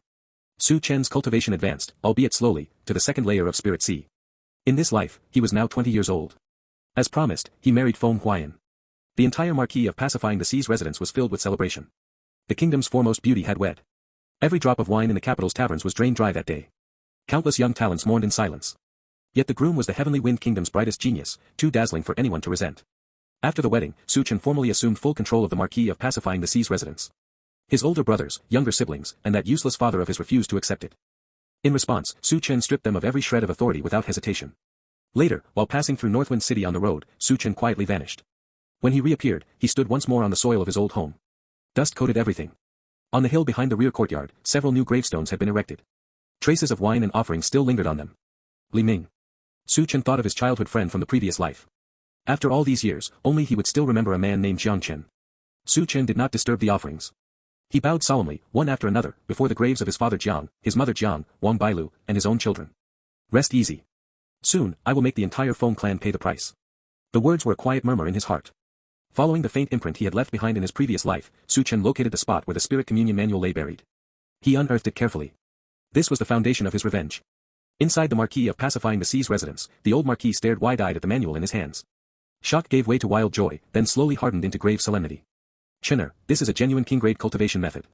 It was left behind by a powerhouse known as the Spirit Communion King. It must never leak out. Apart from you and me, no one else can know of its existence. If word reaches the wrong ears, our entire Marquis residence will face annihilation. In the present world, king-grade cultivation methods existed in only 2 places. The first was the main branch of the Feng clan, accessible solely to the current king. The second belonged to the anciently family of Taiyuan, a legacy left by Li Shenhua himself. Unfortunately, no one in the Li family had ever comprehended it. Now a third had appeared. If the main branch learned that the Marquis of Pacifying the Seas possessed a king-grade technique, especially after the string of recent upheavals, it would be impossible for them not to draw dangerous conclusions. Su Chen's displayed talent already made them wary. Add a king-grade method to that, and the old Marquis feared those ancient monsters would descend into outright madness. Su Chen nodded calmly. He understood the gravity better than anyone. The Marquis of Pacifying the Seas gazed at the Spirit Communion Manual with eyes that burned with longing yet flickered with hesitation. It was a hot potato, one that could scorch anyone who held it too long. Yet within its pages lay the martial mysteries he had pursued his entire life without ever touching. Grandfather, go into seclusion first.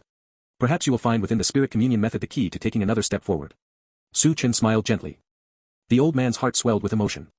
Among all the useless offspring he had produced, a true dragon had finally appeared.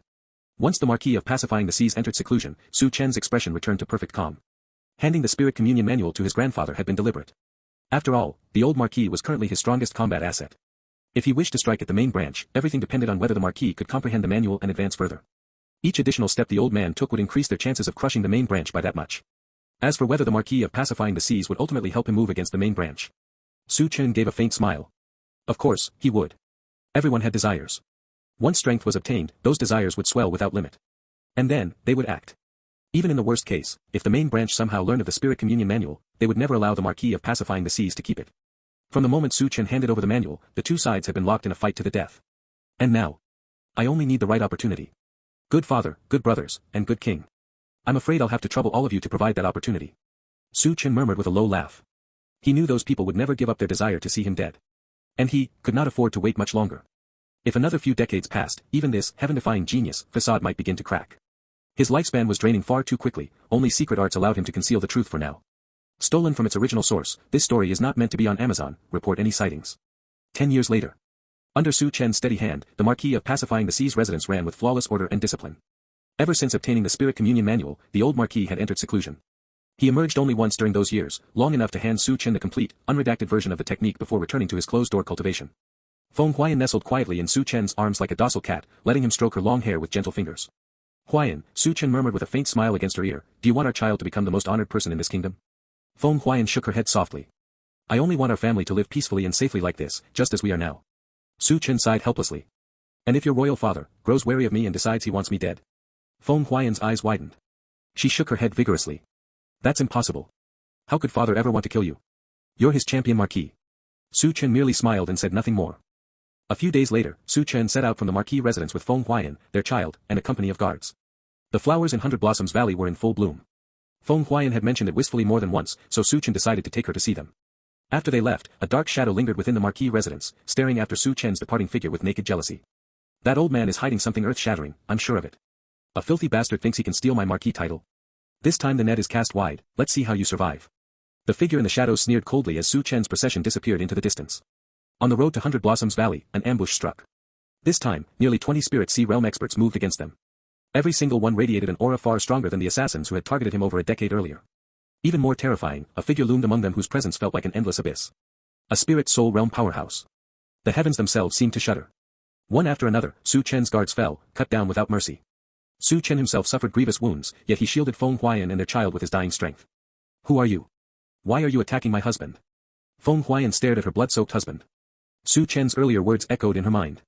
She lifted her gaze to the Spirit Soul Realm figure. You were sent by my father. Her eyes burned like venom.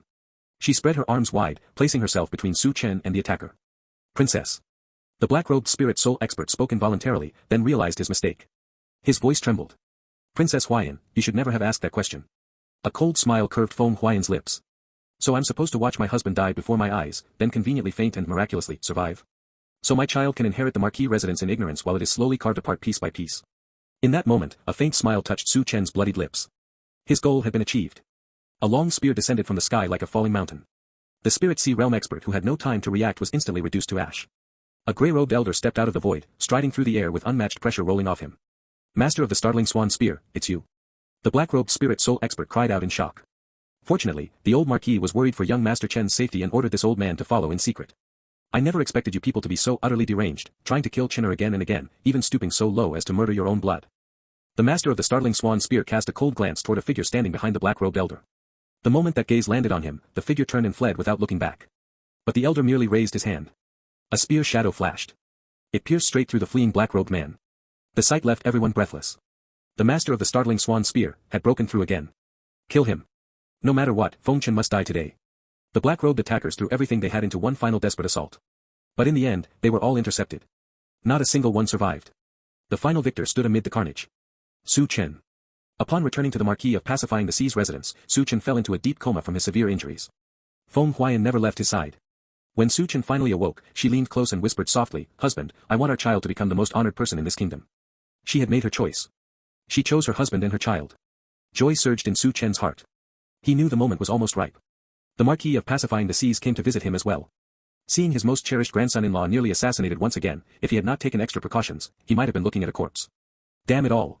This old man is going to lead troops straight into the capital right now. In hundreds of years, the Marquis of Pacifying the Sea's residence has never suffered such humiliation. The old Marquis was furious. He immediately moved to don his battle armor, take up his weapon, and summon the army to march on the royal capital. Chen hurriedly stopped him.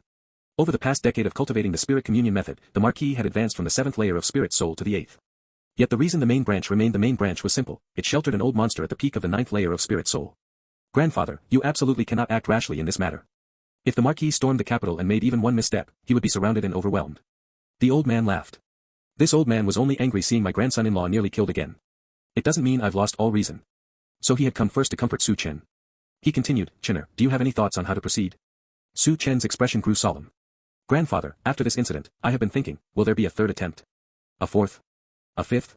Must every genius born to a collateral branch live in constant fear of assassination? Why can't the main branch be us? Are kings and marquises born with noble blood?" The Marquis of Pacifying the Seas fell silent for a long moment. When he spoke again, his voice carried an unprecedented ambition. "You're right, Chenner. Kings and marquises are not born with noble blood. If Feng Tianqing can sit at the head of the main branch, why can't Feng Jinghai take that place? With the spirit communion method, our branch is no weaker than his. And with a heaven-defying genius like you among us, even those old fossils in the Feng clan will surely stand on your side." Chen nodded. "Grandfather, what we need to do now is build high walls, stockpile grain, and bide our time. The day you break through to half-step profound connection will be the day our branch becomes the true main branch." With Feng Huayan and the Marquis of Pacifying the Seas as his two greatest cards, Chen felt the odds of success were extremely high. After agreeing to Chen's plan, the old Marquis returned to seclusion. Everything in the residence was placed entirely at Chen's disposal. Chen wasted no time. He immediately summoned his older brothers and sisters, younger brothers and sisters. In his hand appeared a list of names. Wherever he passed, following that list, a head rolled.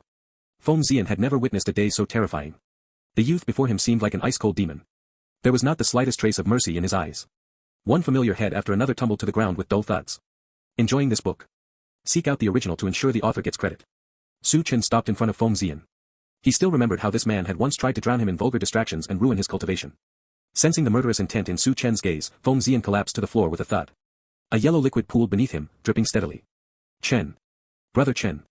I really didn't take part in any plot against you. You have to believe me." Feng Zian trembled violently, terrified that the next moment his head would join those of his siblings on the floor. Chen nodded. "I believe third brother doesn't have the courage for that." Then he gave a soft laugh. "But third brother, your mother did hire 2 separate groups of Spirit Sea Realm assassins to join the attempt." Feng Zian's pupils shrank to pinpricks. A moment later, his head rolled free. Shortly afterward, Chen casually tore the list to pieces and scattered the fragments across the ground. The list had been fabricated on the spot. Now, among the direct line of the Marquis of Pacifying the Sea's residents, only he remained. If he ascended to the throne, his branch would become the sole royal line. If he failed, the Feng clan would simply lose one more branch. 20 years passed in the blink of an eye. Chen broke through to the spirit soul realm. He felt a power unlike anything he had known before.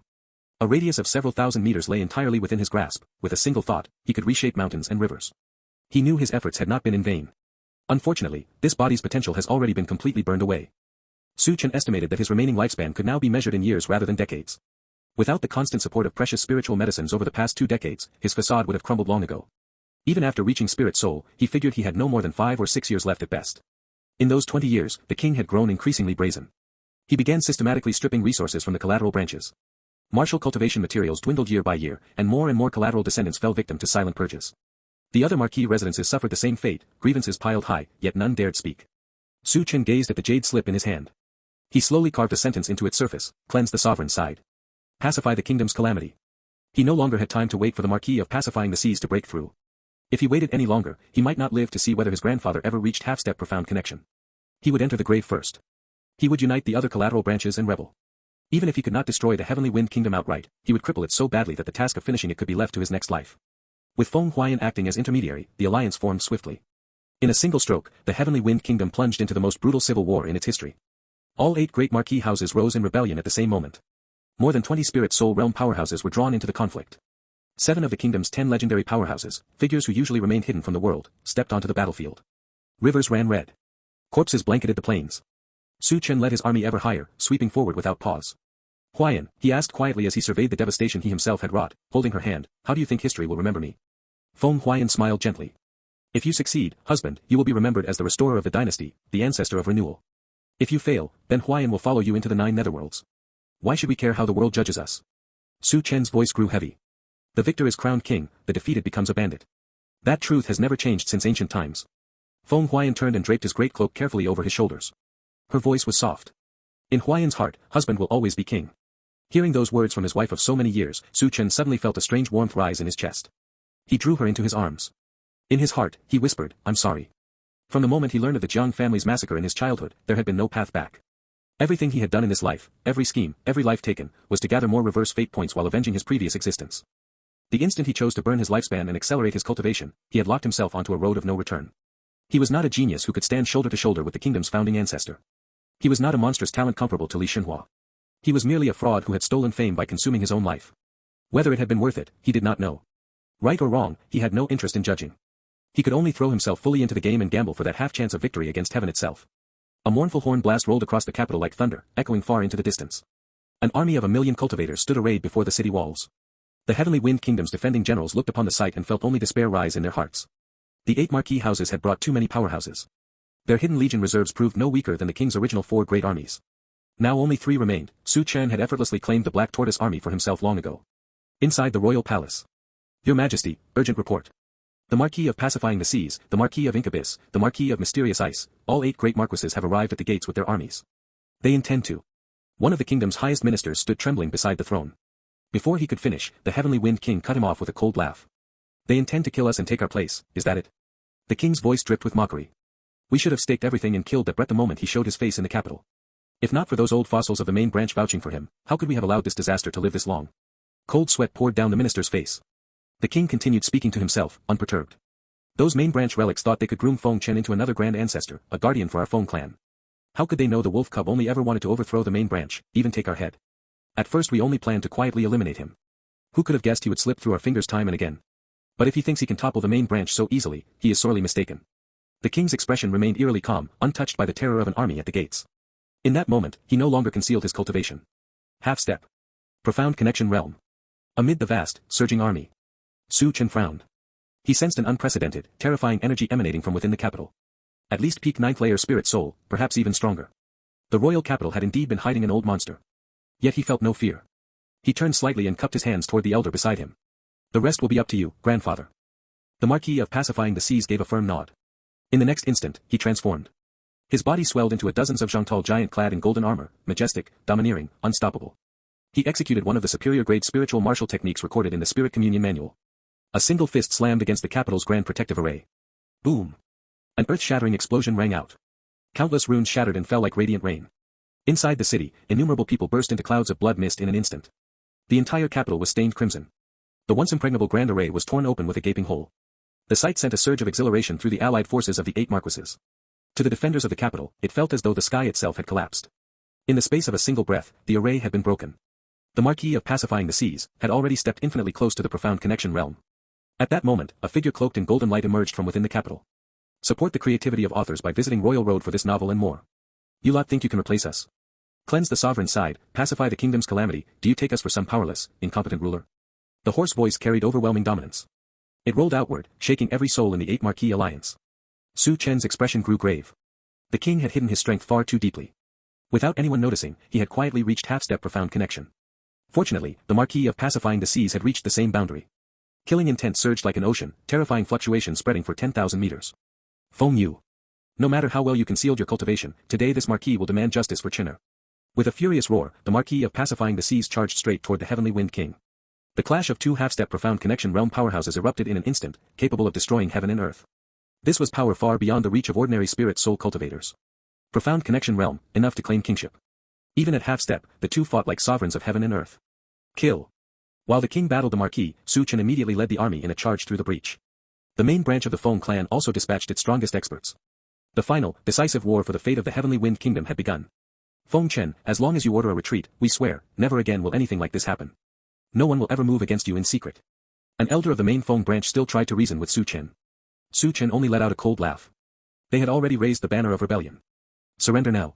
That was simply asking to die. Countless powerhouses flooded into the fray. Spirit Vein Realm cultivators died like ants, falling in droves. Spirit Sea Realm experts fared little better, merely larger ants. Only those at Spirit Soul Realm truly decided the main battlefield.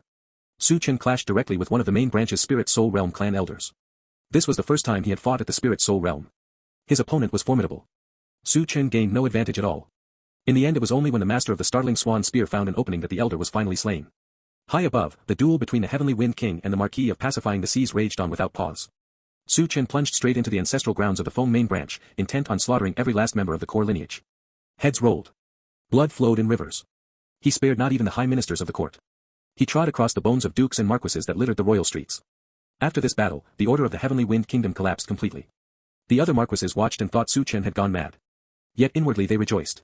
They hoped he would kill every last one of them. If Su Chen became the main branch and ascended the throne, he would have no strength left to control them. The realm would plunge into utter, endless chaos. Only Su Chen knew he had not lost his mind. He had simply seen red. As long as those court heavyweights lived, his heart would never know peace. What became of the world afterward no longer concerned him. Just as he was on the verge of wiping out the entire main branch, the sky changed. Black clouds gathered, thick and oppressive. From deep within the ancestral grounds of the main branch, a coffin rose slowly into the air, then opened without warning. An old man stepped out.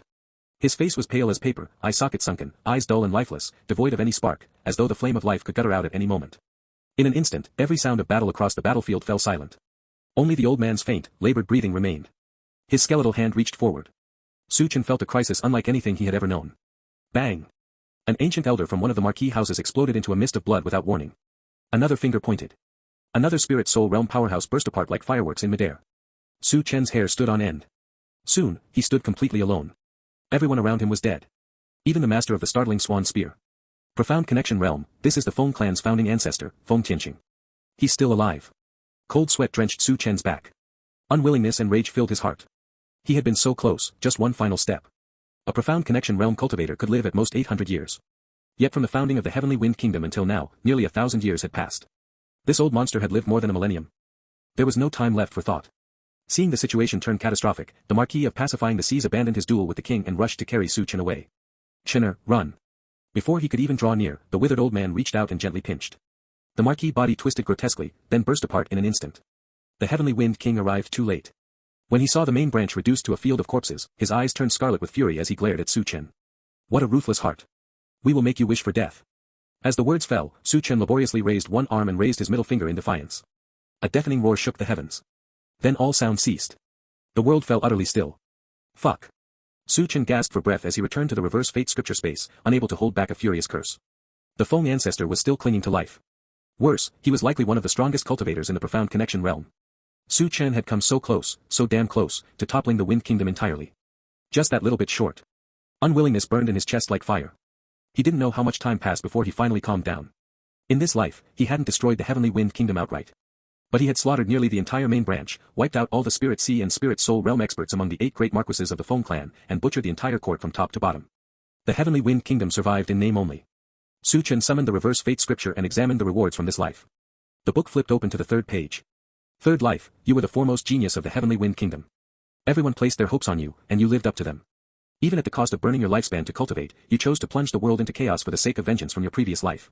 You made the Feng clan and your enemies pay dearly for their actions, and you succeeded. First, you annihilated the marshal whose actions led to your family's extermination, then you allied with the other 7 marquises, stormed the royal capital, slaughtered the nobility, and eradicated the main branch.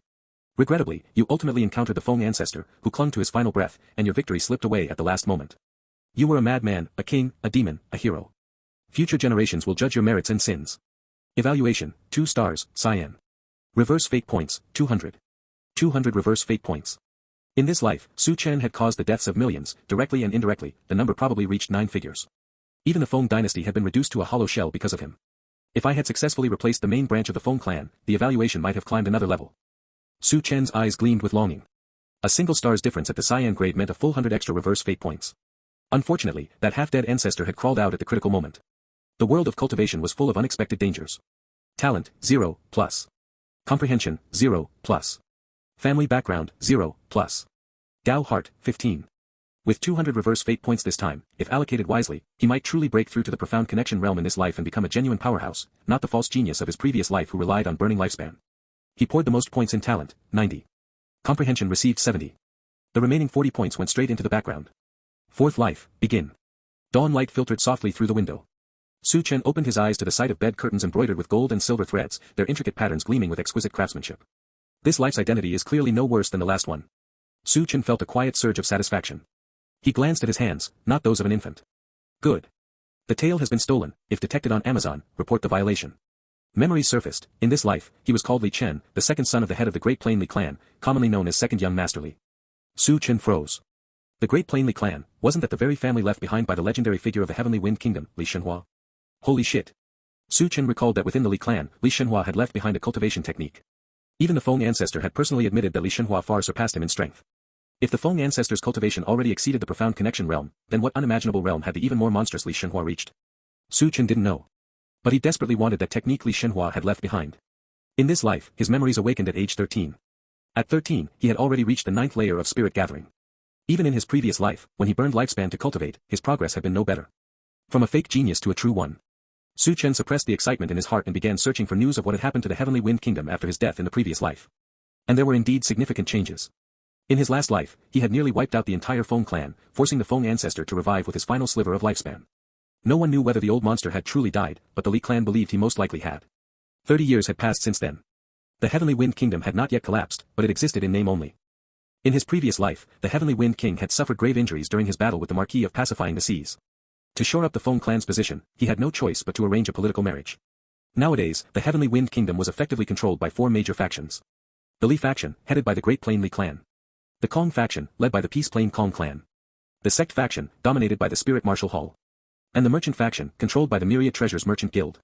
These 4 powers carved up the kingdom's territory and held its vital lifelines in their grasp. Although Su Chen had not wiped out the entire Feng clan in his last life, he had dealt them a devastating blow. They no longer possessed the strength to dominate the world, nor did anyone remain to help them maintain control over the Heavenly Wind Kingdom.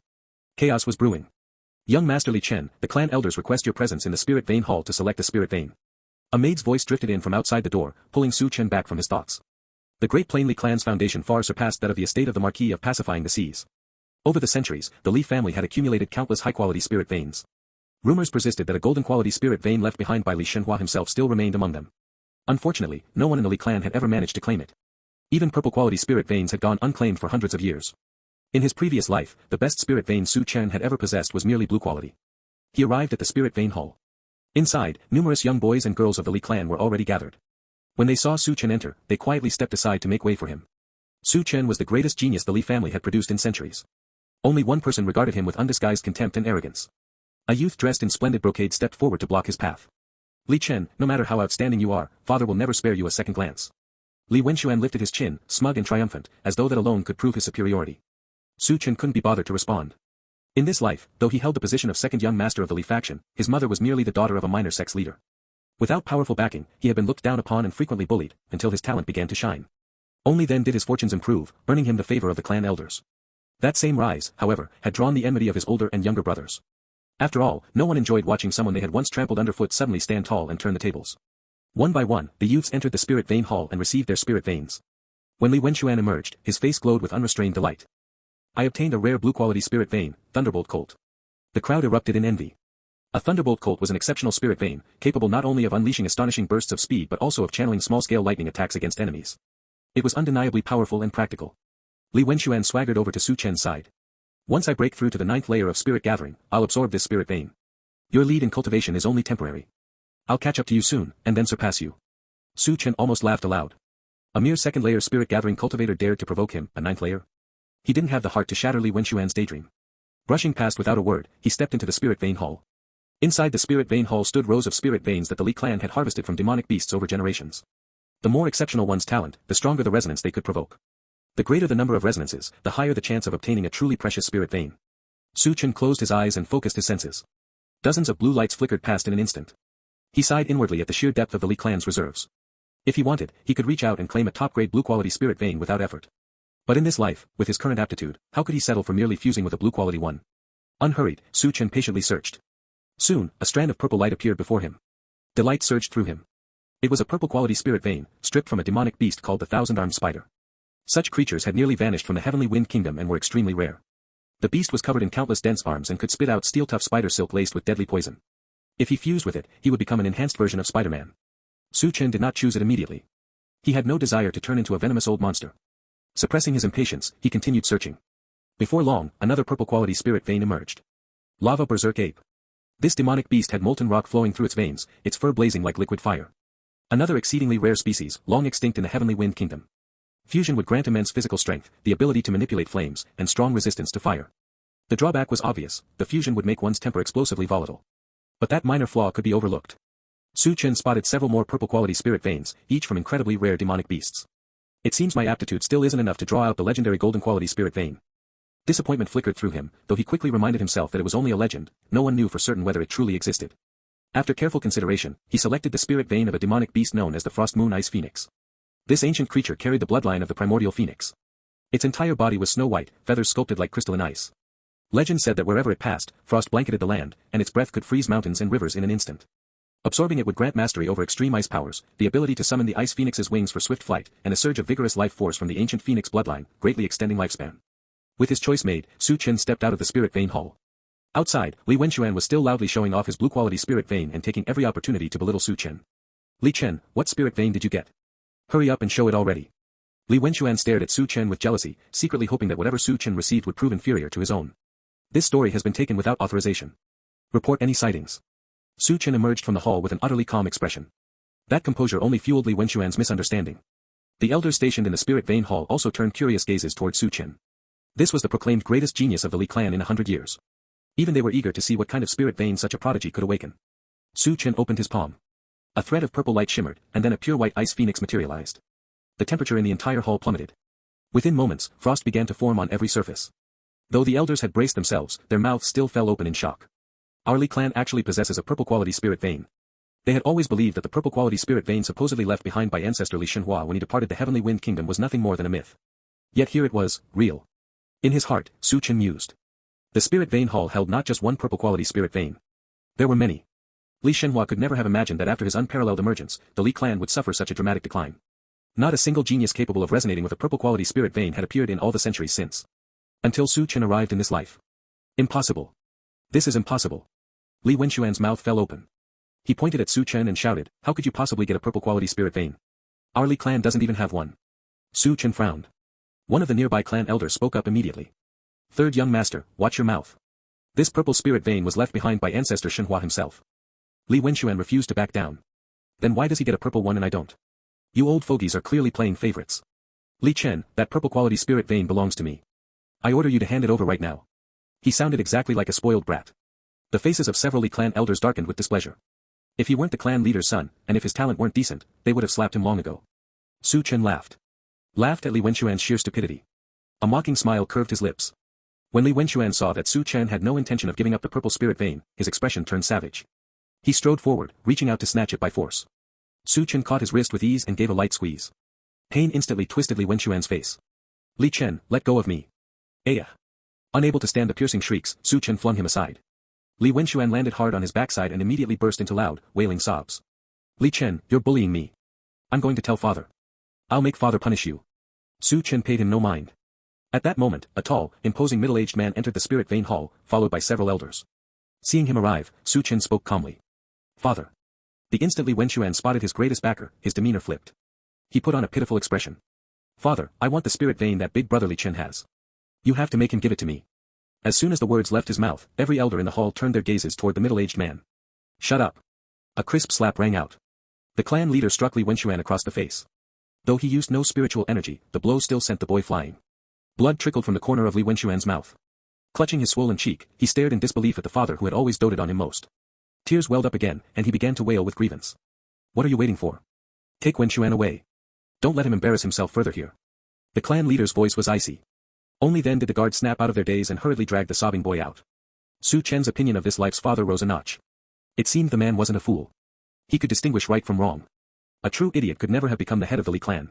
Now that Chen had demonstrated such extraordinary talent, Li Jiangxuan naturally would no longer treat him as an insignificant son. A purple-quality spirit vein. Chenner, your talent is outstanding, truly the greatest our Li clan has seen in centuries. I will arrange a teacher for you. From now on, focus on cultivating within the clan. A warm smile spread across Li Jiangquan's face as he spoke kindly to Su Chen. Once word spread that Su Chen had obtained a purple-quality spirit vein, no one in the clan doubted his talent any longer. The reason so many remained wary of prodigies like him traced back to the infamous Feng Chen from his previous life. After Feng Chen's death, the truth about his secret cultivation method, burning lifespan to force breakthroughs, came to light. Major powers branded him a madman and took his example as a grave warning. Within the Li faction, Su Chen's status rose dramatically. He soon received the full privileges befitting the legitimate second young master. Many elders grew especially fond of this sharp and promising youth, openly declaring themselves his supporters. With her son's rise, Su Chen's mother, once a lowly daughter of a minor sect leader, gained real standing in the Li clan. No one dared bully her again. 5 years passed in the blink of an eye. Su Chen's cultivation advanced to the third layer of the Spirit Sea realm. The news stunned the clan elders. 30-odd years earlier, the Chaos Bringer Feng Chen had burned through his lifespan at a terrifying pace, yet even that paled beside the speed of their clan's new Qilin child. This was a true genius. Naturally, Su Chen requested permission to study the cultivation technique left behind by ancestor Li Shenhua. After the discussion, the elders agreed to let him attempt the legendary method. At last, Su Chen stood before the technique he had longed to see. Imperial Apex Shock the World Technique, what an overbearing name. Shock rippled through him. The technique radiated unmatched prestige, its golden script alone exuded supreme nobility. He spent 3 full months immersed in it. And still understood nothing. Damn it, what kind of monstrous technique did Li Shenhua leave behind? A method of this caliber doesn't even consider whether future generations have the aptitude to comprehend it. Su Chen grumbled under his breath. Compared to this, even the king-grade spirit communion art seemed like common trash. Unable to grasp it, he refused to give up. Instead, he informed the elders that the technique was called the Imperial Apex Shock the World Technique. The moment the name left his lips, several elders exchanged stunned glances, then burst into tears of joy. After centuries, a second person had finally spoken its name aloud. Ancestor Shenhua once declared that anyone capable of perceiving the technique's name possesses the comprehension required to cultivate it. Second young master truly carries the destiny of our Li clan after all these years. Our clan is fated to produce another king. The elders crowded around Su Chen as though he were a priceless treasure. Inwardly, Su Chen knew the truth, comprehending this technique could take years, decades, even. He had no intention of wasting that much time. Without hesitation, he decided to cultivate the spirit communion art while passing it off as the Imperial Apex Shock the World technique. No one in the Li clan had ever seen the real thing anyway. And the spirit communion art was still a legitimate king-grade method. This time, however, Su Chen chose not to burn lifespan. There was simply no need. 3 months later, news exploded across the clan. Su Chen had successfully comprehended the Imperial Apex Shock the World technique. The author's tale has been misappropriated. Report any instances of this story on Amazon. The entire Li family erupted in celebration. His supporters swelled in number overnight. The position of clan heir tilted ever more decisively toward Su Chen. When the eldest young master, Li Yuanfa, heard the report, he flew into a rage inside his courtyard. Impossible. How could a child born to a lowly concubine possibly comprehend a technique that no one in our clan has mastered for centuries? This has to be a lie. Li Chen must be deceiving the elders. Li Yuanfa refused to believe his half-brother possessed such heaven-defying talent. If things continued this way, his own position would soon become untenable. The future leader of the Li clan could only be him. He sought out his father, Li Jiangquan. Yuanfa, rest assured, your younger brother will not contend with you for the heir position. That seat belongs to you alone. Li Jiangquan spoke soothingly. Father, have you thought of a plan? Li Yuanfa suppressed the wild joy rising in his chest and asked in a low voice. Li Jiangquan gave a soft chuckle before continuing. The Profound Origin Sacred Sect is hosting the 100 Kingdoms Grand Competition. The victors will earn the right to enter the sect and cultivate there. Your brother's talent surpasses anyone in the Heavenly Wind Kingdom, even in the Imperial dynasty, he would be considered a genius. Entering the Profound Origin Sacred Sect should pose no difficulty for him. The Profound Origin Sacred Sect was a colossal power that dominated hundreds of kingdoms and several Imperial dynasties. Legend claimed it had been founded by a saint. A saint, one of those mythical existences from ancient tales, capable of reshaping heaven and earth with a single thought, plucking stars and moons from the sky with a casual lift of the hand. True supreme beings who wielded heaven-piercing, earth-shattering might. Su Chen's talent held the promise of reaching the Profound Connection realm. Even a king-level genius was no common cabbage in the Profound Origin Sacred Sect. After leaving his father's presence, Li Yuanfa could no longer contain the grin spreading across his face. A low chuckle escaped his lips, then grew into outright laughter. Once his younger brother entered the Profound Origin Sacred Sect, he would no longer compete for the position of heir. A true dragon would never be trapped in shallow waters. No, wait. Li Yuanfa suddenly realized the flip side. His brother would ascend to a far higher plane, leaving behind the heir position he once coveted. And now it would fall to him, like discarded trash that he eagerly snatched up with delight. Heh. No matter how grand the outside world is, it's filled with countless capable people. No matter how highly Chen's talent climbs, in that vast expanse, he'll just be one ordinary figure among many. Better to be the head of a chicken than the tail of a phoenix. Li Yuanfa comforted himself with the old saying. Su Chen continued his cultivation in seclusion. But one day, by chance, he caught sight of a familiar face. White-haired and aged, yet still carrying traces of that stubborn determination from long ago. Li Ming. His sworn brother from the second life, still alive in this world. Joy surged through Su Chen's heart. Yet he could not reveal himself or acknowledge the connection. Instead, he quietly summoned a trusted guard and ordered a discreet investigation into everything Li Ming had experienced over the past 200 years. The results surprised even him. After Su Chen's death in that second life, Li Ming seemed to have struck gold. In less than a decade, he broke through to the Spirit Sea realm, crushing a host of talented siblings and cousins. Under his leadership, the Li family branch in Lingyun City grew from an insignificant offshoot into a formidable power. What truly propelled Li Ming's rise came during the chaos Su Chen had unleashed on the Heavenly Wind Kingdom, when he nearly wiped out both the main and collateral branches of the Feng clan. Seizing the opportunity, Li Ming founded the Li Merchant Guild and profited enormously from the turmoil. In short order, his once overlooked branch transformed into one of the wealthiest merchant families within the entire Li faction.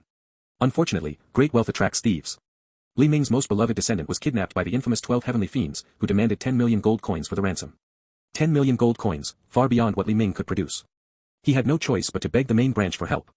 Li Yuanfa deliberately ignored the plea, insisting that Li Ming offer his favorite great-granddaughter in marriage as the price for assistance. Li Ming refused. Without Li Yuanfa's approval, no one in the Li clan dared step forward to aid him. The 12 heavenly fiends were no trifling enemies. Su Chen rubbed his chin thoughtfully. Fine then. Let this old father give his troublesome son one more hand. A smile tugged at Su Chen's lips. In this life, by sheer coincidence, he could still help an old friend from the past. He instructed one of the elders to bring Li Ming to him. Li Ming felt puzzled. The second young master of the Li clan wanted to see him. He didn't know the man at all. He had dealt frequently with the eldest young master, Li Yuanfa. When he learned that his most cherished great-granddaughter had been kidnapped by the notorious 12 heavenly fiends, his first thought had been to seek help from the eldest young master. What chilled him to the bone was Li Yuanfa's immediate demand, hand over the girl in marriage or no assistance would come. Li Ming refused outright. He knew exactly what kind of scheme Li Yuanfa was brewing. If he agreed, the fortune he had built through decades of hard work would fall into Li Yuanfa's hands within a few short years. Not to mention, he carried a heaven-shaking secret. One that could never be revealed. His refusal enraged Li Yuanfa, who promptly ordered the entire Li faction to withhold any aid, hoping to force Li Ming into submission. Despair gripped him. Even old acquaintances showed no mercy. Among the 12 heavenly fiends were spirit soul realm experts. Li Ming stood no chance against them. No one dared confront the 12 heavenly fiends. Just when he thought he would have to watch white-haired bury black-haired, an elder from the Li clan approached him with word that the second young master wished to meet.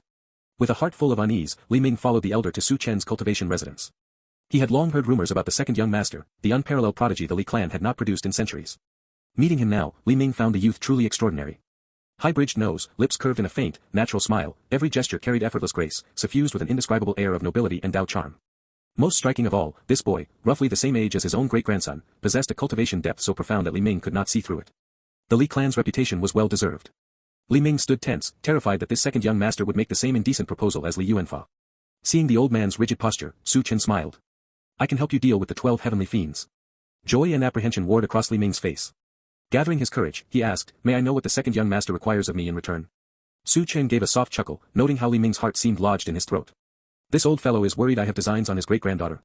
Did Su Chen seem like that sort of person? The last thing he wanted was for his old sworn brother from the second life to suddenly become his father-in-law. The thought alone made him shudder. If Li Ming ever learned the truth down in the Yellow Springs after death, he might just die laughing all over again. It felt distinctly awkward. Su Chen cleared his throat. The 12 heavenly fiends are hard to eradicate only because their movements are unpredictable. They've committed countless major crimes, harming numerous sects and clans, large and small. Everyone rages against them but dares not act. I only need elderly to assist me in wiping them out. That's all. Stolen from its rightful place, this narrative is not meant to be on Amazon, report any sightings. Li Ming stared in disbelief. That's it. The youth wanted nothing more than cooperation. He had already steeled himself to be fleeced mercilessly. Su Chen raised an eyebrow. What? Does elderly suspect I have ulterior motives? Realization dawned on Li Ming. The person before him held far greater status in the Li clan than Li Yuanfa ever could. To put it bluntly, crushing him would be easier than stepping on an ant. A fabricated charge would suffice, and no one would dare speak up for him. How could someone of such standing harbor petty designs on him? He must intend to use the heads of the 12 heavenly fiends to weave some grand scheme. Li Ming's mind raced with guesses about Su Chen's true purpose. Unaware of the old man's wild speculations, Su Chen watched him freeze in fright and couldn't help but laugh inwardly. The old rascal had clearly spent these years walking on eggshells, turning timid as a mouse. After instructing the elder to escort Li Ming away, a genuine smile spread across Su Chen's face. Helping Li Ming required no grand justification. Reuniting with his adopted son from the past, he simply had to do something. Once Li Ming departed, Su Chen made his way to the Li clan's ancestral grounds, where the faction's true foundations lay hidden. Even the clan head, Li Jiangquan, could not enter freely. Yet when Su Chen stepped inside, only a few faint gazes swept over him. Recognizing who it was, they withdrew without comment. The Li clan's Qilin child enjoyed such privileges. As Su Chen stepped into the ancestral grounds, a light chuckle reached his ears. Little Chen, what brings you to the ancestral land? Need us old fogies to handle something for you? One by one, spirit soul realm powerhouses materialized, their gazes warm as they looked at Su Chen. When they sensed his cultivation had advanced again, genuine, long-absent smiles spread across their faces. Su Chen bowed respectfully to each elder in turn before smiling and speaking. I still can't hide anything from grandfather Hongwen. To be honest, this disciple has a favor to ask of you. An old man with a broadsword strapped to his back laughed and cursed good-naturedly. Just because I spoke first, you brat latch on to me? The other elders exchanged amused glances, then quietly withdrew, leaving the matter to Li Hongwen, the third ancestor of the Li clan. At the 8th layer of the spirit soul realm, in the current era, experts of his caliber, both openly and in the shadows, could be counted on 2 hands. Su Chen grinned sheepishly. All right, you little rascal. What sticky problem have you run into this time? Li Hongwen looked puzzled. Had that disloyal clan head Li Jiangquan shown favoritism again? Should they convene and simply depose him? Skip the formalities and install little Chenzi as clan head directly? Li Jiangquan had no idea how close he had come to losing his position. Su Chen recounted the situation with Li Ming, then continued. I would like Grandfather Hongwen to take action and eliminate the 12 heavenly fiends. Li Hongwen pondered for a moment. If anyone else had dared make such a request, especially asking for free assistance, he would have cursed them out on the spot. Did they think Li Hongwen came so cheap? But this was Su Chen. In that case, fine. This was the future king of their Li faction. Still curious, Li Hongwen asked, Chenner, do you have some plan in mind? He refused to believe his clever, quick-witted grand-disciple had suddenly lost his senses, offering free help and dragging a spirit soul 8th-layer powerhouse into it. In the eyes of the world today, that would be like using a cannon to swat a fly. Su Chen had prepared his answer long ago. He spoke softly. The 12 heavenly fiends have plagued the land for years and earned widespread infamy. If Grandfather Hongwen personally wipes them out, it will etch the Li clan's name deeply into the hearts of people across the realm. It will steady our great ship and allow it to sail forward unhindered. Moreover, Li Ming has always shown unwavering loyalty to our Li faction. If we ignore his plight now, it will inevitably chill the hearts of the other collateral branches. I want to set an example for every side branch of the Li clan to see. As long as you remain loyal and handle affairs well, the main branch of the Li clan will forever be your strongest shield. Li Hongwen froze at the ringing conviction in Su Chen's words. Then he threw his head back and laughed heartily. Good. Excellent. Truly worthy of being our Li clan's Qilin child. The more he looked at Su Chen, the more delighted he became. Their Li clan had produced another true dragon. After Su Chen's persuasion, Li Hongwen finally agreed to take action. Meanwhile, Li Ming arranged the exchange with the 12 heavenly fiends and set a meeting place. The 12 heavenly fiends arrived without the slightest caution. In their eyes, as long as no expert above the 7th layer of the spirit soul realm intervened, they could always escape if things went south. But they never imagined that the ancestor of the mighty Li faction, one of the top 5 powerhouses in the world today, would personally step in over such a trivial matter. Li Ming's great-grandson was rescued. Until their final moments, the 12 heavenly fiends could not believe it. They roared in unwilling fury. Li Hongwen, how could you be here? You shouldn't be here. Li Hongwen severed all 12 of their heads and hung them neatly in the wilderness, leaving behind a single bold inscription, those who offend the Li clan shall be punished, no matter how far they flee. When the news spread, the entire realm erupted. Though the 12 heavenly fiends had terrorized the heavenly wind kingdom for only a few decades, the crimes they committed in that time were too numerous to record, enough to fill days of endless recounting. Now those 12 villains had been slain by the Li clan. The great plain Li family harvested an enormous wave of prestige. Just as Su Chen had predicted, the strategy of spending gold to buy horse bones worked anywhere. The collateral branches, seeing such a clear precedent, grew even more loyal to the main branch. At the same time, the second young master of the Li faction, Su Chen himself, was thrust into the spotlight. Numerous powerful cultivators began seeking him out and pledging allegiance. An unexpected bonus. Not long after Li Ming's great-grandson was saved, Li Ming sought Su Chen again. He expressed his gratitude and specially prepared a banquet in thanks. Su Chen thought to himself that the old fellow was surprisingly courteous and readily accepted the invitation. At the banquet, a girl of about 15 or 16 trailed behind Li Ming, stealing glances at Su Chen. After 2 cups of wine, Li Ming revealed his true intentions. Damn you, Li Ming. How are you going to face me down in the Yellow Springs? I treated you like a brother, and now you want to become my grandfather-in-law. Su Chen inwardly raged. He refused without hesitation. The girl behind Li Ming flushed red, tears welling in her eyes. Su Chen remained unmoved. Little sister, if you must blame anyone, blame your great-grandfather. Li Ming looked disappointed. He had believed this second young master of the Li clan was no ordinary man, destined to become a true dragon in the future. Unfortunately, it seemed the second young master had no interest in his great-granddaughter. With that regret, Li Ming never mentioned the matter again. Some time later, a major announcement swept across the heavenly wind kingdom. The profound origin sacred sect had begun its 100 kingdom selection. Those with exceptional talent could enter the sect. When Su Chen received the news, even he felt a surge of astonishment.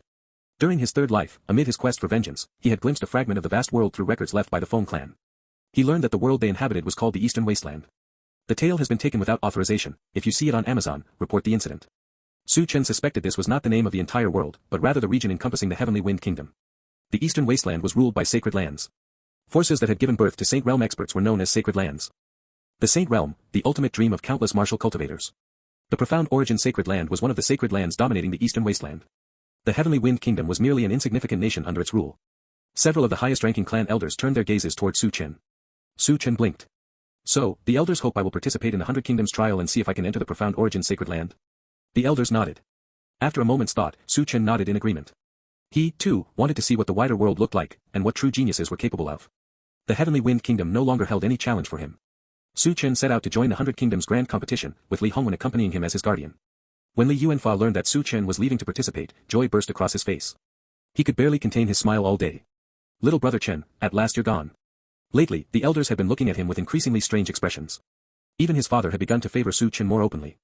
Li Yuanfa had lived every day under Su Chen's looming shadow. But now he knew. The shadow would finally lift. Su Chen was leaving. The skies would clear. Li Yuanfa felt a wave of relief wash over him. Within the royal capital, the Heavenly Wind Kingdom's representatives for the Hundred Kingdoms trial included, besides Su Chen, Feng Xingqi of the Feng clan, Wan Miaoer and Wan Yuanbao of the Myriad Treasures Merchant Guild, Kong Gaoyu of the Peace Plain Kong clan, and Song Wuxia of the Spirit Martial Hall.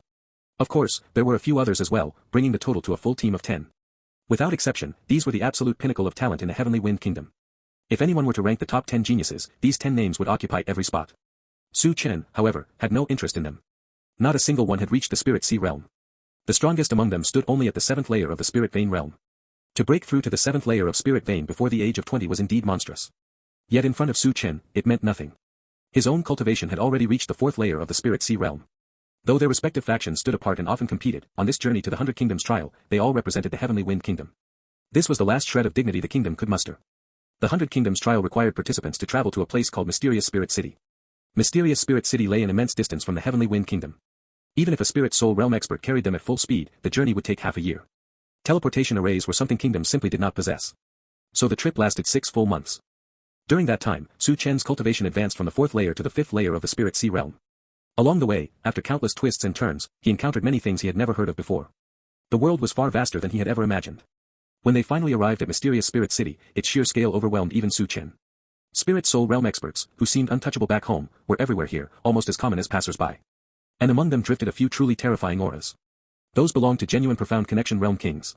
The descendants of those kings had also been brought along, either to participate in the trial or simply to broaden their horizons. Some among them, roughly the same age as Su Chen, had already broken through to the Spirit Sea realm. Chener, what do you think? Li Hongwen smiled as he glanced at Su Chen. Su Chen drew a deep breath and murmured, the Heavenly Wind Kingdom is truly too small. Li Hongwen nodded in agreement and let out a soft sigh. Yes, far too small. Even the Hundred Kingdoms were merely a tiny corner of the eastern wasteland. Everyone settled in, quietly awaiting the start of the trial. Before the trial officially began, Wan Yuanbao sought out Su Chen. Please, big brotherly, save my sister. Wan Yuanbao dropped straight to his knees before Su Chen and slammed his forehead against the ground. Su Chen frowned slightly and quickly reached down to help him up. Over the past 6 months of travel, he had exchanged words with the siblings from the Myriad Treasures Merchant Guild and could loosely call them friends. He knew Wan Yuanbao's character well. For the boy to kneel and beg like this, something catastrophic must have happened. Wan Yuanbao's face twisted with rage and anxiety. Today on the road, we ran into people from the Azure Wave Kingdom and the Barbarian Desert Kingdom. They hurled insults at my sister. I couldn't stand it and fought back. To protect me, sister and Grandpa Gum were captured by them. Now they demand that the Heavenly Wind Kingdom face them in a genius battle. The genius battle was a designated arena within Mysterious Spirit City. A single contract sealed the terms, life and death bore no liability. Clearly, the Azure Wave Kingdom and the Barbarian Desert Kingdom had come prepared. Their aim was to cripple the younger generation of the Heavenly Wind Kingdom before the Hundred Kingdoms trial even began. Both kingdoms harbored deep grudges against the Heavenly Wind Kingdom. Perhaps, their true target is me after all. A cold glint flashed through Su Chen's eyes. He couldn't fathom where these two minor kingdoms found the audacity. Nevertheless, Su Chen went to the appointed place. He might not be the most gifted participant in the entire Hundred Kingdoms trial. But against the likes of these two small nations, Su Chen believed he stood invincible. His direct arrival sent waves of delight through the prodigies of the Azure Wave and Barbarian Desert Kingdoms. They pointed eagerly toward a plainly dressed youth in coarse hemp robes, standing alone with an unremarkable appearance. Kill him, and everything we promised will be yours. They had hired outside help. Su Chen inwardly scoffed. So that was where their boldness came from, hiring a mercenary to deal with him. The hemp-robed youth looked at Su Chen with grave seriousness. I will kill you. His tone was flat, as though stating an indisputable fact. A razor-sharp sword chi sliced across Su Chen's skin, drawing thin lines of blood. Interesting. A long-dormant battle intent rose within Su Chen. Together with the youth, he ascended the prodigy platform, signed the life and death contract, and began the genius battle. The spectacle drew prodigies from numerous kingdoms to watch. After all, with the Hundred Kingdoms trial about to commence, anyone with real strength preferred to keep their cards hidden. Who would willingly reveal their full power in public? Every participant was a rival. When someone exposed their abilities, naturally, everyone paid close attention. On the prodigy platform, Su Chen regarded the hemp-robed youth calmly. I'm curious. A genius like you, why let yourself be manipulated by a bunch of trash? Su Chen voiced the question that had been nagging at him. The youth before him stood at the 3rd layer of the Spirit Sea realm. The keen sword light carried the clear mark of sword intent. He was a genius, no less talented than Su Chen himself. Unauthorized tale usage. If you spot this story on Amazon, report the violation. The prodigies from Azure Wave and Barbarian Desert Kingdoms turned livid when Su Chen bluntly called them trash. In their own kingdoms, each of them was the center of admiration, a dazzling star. The youth remained silent for a moment, his expression solemn and resolute. I need a great deal of gold coins. They offered me gold coins, so I work for them. Su Chen was momentarily stunned. In the youth's eyes burned pure, unwavering determination. Su Chen probed carefully. How much did they offer you? Perhaps because he already considered Su Chen a dead man, the youth answered without haste, as though granting a final wish. 1,000,000 gold coins. 1,000,000 gold coins was a fortune. Plenty of people would leap at the chance to kill a fifth-layer spirit sea cultivator for that sum. But Su Chen laughed. 1,000,000. I'll offer 10 times that. Bring me their heads, and I'll give you 10,000,000 gold coins. By there, he clearly meant the prodigies of the Azure Wave and Barbarian Desert kingdoms. The word sent pallor racing across the faces of those two kingdoms' geniuses. They knew exactly how terrifying the hemp-robed youth was. Fortunately, the youth ultimately refused. My father taught me that a man must have principles. His gaze remained firm, as though he feared further conversation might shake his resolve. He attacked. Mastering sword intent made one a genius. But Su Chen, how could he be anything less? Facing the breathtaking sword strike hurtling toward him, Su Chen kept one hand behind his back while raising the other, fingers pressed together like a blade. The supreme art of the Li clan. Spirit Rhino Sword Finger. The two sword lights collided in a violent burst, scattering endless shadows across the platform. An even more terrifying aura erupted atop the prodigy platform. From outside, spectators could see nothing clearly, only swirling dust and blinding light. Only the hemp-robed youth knew what horror unfolded at the very center. Su Chen stood with both hands crossed before his abdomen, black hair whipping wildly in the wind. His eyes held no trace of emotion. The temperature around them plummeted. Snowflakes drifted down in a sudden blizzard. The hemp-robed youth felt cold, not in his body, but a bone-piercing chill deep in his soul. The pure white snowflakes falling before his eyes turned crimson in his vision, blood. Beneath the ice and snow lay mountains of corpses and seas of gore. He had witnessed famines that stretched for thousands of miles, fields piled high with 1,000,000 dead. Yet the scene before him was far more horrifying. The youth clenched his teeth. He could not give up. He had reasons to keep living. With everything he had, he thrust out one final sword. An ice spear materialized in Su Chen's hand. The spear's shadows danced. Spear intent. One thrust rang out with terrifying force, once again swallowing the entire prodigy platform in chaos. The battle reached its conclusion. When the dust settled, the hemp-robed youth knelt on one knee. An ice spear hovered at his throat. With a mere thought, Su Chen could end his life. The youth stared in confusion as his opponent withdrew the spear. Why, are you sparing me? In his understanding, defeat meant death. Su Chen answered calmly, because I believe you shouldn't die here. The youth froze, then broke into a faint smile. My name is Lin Wu. Su Chen nodded. Li Chen. As Su Chen turned to leave, Lin Wu called after him in a loud voice. I owe you my life. If you ever need it, this life is yours to take at any time. Su Chen smiled to himself. His goal had been achieved. This was a man of true principles. There might be unexpected rewards in the future. The prodigies of the Azure Wave and Barbarian Desert kingdoms turned deathly pale. Su Chen had survived, and defeated such a terrifying opponent. They knew exactly how strong the hemp-robed youth was. With dark faces, they released one meower. Their hearts filled with dread. One meower and one yuanbao showered Su Chen with endless gratitude. The storm passed quickly. The 100 Kingdoms trial officially began. In the very center of Mysterious Spirit City stood a vast, majestic plaza paved entirely from white jade. Thousands of young men and women filled the square, yet not a single sound escaped them. They gazed forward in silent awe and anticipation. The trial took place inside a secret realm.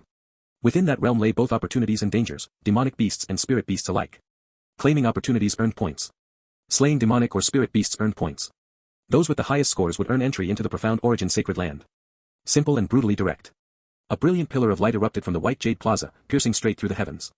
When the light finally faded, every participant had vanished.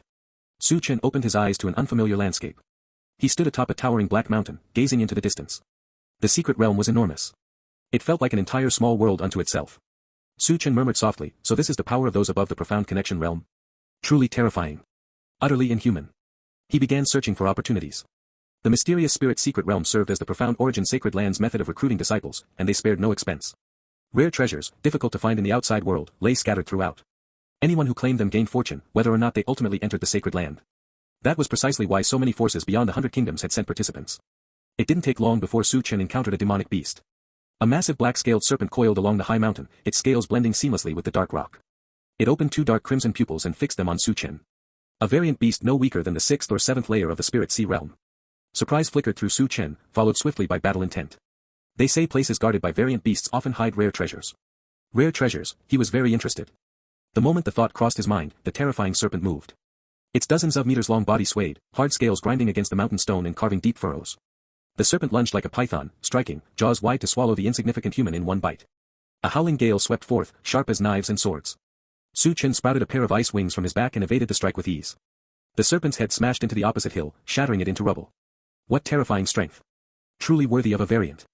Greatly astonished, Su Chen drew the superior grade spirit spear that Li Hongwen had given him. This was the weapon Li Hongwen had used himself before gifting it to Su Chen. Ordinary weapons could never pierce the black-scaled serpent's defenses. But a superior grade spirit weapon could. Su Chen thrust the spear into the serpent's underbelly. The point punched straight through the tough scales. Blood gushed like a fountain. Enraged by the pain, the black-scaled serpent went berserk, thrashing its massive tail and smashing countless hilltops into fragments. This story originates from Royal Road. Ensure the author gets the support they deserve by reading it there. Su Chen seized every opening. When the serpent attacked, he retreated. When an opportunity appeared, he struck back. After a full hour of grueling back and forth, the black-scaled serpent finally bled out and collapsed, unable to move. Su Chen harvested its spirit vein and inner core. A variant beast like this could fetch at least 1,000,000 gold coins on the market. With the serpent slain, Su Chen returned to the original spot and began searching for the rumored treasure. He found it. Atop the mountain where the black-scaled serpent had coiled lay a fist-sized chunk of black crystal marrow, worth 1,000,000 gold coins. Su Chen felt a surge of satisfaction. His points shot up to 300. This place was simply a treasure trove. Next life, I'll come back here and take another stroll. Su Chen decided he would thoroughly explore and mark this secret realm in this life. Any treasures he couldn't claim now would simply wait for his next reincarnation. For the following period, Su Chen wandered freely through the secret realm. He encountered other participants along the way. Most were far from friendly. Su Chen had no choice but to strike back and seize their treasures. He also came across several immature spirit plants and resources. Rather than harvest them prematurely, he concealed their locations, left subtle markers, and noted them for retrieval in a future life. As he moved on, a sudden ripple stirred the air. A treasure is emerging. Delight flashed in Su Chen's eyes. In the distance, a beam of golden light hovered in the sky. It was a stone stele. Dense runes covered its surface. Su Chen watched streams of light racing toward the stele from every direction. Among them, he crossed paths with a young prodigy roughly his own age, though the youth's cultivation had already reached the 6th layer of the spirit sea realm, 1 layer higher than his own. Surprisingly, the young prodigy showed no hostility. After introducing himself as Awaken, he began explaining the secrets of the stele to Su Chen. The monument was known as the Profound Origin Ancient Stele. Legends claimed it bore imprints of cultivation methods and divine abilities seized by the Profound Origin sacred land through countless battles. By securing one of the Tao platforms below, a cultivator could connect to the stele and comprehend its profound mysteries. Rumors say someone once grasped a king-grade or higher inheritance from within the Profound Origin Ancient Stele. Su Chen's heart shook at the revelation. As they talked, the two arrived near the stele. A dense crowd already surrounded it. Beneath the monument stood 108 lotus-shaped Tao platforms, every single one already occupied. Awaken charged straight toward one of them and tossed a single sentence back at Su Chen. Tao platforms are taken by force. As long as you can hold it, it's yours. Watching Awaken clash with an enemy to seize a platform, Su Chen wasted no time. He targeted a seemingly weaker opponent, a 3rd-layer spirit sea realm genius, and attacked without hesitation. I am the descendant of the Thunderstorm King. You dare steal my Tao platform? The youth recognized Su Chen as the one who had dominated the genius battle and knew he stood no chance. He immediately resorted to threats. Su Chen sneered. In just a few moves, he defeated the youth and sent him tumbling off the platform. Who here didn't come from an illustrious background? If one lacked strength, one could only obediently step aside. Su Chen paid no mind to the youth's parting curses. He claimed the Tao platform and settled in to await the opening of the Profound Origin Ancient Stele. Soon after, he spotted a familiar face, Lin Wu. The hemp-robed youth had arrived as well and challenged another occupant, swiftly defeating him to claim a platform. He also saw the prodigies from the Azure Wave and Barbarian Desert Kingdoms. The moment they spotted Su Chen, they turned and fled without a word, terrified of being caught and killed. Su Chen merely sneered inwardly. They could escape the first day, but could they hide forever? He had thought these two kingdoms' geniuses were too frightened to participate. Evidently, they still had some courage. If they crossed paths again, he would simply finish them off. Before long, all 108 Tao platform found their owners. Among the 108 chosen geniuses, the one who drew Su Chen's greatest attention was a gentle-looking young man dressed in white. 9th layer of the spirit sea realm. Utterly inconceivable. After all, even after one full cycle of reincarnation and rebirth, Su Chen's cultivation had only reached the 5th layer of the spirit sea realm. As the Tao platform rose, Su Chen's consciousness entered the Profound Origin Ancient Stele. In a pitch-black void stretched endless runes. Each rune carried profound, inscrutable mysteries. Su Chen and the others had to comprehend these runes. The more they grasped, the stronger the inheritance they could claim. Su Chen immersed himself fully in the process. When he finally opened his eyes again. 73 runes, is that truly my limit in this life? He murmured to himself. His expression gradually calmed. Without some extraordinary stroke of fortune in this life, his ceiling remained the Profound Connection realm at best. 73 runes had granted him a fragment of inheritance from a Profound Connection powerhouse known as the Winter King. I knew the Profound Origin sacred land wouldn't be so generous. Su Chen's face darkened. What he received was only a portion. Fortunately, it was the martial technique called Heaven-sealing Earth Extinguishing from the Winter King's arsenal. A half-step king-grade technique, extremely rare and perfectly aligned with his own spirit vein. Su Chen glanced at his points. They had surged by 500. Around the ancient stele, 3/4 of the Tao platform still remained occupied. A quarter of the participants had achieved the same as him. Lin Wu was clearly among the 3/4 who had failed to comprehend anything significant. Looks like I didn't lose out on that favor after all. Su Chen smiled, feeling no jealousy whatsoever. One life after another. Eventually, he would trample all these so-called geniuses beneath his feet. Lin Wu was a man of principles. In a future life, posing as the inheritor of this life's legacy could turn that debt into something invaluable. Su Chen left. He still had other opportunities to pursue. Half a month later, he crossed paths with the geniuses from the Azure Wave Kingdom. The moment they saw him, their faces turned ashen. They turned to flee at once. How could Su Chen possibly let them escape? Every genius from the Azure Wave Kingdom fell by his hand. From one of them, however, he extracted a crucial piece of information. Word of an inheritance belonging to a powerhouse beyond the profound connection realm. Su Chen decided to take a look. A deep, cavernous entrance concealed an underground palace, magnificent and resplendent, yet shielded by an impenetrable array. He could not enter. A pity. For now, the opportunity inside would have to wait. He would claim it in the next life. Su Chen concealed the palace's location so thoroughly that no one else would find it. Soon, the 100 Kingdoms trial reached its conclusion. Many had perished. A king-grade treasure had even emerged, sparking fierce battles among the prodigies. Su Chen had chosen not to participate. This way, it should be impossible for me to enter the profound origin sacred land now. Su Chen naturally yearned for the profound origin sacred land. Yet he understood clearly, with his current aptitude, entering the sacred land would make him nothing more than an ordinary disciple. He might cultivate for a few centuries, rise to become an outer elder, and eventually die forgotten in some forgotten corner, or worse, be casually slain by a prodigy from a rival sacred land as mere cannon fodder. Stolen content warning, this content belongs on Royal Road. Report any occurrences. People like him were countless in the profound origin sacred land. No one would remember his name. The reverse fate points he could gain there would be pitifully few. But in the Heavenly Wind Kingdom, things were different.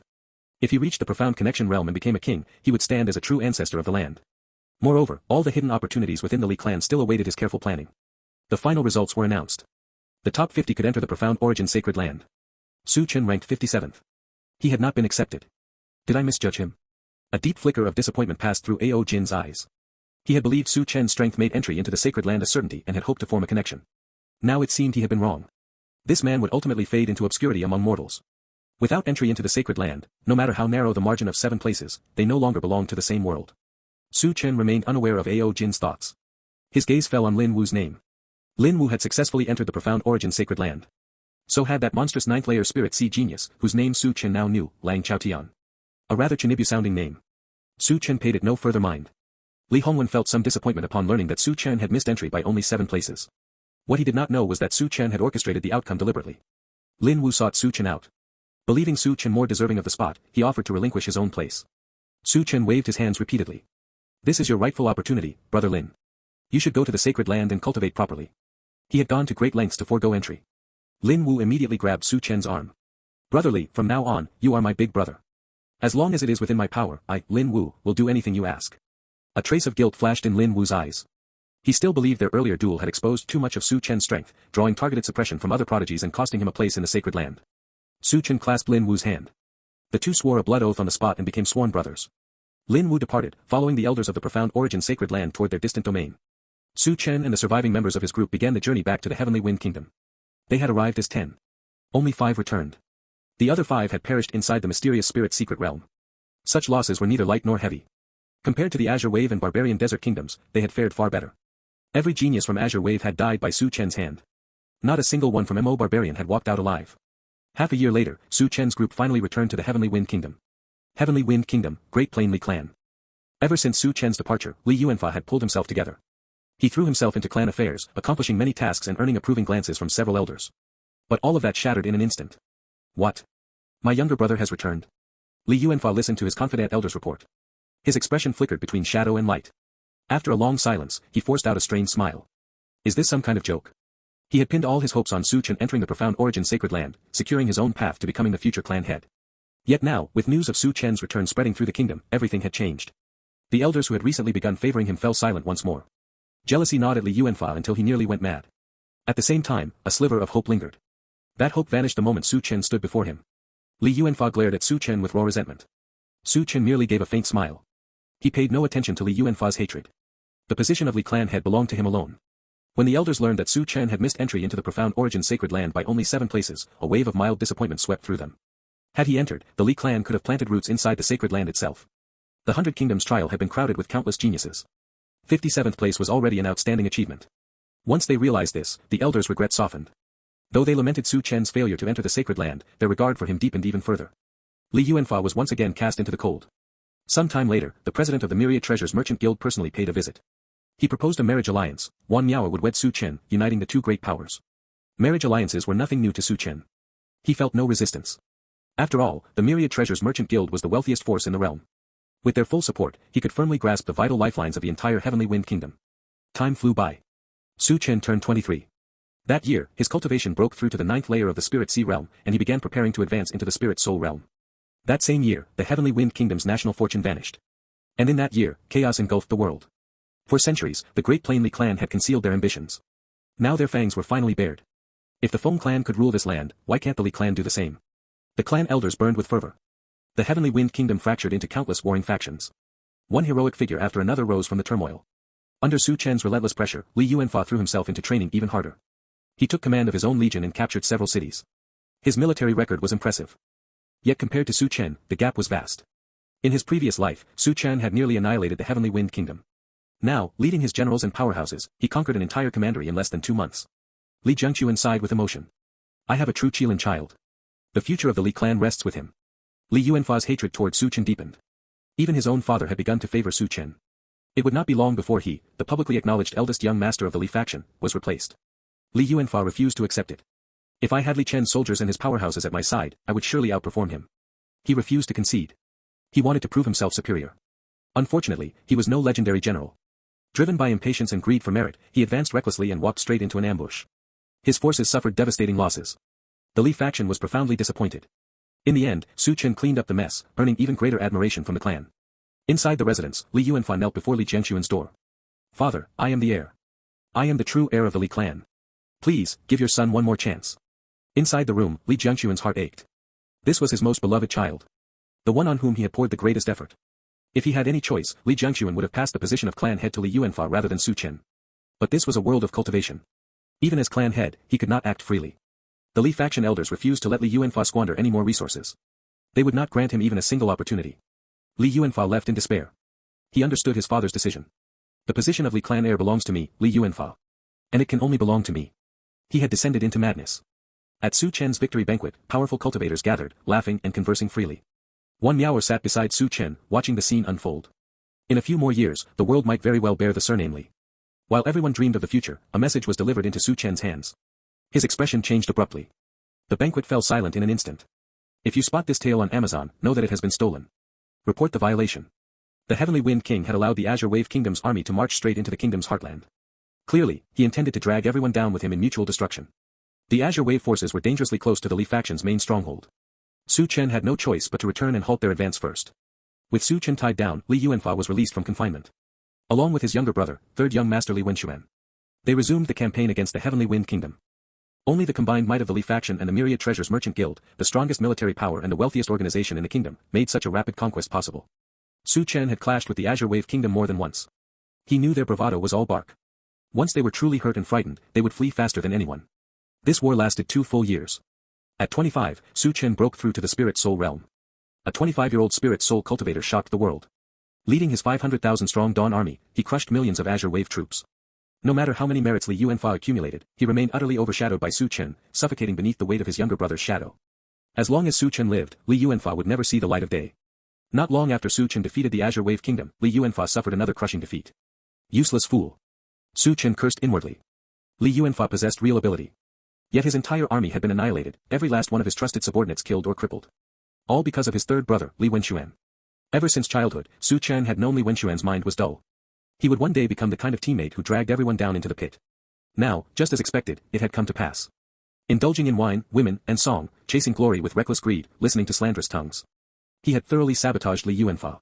With no other choice, Su Chen stepped in once more to clean up the wreckage. 1 year later, Su Chen returned to the royal capital. 1,000 emotions surged through him. The Heavenly Wind Kingdom, prosperous for a millennium, had finally been destroyed, through 2 lifetimes of his own efforts.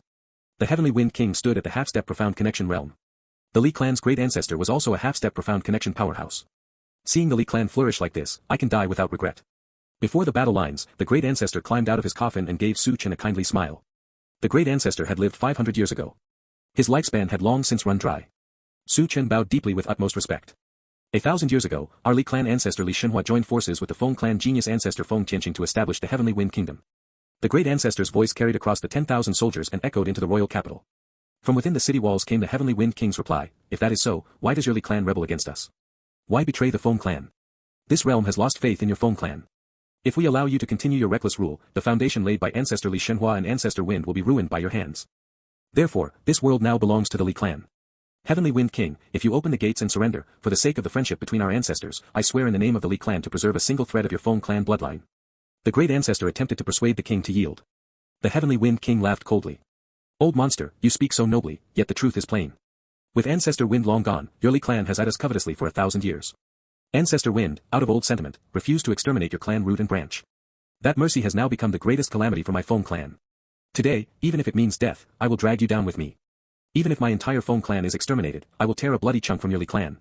Hatred surged like a tidal wave in the Heavenly Wind King's heart. If not for the chaos of the 8 marquises that slaughtered nearly all the Feng clan's powerhouses, how could the Feng clan have fallen into decline? If not for that rebellion, how could Ancestor Wind have been forced to reveal himself, exposing the last of the Feng clan's hidden cards? If Ancestor Wind had not been so merciful, if he had not spared the Li clan out of old ties, the Li clan would have been wiped out long ago. How could such a disaster have befallen them today? Given another 100 years, he might have glimpsed the profound connection realm. The Feng clan might have endured another millennium. What the Heavenly Wind King did not know was that the true architect of all this calamity had returned in this life to besiege the capital once more. Standing in the distance, Chen watched the final, desperate struggles of this fallen monarch with calm detachment. The Heavenly Wind King roared to the heavens. How can the sons of my Feng clan ever become slaves of a fallen nation? One after another, the surviving powerhouses of the Feng clan who had endured the great chaos charged out from behind the protective barrier. We vow to follow your majesty to the death. The Heavenly Wind King laughed wildly. Together with the Li clan's great ancestor, he rose into the sky. Chen raised his arm. His voice cut through the air like ice. Kill them. Leave none alive. The two armies collided. Corpses littered the battlefield. The Heavenly Wind Kingdom's forces collapsed like a landslide. No matter how bravely they fought or how fearlessly they died, a dynasty already in its twilight could not withstand the relentless tide of history. Ever since the death of the Heavenly Wind Kingdom's founding ancestor, its fate had been sealed. Not long after Chen led his army into the royal capital, a piercing, anguished scream rang out above the city. Heaven's mandate no longer favors us, this is the will of heaven. Feng Chen. I hate you. The Heavenly Wind Kingdom was destroyed by your hand. The foundation of my Feng clan was ruined by you. Chen looked up, a cold thought passing through his mind, hate me. The more you hate me, the happier I am. A millennium-old dynasty had fallen by his hand. And on that same hand, a brand new dynasty would rise. From every direction, gazes turned toward the scene. In the end, that old monster from the Li clan won. What a pity. The Li clan seized the destiny first. Even if that old ghost of the Li clan emerged victorious, he must have paid a heavy price. Killing a half-step king is no easy feat. The true chaos is about to begin. Inside the royal capital, Chen watched the returning great ancestor of the Li clan with visible concern. Though the great ancestor had succeeded in slaying the Heavenly Wind King in that final battle, his condition was dire. His right arm had been severed. His life force ebbed like a river running dry. Li Hongwen hurriedly brought forward a pitch-black coffin streaked with crimson. The great ancestor lay down inside. Li Hongwen gazed at the blood-stained steps, a deep sigh rising from his chest. Who could have imagined that the Heavenly Wind Kingdom, founded 1,000 years ago by our ancestor Li Shenhua and ancestor Wind together, would ultimately fall to the hands of the Li clan? Chen gave a faint smile and replied softly, perhaps this can be considered a fitting beginning and end. Li Hongwen threw his head back and laughed heartily. Well said, a perfect beginning and end.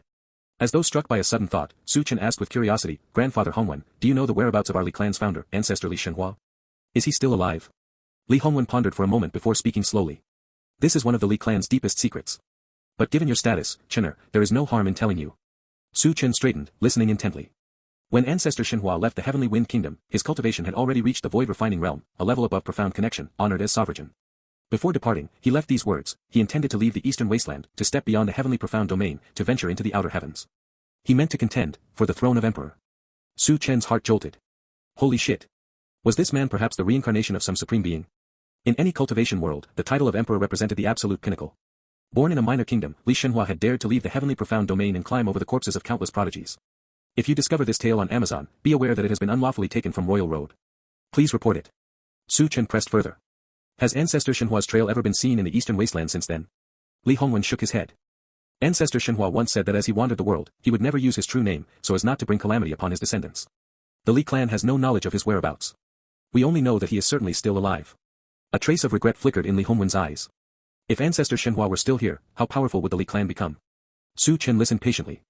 Learning that Li Shenhua still lived filled him with quiet delight. This was a supreme powerhouse. Handled correctly, he would become an unparalleled backer. Perhaps in some future life, their paths would cross. Soon afterward, the Li clan began a grand migration. With the Heavenly Wind Kingdom destroyed, the Li clan, now in possession of the region's dragon vein, became the new master of these lands. After discussion among the elders, they chose a new dynastic name, the Heavenly Origin Dynasty. The sovereign was Su Chen's nominal father in this life, Li Jiangquan. Not long after the Heavenly Origin dynasty was established, the other major surviving powers also proclaimed their own states. They refused to yield and continued to vie for supremacy against the Li clan. To the east, the Spirit Martial Hall propped up the Great Martial dynasty. To the north, the Kong clan founded the Heavenly Peace dynasty. Both were formidable forces. With the dynasty newly founded, Li Jiangquan immediately ordered Li Yuanfa to lead troops against the Spirit Martial Hall. It seems my dear father still refuses to give up. Su Chen narrowed his eyes. How could he fail to see that Li Jiangquan was still trying to groom Li Yuanfa to stand as his rival? But in this life, the throne belonged to him alone. Before Su Chen's rise, Li Yuanfa had always been the first in line to inherit the Li faction. His abilities were far from lacking. Soon enough, victory reports flooded in from his campaigns. When Su Chen heard the news, he merely smiled faintly and paid it no further mind. He turned inward, focusing on cultivation. Years of constant warfare had caused his progress to stagnate slightly. In the 30th year, Su Chen's cultivation reached the third layer of the spirit soul realm. Within the Li faction, he already counted as one of the strongest. Many elders who had lived for centuries lagged behind him in realm. That same year, Li Yuanfa repeatedly clashed with an unparalleled genius from the Spirit Martial Hall and suffered setback after setback. Under mounting pressure, Li Jiangquan had no choice but to send Su Chen into the field once more, this time to march against the Great Martial dynasty. Su Chen led the army eastward, capturing cities and fortresses with unstoppable momentum. No battle ended in defeat. Brother Song, long time no see. Su Chen looked at the familiar face and gave a light smile. The peerless genius of the Spirit Martial Hall, the one who had repeatedly defeated Li Yuanfa, was none other than Song Wuxiao, the very same prodigy from the Spirit Martial Hall who had traveled with Su Chen to mysterious Spirit City for the profound origin sacred land recruitment all those years ago. Song Wuxiao gave a helpless smile. After I beat Li Yuanfa, I had a bad feeling. I never imagined the source of it would be you. Brotherly, I'm afraid we won't have the chance to catch up today. The great river roared between them. On one bank stood the soldiers of the Heavenly Origin dynasty, on the other, the forces of the Great Martial dynasty. A million martial cultivators faced each other across the water. Every movement they made stirred the heavens, dark clouds gathered, torrential rain poured, blizzards howled, then clear skies returned in an instant. Su Chen threw his head back and laughed. Brother Song, rest assured. Once this commander crushes Great Martial and captures you alive, we'll have plenty of time to reminisce properly. Song Wuxiao's expression grew solemn. He knew exactly how terrifying the man before him truly was. A colossal battle erupted along both shores. Nearly 20 Spirit Soul realm powerhouses clashed in the sky. One after another, the Spirit Soul experts of the Great Martial dynasty charged forward without fear of death, all aiming to kill Su Chen. Only by slaying him could the scales of this war tip toward Great Martial. Facing the onslaught, Su Chen laughed heartily. Excellent, let this commander stretch my muscles a little. The momentum of hundreds of thousands of soldiers converged upon him. His cultivation surged upward, climbing rapidly until it reached the 7th layer of the Spirit Soul realm. Surrounded and attacked by Great Martial Spirit Soul experts, Su Chen struck out with a single fist and a single palm. Two of the weaker Spirit Soul cultivators died instantly. Watching the scene unfold, Song Wuxiao felt a bitter taste in his mouth. He is simply too monstrous. Song Wuxiao understood. The Spirit Soul cultivators of Great Martial were throwing their lives away without hesitation, for one purpose. To create a single opening. A single chance to kill Su Chen in one decisive strike. As he watched his former mentors and seniors fall one by one before his eyes, as he stared at that godlike, demon-like figure, Song Wuxiao silently warned himself, stay calm. A crescent longbow materialized in his hands. He drew back the string. A delicate blood arrow, condensed from martial Dao blood qi, slowly took shape. The arrow loosed. Su Chen sensed a terrifying aura lock onto him, there was nowhere to retreat, nowhere to dodge. This was a force capable of killing him outright. This must be the Spirit Martial Hall's trump card, the King-slaying arrow. Legend says it can kill a true profound connection realm king. Su Chen recalled the records he had read about the Spirit Martial Hall. He had once dismissed it as a mere myth. Clearly, it was not. The Spirit Martial Hall dared to carve out a third of the realm precisely because they possessed such a hidden ace. But, if the Spirit Martial Hall had a trump card, how could the Li clan possibly lack one? Imperial Apex wore armor. Golden streams of qi surged across the sky, coalescing into a sacred, radiant golden suit of armor that enveloped Su Chen's body. This was the deepest foundation of the Li faction, forged by none other than ancestor Li Shenhua himself and left behind to protect his descendants. It was precisely this armor that had allowed the great ancestor to defeat the Heavenly Wind King. Clad in the Imperial Apex war armor, Su Chen had never felt such overwhelming power. It was as though a single punch from him could shatter heaven and earth. For a fleeting moment, he even had the absurd illusion that he could slay a god. The collision between the King-slaying arrow and the Imperial Apex war armor shook the land for thousands of miles. A blinding white light erupted. Even Spirit Soul realm cultivators could see nothing through the glare. Yet when the clash between trump cards concluded, victory belonged to Su Chen. The armor over his chest shattered into fragments. Blood bathed his body. In the sunlight, he revealed a brilliant, defiant smile. This battle belongs to this commander after all. The Great Martial dynasty's ultimate weapon had failed to kill him. Realizing the tide had turned irreversibly, Song Wuxiao let the bow fall from his hands and chose surrender. Even those in the Spirit Martial Hall who still wished to resist could do nothing. The Great Martial dynasty fell. Following the Heavenly Wind dynasty, another kingdom perished by Su Chen's hand. The Heavenly Wind dynasty had required the great ancestor's aid to topple, but the Great Martial dynasty, Su Chen had crushed it through sheer personal strength. Upon his return to court, Su Chen was ennobled as champion marquis and appointed Grand Marshal of the Heavenly Origin Dynasty, guardian of the nation. There was no higher honor left to bestow. It would not be long before the Li clan elders began to consider deposing Li Jiangxuan in favor of a younger sovereign. Yet Li Jiangxuan had ruled the Li faction for decades and now sat upon the throne of an entire dynasty. How could he tolerate being removed so easily? Even if the one replacing him was his own son. Dark currents stirred within the court. Meanwhile, Su Chen paid a visit to Li Ming's residence. Li Ming had grown old, yet he still stubbornly hoped to marry his great-granddaughter to Su Chen. Su Chen refused once again. If you spot this narrative on Amazon, know that it has been stolen. Report the violation. This old man must truly be getting senile. Peach blossoms drifted down, settling gently on their robes. Li Ming sighed with deep emotion. More than 200 years ago, he too had been full of vigor and ambition, marching shoulder to shoulder with a close companion. Now all his old friends were gone. And his own time was drawing to a close. Su Chen listened quietly as Li Ming reminisced about the past. In his heart, he murmured, "Old Ming, rest assured.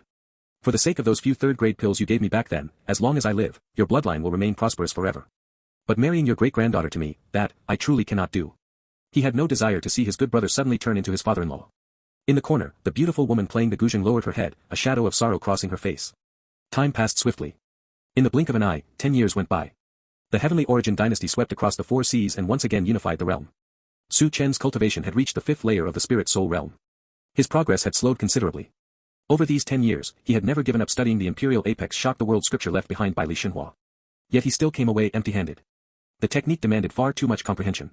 In this life, his aptitude had already reached its limit simply by glimpsing the scripture's name. Father. Father, please don't force your son's hand. Su Chen let out a soft sigh. His father's recent little moves had grown increasingly obvious. In this world, the ruler of a nation stood not only above 10,000 people but also wielded national fortune, which could accelerate cultivation. Li Jiangxuan had no intention of stepping down early. Inside the palace, Li Jiangxuan summoned Li Yuanfa. "Yuanfa, do you wish to become the crown prince?" Li Yuanfa's eyes widened as he stared at Li Jiangxuan. An indescribable surge of excitement flooded his chest. Could it be? Father hasn't given up on me after all. Ever since his crushing defeat at Song Wuxia's hands, no one had held high hopes for him anymore. They all believed he was unworthy of his position. Li Yuanfa had spent his days brooding in seclusion. Now, his father's attitude rekindled hope. Li Jiangxuan smiled warmly. "Among all my children, you, Yuanfa, are the one I have always loved and favored most. The position of crown prince should rightfully go to you." Li Yuanfa's voice trembled with emotion. "Father, is this truly what you mean? Does your son still have a chance to become the crown prince?" But the elders of the Li faction, they all support little brother Chen. Li Jiangxuan's gaze turned icy.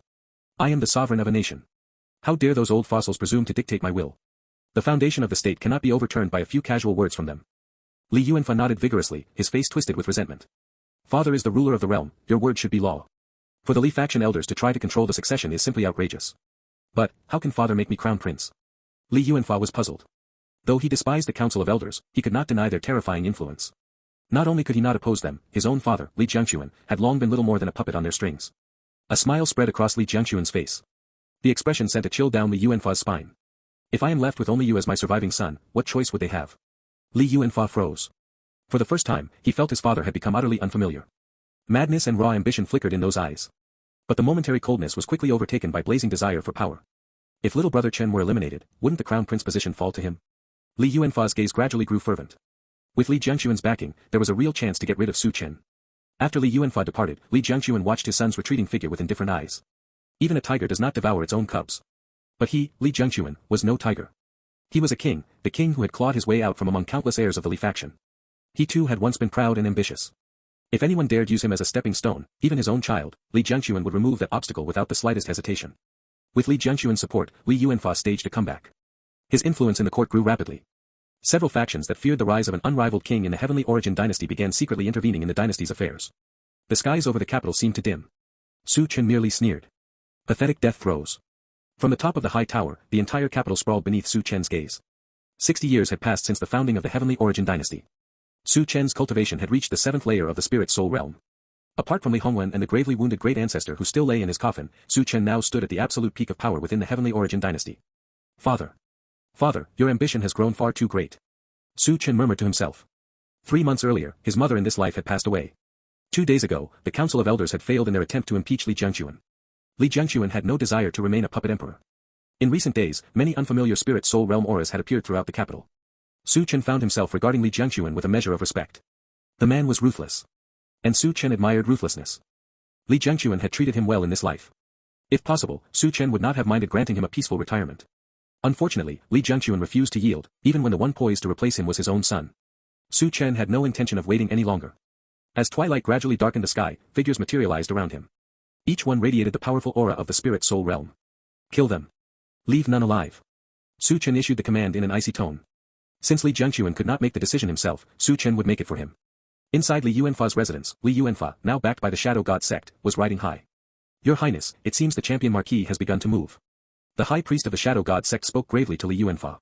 Little brother Chen has finally acted. I have prepared for this day for 50 full years. Li Yuanfa's heart surged with excitement. The vast rivers and mountains of the realm seemed within his grasp. The Shadow Demon sect had 2 spirit soul realm late-stage powerhouses in its ranks. With their support, Li Yuanfa brimmed with confidence. Outside the residence, Li Hongwen narrowed his eyes. He struck without mercy. Elsewhere in the palace, Su Chen had already reached Li Wenxuan.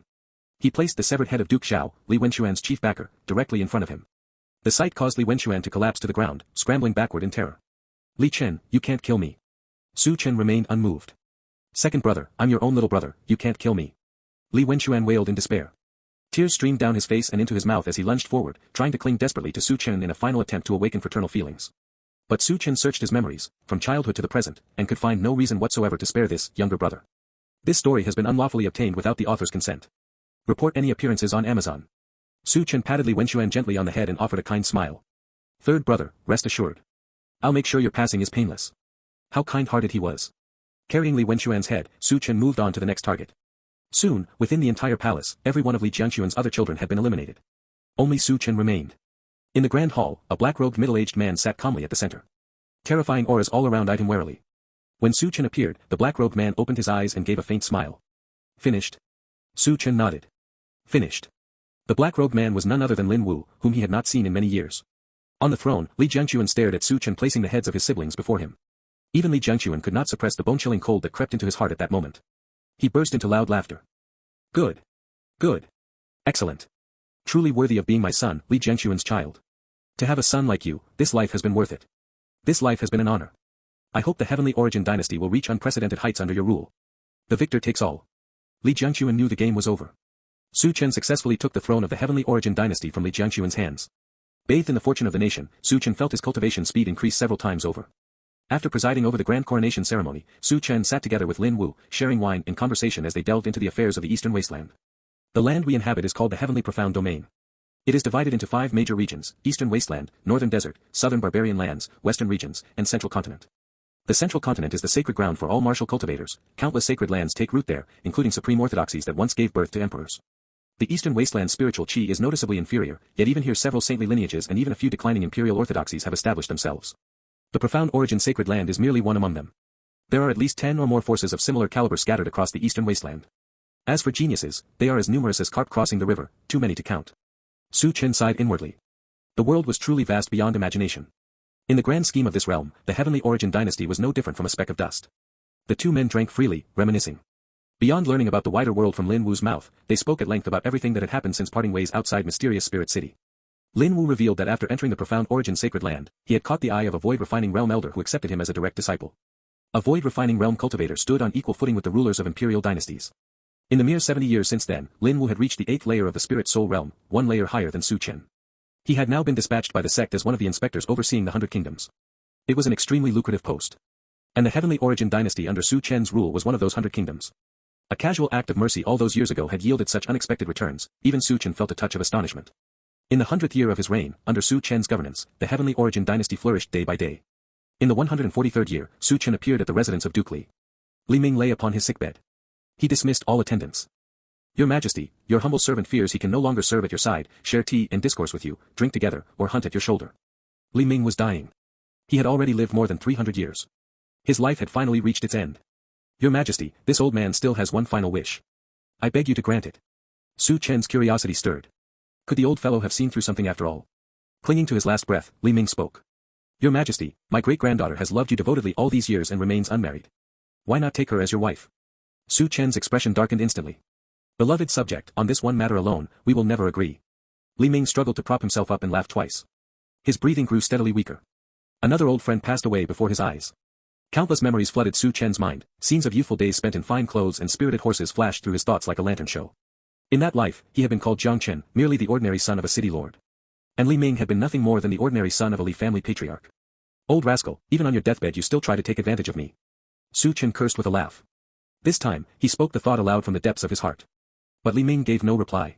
The last trace of Jiang Chen vanished from this world forever. A wave of insight washed over Su Chen. His cultivation had long since reached the peak of the spirit soul realm. The profound connection realm lay only one step away. Su Chen entered seclusion. He intended to seize this moment and break through to the profound connection realm. Su Chen entered seclusion to break through to the profound connection realm. The surrounding dynasties could no longer sit still. A profound connection realm powerhouse enjoyed 800 years of lifespan. Su Chen was only 150 years old. If he succeeded in becoming a king, they would never sleep soundly again. Would a young king be content to remain confined to a single territory? Even among dynasties, not everyone possessed a profound connection realm guardian, only the truly powerful ones did. After a heated discussion, they decided to bribe the inspectors from the profound origin sacred land, enlisting another inspector to block Lin Wu. At first, the inspector was unwilling. But when more than a dozen dynasties joined in and offered an astronomical sum, the other inspector, Wang Ziyuan, finally agreed to hinder Lin Wu. Before the inspection hall, Wang Ziyuan fondled the storage ring in his hand and smiled. With this haul, he would not need to worry about cultivation resources for the next several decades. The following day, turmoil erupted across 13 dynasties. When Lin Wu received the news, rage surged through him. He knew Su Chen was at the most critical moment of his breakthrough to the profound connection realm. Any disturbance could lead to catastrophic consequences. Just as Lin Wu prepared to rush to the heavenly origin dynasty's aid, Wang Ziyuan stepped into his path. Junior brother Lin, as an inspector, you must fulfill your duties faithfully. Do not abuse your position for personal gain. Lin Wu's expression turned ugly. Wang Ziyuan stood at the third layer of the profound connection realm. Lin Wu himself was only at the first layer. Wang Ziyuan, if anything happens to brother Li, I swear I will kill you. Lin Wu made the vow in his heart. Both were inspectors. With Wang Ziyuan barring the way, Lin Wu had no means of reaching the heavenly origin dynasty. Within the heavenly origin dynasty, the allied armies of 13 dynasties pressed forward. No matter how many geniuses the heavenly origin dynasty had nurtured over the years, it could not withstand the combined might of 13 nations. Fight to the death. Corpses stretched for 1,000 li blood stained the rivers red. Countless soldiers of the heavenly origin dynasty threw themselves forward, dying to slow the advance of the 13-nation coalition. This war claimed many lives. Entire sects were wiped out, their inheritances scattered into the river of history. Noble houses rose in desperate last stands, filling the final pages of their genealogies with blood. Others, overwhelmed by despair, chose to surrender. The great building was collapsing. Many people Su Chen had once known perished in the fighting. It seems this old man's bones must also be offered to the nation. Li Hongwen gave a faint smile. The Li clan's reserves had nearly been exhausted in this war. Only he and the great ancestor in his coffin remained among the spirit soul realm cultivators. The coffin lid opened. The great ancestor said nothing. Clad once more in the Imperial Apex war armor, his aura steadily rose. This would be his final battle. 2 old bags of bones think they can stop our army. The coalition forces roared with laughter. One after another, spirit soul realm powerhouses rose into the sky like stars ascending. This book was originally published on Royal Road. Check it out there for the real experience. 2 old bags of bones. Then add me to the count. A streak of golden light arrived. Li Jiangquan appeared. After abdicating the throne, he had wandered among the various kingdoms and reached the 7th layer of the spirit soul realm.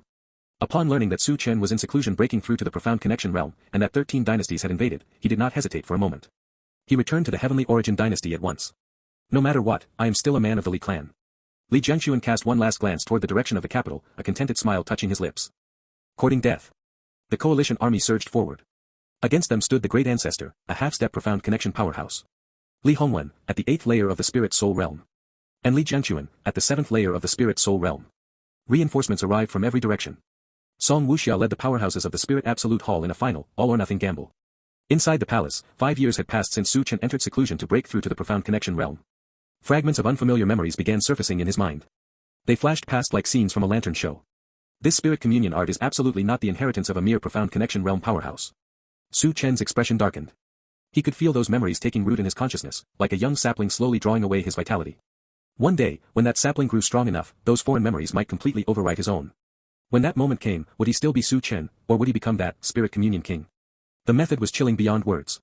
If countless people cultivated the spirit communion art to the profound connection realm over generations, wouldn't the spirit communion king be able to live on through one life after another, achieving a twisted form of immortality? Su Chen estimated that, at the current rate of encroachment, the memories would need at least another 300 years to fully replace him. 300 years, that's more than enough. His resolve hardened. The aura within him could no longer be contained. A massive ice phoenix, hundreds of zhonglong, materialized above the capital. Hail rained down across the entire city. Mountains and rivers trembled. A profound connection realm powerhouse had been born. Less than half an hour later, Su Chen arrived at the battlefield. The scene was devastating. The great ancestor of the Li clan had fallen in battle. Li Hongwen had donned the Imperial Apex war armor and now stood alone against 7 late-stage spirit soul realm experts. Li Jiangquan lay dying. When he saw Su Chen arrive, his aura blazing like a great sun that outshone everyone present, like a god wreathed in eternal flame, he smiled with genuine relief and gently closed his eyes. In this life, he had always lived in Su Chen's shadow. As head of the Li faction, he had never once surpassed this son of his own blood. He had envied Su Chen, envied his own flesh and blood. He, Li Jiangquan, had fought and killed his way to the position of clan head among generations of Li clan prodigies. He was no puppet. Yet the blood of the Li clan still flowed through his veins. Song Wuxia watched Su Chen's arrival with a long breath of relief. He knew the gamble was over, the spirit martial hall had won.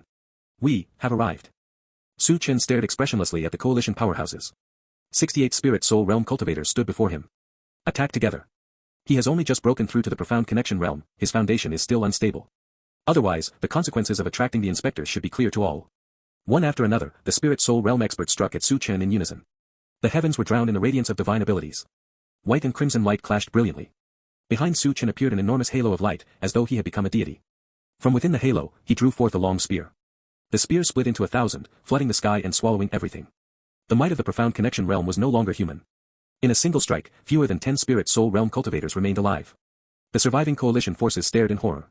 A profound connection realm powerhouse was truly beyond their ability to contend with. They tried to flee. How could Su Chen possibly allow it? Tens of millions perished on the soil of the Heavenly Origin dynasty. Su Chen had successfully broken through to the profound connection realm.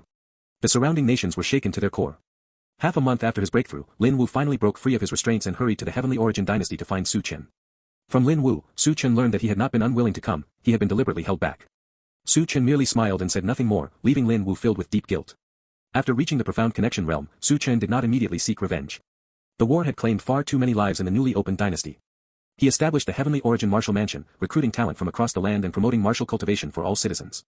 The hundreds of fallen spirit soul realm powerhouses left behind lingering soul remnants that nourished the Heavenly Origin dynasty, giving birth to a new generation of countless geniuses.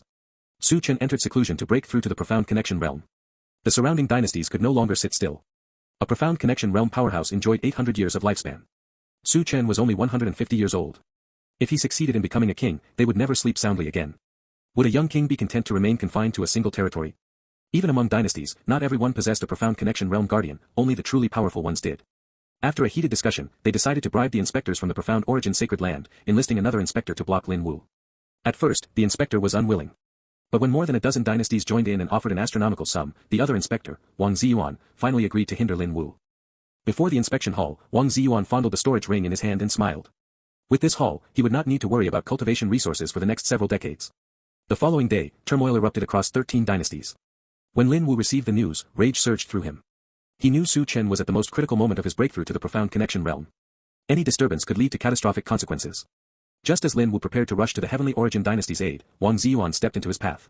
Junior brother Lin, as an inspector, you must fulfill your duties faithfully. Do not abuse your position for personal gain. Lin Wu's expression turned ugly. Wang Ziyuan stood at the third layer of the profound connection realm. Lin Wu himself was only at the first layer. Wang Ziyuan, if anything happens to brother Li, I swear I will kill you. Lin Wu made the vow in his heart. Both were inspectors. With Wang Ziyuan barring the way, Lin Wu had no means of reaching the Heavenly Origin dynasty. Within the Heavenly Origin dynasty, the allied armies of 13 dynasties pressed forward. No matter how many geniuses the Heavenly Origin dynasty had nurtured over the years, it could not withstand the combined might of 13 nations. Fight to the death. Corpses stretched for 1,000 li blood stained the rivers red. Countless soldiers of the Heavenly Origin dynasty threw themselves forward, dying to slow the advance of the 13-nation coalition. This war claimed many lives. Entire sects were wiped out, their inheritances scattered into the river of history. Noble houses rose in desperate last stands, filling the final pages of their genealogies with blood. Others, overwhelmed by despair, chose to surrender. The great building was collapsing. Many people Su Chen had once known perished in the fighting. It seems this old man's bones must also be offered to the nation. Li Hongwen gave a faint smile.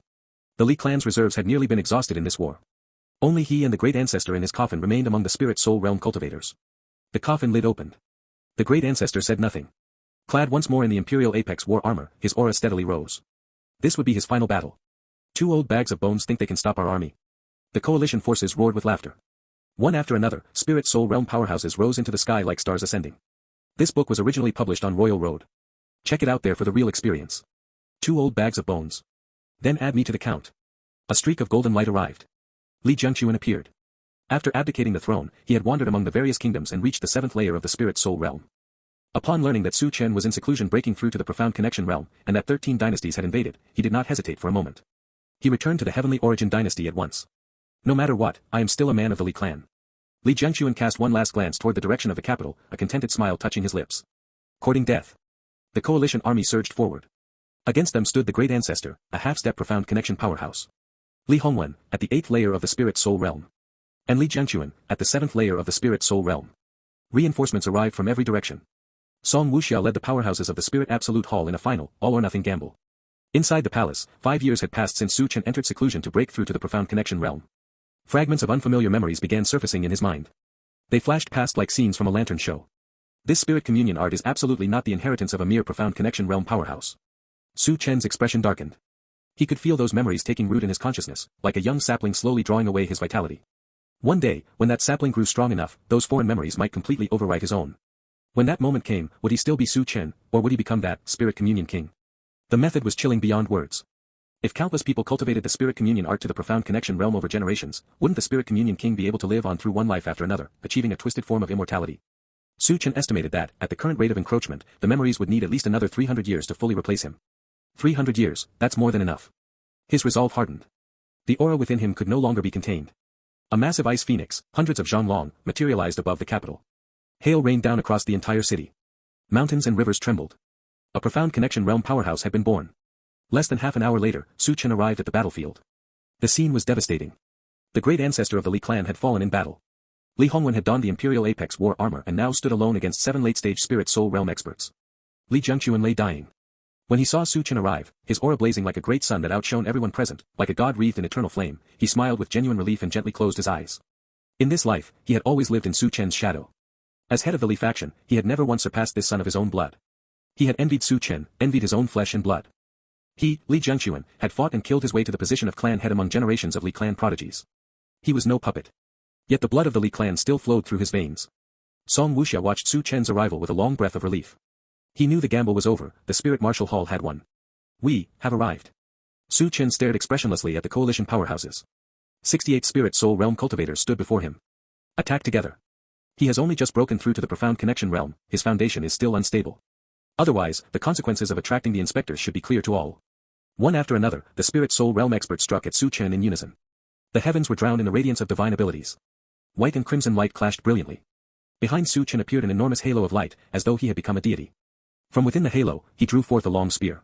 The spear split into 1,000, flooding the sky and swallowing everything. The might of the profound connection realm was no longer human.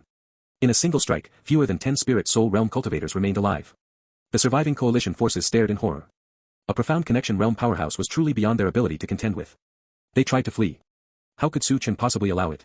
Tens of millions perished on the soil of the Heavenly Origin dynasty. Su Chen had successfully broken through to the profound connection realm. The surrounding nations were shaken to their core. Half a month after his breakthrough, Lin Wu finally broke free of his restraints and hurried to the Heavenly Origin dynasty to find Su Chen. From Lin Wu, Su Chen learned that he had not been unwilling to come, he had been deliberately held back. Su Chen merely smiled and said nothing more, leaving Lin Wu filled with deep guilt. After reaching the profound connection realm, Su Chen did not immediately seek revenge. The war had claimed far too many lives in the newly opened dynasty.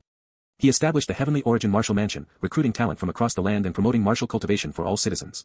The hundreds of fallen spirit soul realm powerhouses left behind lingering soul remnants that nourished the Heavenly Origin dynasty, giving birth to a new generation of countless geniuses. In the 200th year, geniuses emerged one after another in the Heavenly Origin dynasty. For 50 years, the 13 nations that had once attacked the Heavenly Origin dynasty attempted to placate Su Chen's anger with various resources. Su Chen merely sneered at their efforts. After 50 years of recuperation and rebuilding, his army was strong and his horses well fed. Without hesitation, he launched an assault on the nearest enemy, the Azure Wave Kingdom. All the old grudges with the Azure Wave Kingdom were finally settled. Inside the Azure Wave Royal Palace, the Azure Wave King trembled upon hearing that the Heavenly Origin dynasty had invaded. The Azure Wave Kingdom possessed no profound connection realm guardian. Regret consumed him. Had he known the Heavenly Origin dynasty would become so terrifying, he would have thrown every ounce of support behind the Heavenly Wind Kingdom and prevented its fall at all costs. But regret was useless now. In less than half a year, the Heavenly Origin army stood before the capital gates. The supposedly impregnable defensive array was nothing more than a joke in Su Chen's eyes, he shattered it with a casual strike. The Azure Wave Kingdom perished. The fall of Azure Wave sent shockwaves of dread through the neighboring kingdoms. When lips are gone, teeth grow cold. After this battle, Li Hongwen sensed his lifespan nearing its end. He bid farewell to Su Chen and set out beyond 100 kingdoms in search of a final breakthrough opportunity. He was never heard from again. Su Chen chose not to pursue further conquests against the other nations. Li Hongwen's departure filled him with a sense of crisis. From that moment on, he focused entirely on strengthening his own foundation and preparing for the life to come. In the 300th year, Su Chen broke through to the third layer of the profound connection realm. Even among profound connection cultivators, he now counted as a formidable expert. Yet he halted his cultivation there. He discovered that the deeper he advanced, the faster the memories of the spirit communion king spread through his mind. If he pushed to the fourth layer, it might very well be the moment the Spirit Communion King completely overrode his identity. I harbor ambitions to sweep the 6 directions under heaven, yet I am being schemed against by a dead man. How truly unwilling I am. Su Chen murmured to himself. After destroying the Azure Wave Kingdom, he had no choice but to halt his expansion. He turned inward, nurturing his own power base and laying groundwork for his next reincarnation. That same year, a King Realm secret realm appeared near the borders of the Heavenly Origin dynasty. Su Chen claimed it outright. Inside, he left behind a single token. Anyone who obtained it could make 3 unconditional requests of the Li clan of the Heavenly Origin dynasty, even demanding the throne itself. The clan would be bound to comply. When the news spread, the entire nation erupted in excitement. The secret realm's prestige soared to unprecedented heights. Countless young prodigies rushed to explore it. All of them failed. Su Chen had tampered with the token. No one except him could ever truly claim it. This was his preparation for the next life. 3 unconditional favors from the Heavenly Origin dynasty would provide immense convenience. If he could not comprehend Li Shenhua's technique in this life, perhaps the next life would be different. Also, that year, Su Chen made a decisive policy change. The Heavenly Origin Martial Mansion opened recruitment to the children of commoners. Any common-born youth with outstanding talent could, through rigorous selection, enter the mansion. If you discover this tale on Amazon, be aware that it has been unlawfully taken from Royal Road. Please report it. Any governor who discovered and recommended a commoner genius would receive substantial rewards. All commoner geniuses accepted into the Heavenly Origin Martial Mansion would have their exorbitant tuition fully subsidized by the royal family. The move sparked fierce opposition from the dynasty's noble houses and great clans. The Heavenly Origin Martial Mansion had always been reserved for imperial descendants and children of powerful families. But the loudest voices of dissent were silenced when Su Chen executed several of the most vocal opponents. Kill the chicken to scare the monkeys. In the 320th year, Su Chen's great-grandson was born. He possessed a legendary martial physique. The Ice Soul martial body. It was the first time Su Chen had witnessed such a fabled constitution with his own eyes. On the day of the child's birth, strange phenomena descended from the sky, bitter cold swept through the land, and lakes froze solid in an instant. Su Chen doted on the boy immensely and named him Li Xianbing. Li Xuanbing's cultivation path showed no sign of lagging behind Su Chen's own. His progress was astonishingly swift. Reaching the profound connection realm was only a matter of time. Even glimpsing the realm beyond profound connection was not out of the question. At 18, Li Xianbing participated in the Profound Origin Sacred Land's entrance examination and successfully entered the sect. An ancient, reclusive supreme being of the sacred land took him as a direct disciple. Once Li Xianbing joined the Profound Origin Sacred Land, the Heavenly Origin dynasty's status among the surrounding kingdoms rose dramatically. In the 350th year, another genius emerged within the Li clan, Li Xianyuan. Though he lacked Li Xuanbing's heaven-defying potential, his steady temperament and calm disposition won Su Chen's deep favor. Su Chen began grooming him as his successor. Among the commoner class of the Heavenly Origin dynasty, a representative figure also rose, Ji Changping. Exceptionally talented, he broke through to the Spirit Sea realm at the age of 20. Li Xianyuan and Ji Changping came to be known together as the twin dragons of the dynasty. In the 400th year, at the age of 400, Su Chen abdicated the throne. His grandson, Li Xuanyuan's father, Li Pingyan, ascended as the new sovereign. Su Chen left the Heavenly Origin dynasty and set out to seek opportunities for further breakthrough. With Lin Wu and Li Xianbing watching over the dynasty from above, and Li Xianyuan and Ji Changping supporting it from below, the realm remained stable. 50 years remained. Su Chen wanted to witness just how vast the Eastern Wasteland truly was. The Eastern Wasteland was far larger than he had ever imagined. What Lin Wu had described was merely one tiny corner. Geniuses were far more numerous than he could have conceived. There were those born with mastery over the laws of thunder, prodigies with divine physiques who swept through their generation invincible, and even infant desolate beasts whose casual breath could obliterate an entire dynasty. In 50 years, he traversed only a fraction of the land. Su Chen felt the memories of the Spirit Communion King nearing complete takeover. On the day his lifespan reached its end, he returned silently to the Heavenly Origin dynasty. He stored all his possessions in a small secret realm, set unbreakable seals to ensure absolute security, and then quietly departed. In that instant, outside the small secret realm, a faint spiritual rain fell sparsely across a 10-li radius. After the fresh mountain rain, no one knew that in a remote, ancient forest, a profound connection realm powerhouse had passed away in meditation. Back once more in the reverse fate scripture space, Su Chen eagerly opened the book to examine the results of this life. The reverse fate scripture turned to the 4th page. 4th life, you were a genius of the Great Plain Li clan. The entire clan placed immense hopes upon you. You rose to fame in your youth, shining brilliantly while geniuses of your generation dimmed in your shadow. You participated in the Profound Origin Sacred Land's entrance trial and could have entered, yet you chose to forego it, better to rule as a chicken's head than follow as a phoenix's tail. A wise decision. You led armies to destroy the Heavenly Wind Kingdom, swept the 4 seas, and achieved unparalleled merit. In a single battle, you settled the fate of the realm. Your father envied your talent, your siblings envied your ability. For 50 years you schemed, sweeping away disloyal brothers and sisters with unstoppable momentum, seizing absolute control of the court and ascending the throne as king. After taking the crown, you governed with diligence and wisdom, pacifying the 4 seas. Your rise drew the fear of others. When national calamity struck, you successfully broke through to the Profound Connection realm and single-handedly turned back the tide. Your life was half glorious. Though you fell into the millennia-old scheme of an ancient existence and ultimately chose to scatter your cultivation to perish together with your enemy, you still lived the magnificent life of a true king. Evaluation, 6 stars, Cyan. Reverse fate points, 600. 3 days later, Su Chen emerged from seclusion. Xia Yingyue, who had been cultivating at the Water Cloud sect, returned to the family. She was truly beautiful, worthy of her title as Green River City's foremost flower. Dressed in a moon-white gauze skirt, her black hair flowed like ink, and her presence carried an ethereal grace, like an immortal untouched by the mundane world. One glance was enough to stir instant fondness. The feeling of first love. To think he had a fiancée like this and still wasted his time in brothels. What an absolute piece of trash. Su Chen inwardly cursed the original Mu Chen once again. Xia Yingyue had returned this time in accordance with her own wishes, ready to marry him and fulfill their long-standing engagement. A heaven-blessed genius marrying a good-for-nothing who couldn't even beat another good-for-nothing. Su Chen felt as though he had somehow stumbled into the protagonist's script. Yet the more he thought about it, the more something felt off. Suddenly, his expression darkened. Damn it, I knew there was a loophole somewhere. The one who had defeated him was also a good-for-nothing. The young master of the Fong family, once hailed as a genius 10 years ago, had lost all his cultivation overnight. 3 days earlier, he had crushed Su Chen in battle and shot to fame overnight.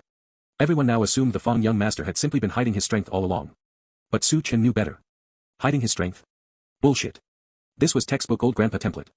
This wasn't the same as his own knockoff version of reincarnation and rebirth. All at once, the allure of Xia Yingyue standing before him faded. According to the classic script, he would offend the protagonist. Xia Yingyue would encounter said protagonist, develop feelings for him after several chance meetings, then learn that her fiancé was the petty small fry who had crossed him. The protagonist would casually wipe him out. Even with the memories of a profound connection realm powerhouse from his previous life, Su Chen was absolutely certain he could not outplay those ancient monsters who had lived for who knew how many years. Those old freaks terrified him. In his last life, a single technique had already played him to death. No. He refused to shoulder such humiliation. Xia Yingyue watched Su Chen standing there in a daze and felt puzzled. Could it be that Brother Mu Chen is unhappy about my request to marry only after I finish handling sect matters? Her return wasn't solely to honor the engagement. She also carried the important mission of recruiting disciples for the sect. Su Chen suddenly felt enormous pressure. The next day, Su Chen quietly slipped out of the Xia residence and headed straight for the local auction house. The night before, he had stayed up writing out a complete profound grade cultivation method. Selling it should easily fetch tens of thousands of gold coins. With a suspected child of destiny looming over him, Su Chen felt immense pressure. One careless step and he might even lose his wife. Stolen content warning, this content belongs on Royal Road. Report any occurrences.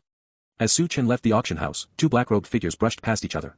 They glanced up, met eyes, and both saw the same flicker of confusion in the other's gaze. Inside Fong Bubi's mind, a voice asked, Master, why does this black-robed person feel faintly familiar to me? He had the nagging sense that he had seen this person somewhere before. Su Chen felt the exact same faint familiarity from the figure opposite him. No way it's this much of a coincidence. His expression turned strange. He was 100% certain, this was the Fong family's young master, the very one he suspected of being a child of destiny. Sure enough, there was a secret. Su Chen calmly walked away without showing anything. Though Fong Bubi was curious about the identity of the similarly dressed black-robed stranger, he did not pursue. He had more important matters to attend to. As Su Chen left the auction house, he became convinced that the Fong young master was almost certainly someone blessed with a tremendous destiny. The thought of eliminating him flashed through Su Chen's mind, only to be immediately dismissed. The odds of him being the one eliminated were far higher. He could not see through Fong Bubi's cultivation at all. Either Fong Bubi's realm far surpassed his own. Or Fong Bubi possessed a technique or treasure capable of concealing his aura. Or, there was an existence far stronger than anyone from Su Chen's previous life helping to mask his presence. Su Chen did not dare gamble. Then the only option is to befriend him. Su Chen's eyes flickered with calculation. He was no impulsive youth, he was an old monster who had lived for centuries. He understood well that in this world, no grudge was truly irreconcilable. Besides, his conflict with Fong Bubi amounted to nothing more than a few verbal spats. In the end, he had been the one to suffer some losses, far from a life-and-death enmity. Su Chen returned to the Xia residence and ran straight into Xia Chenfeng. When Xia Chenfeng saw him coming back from outside, he sneered. Well, look who's back. Where has young Master Mu been carousing this time? The prodigal son returns, only my father falls for that act. I know better.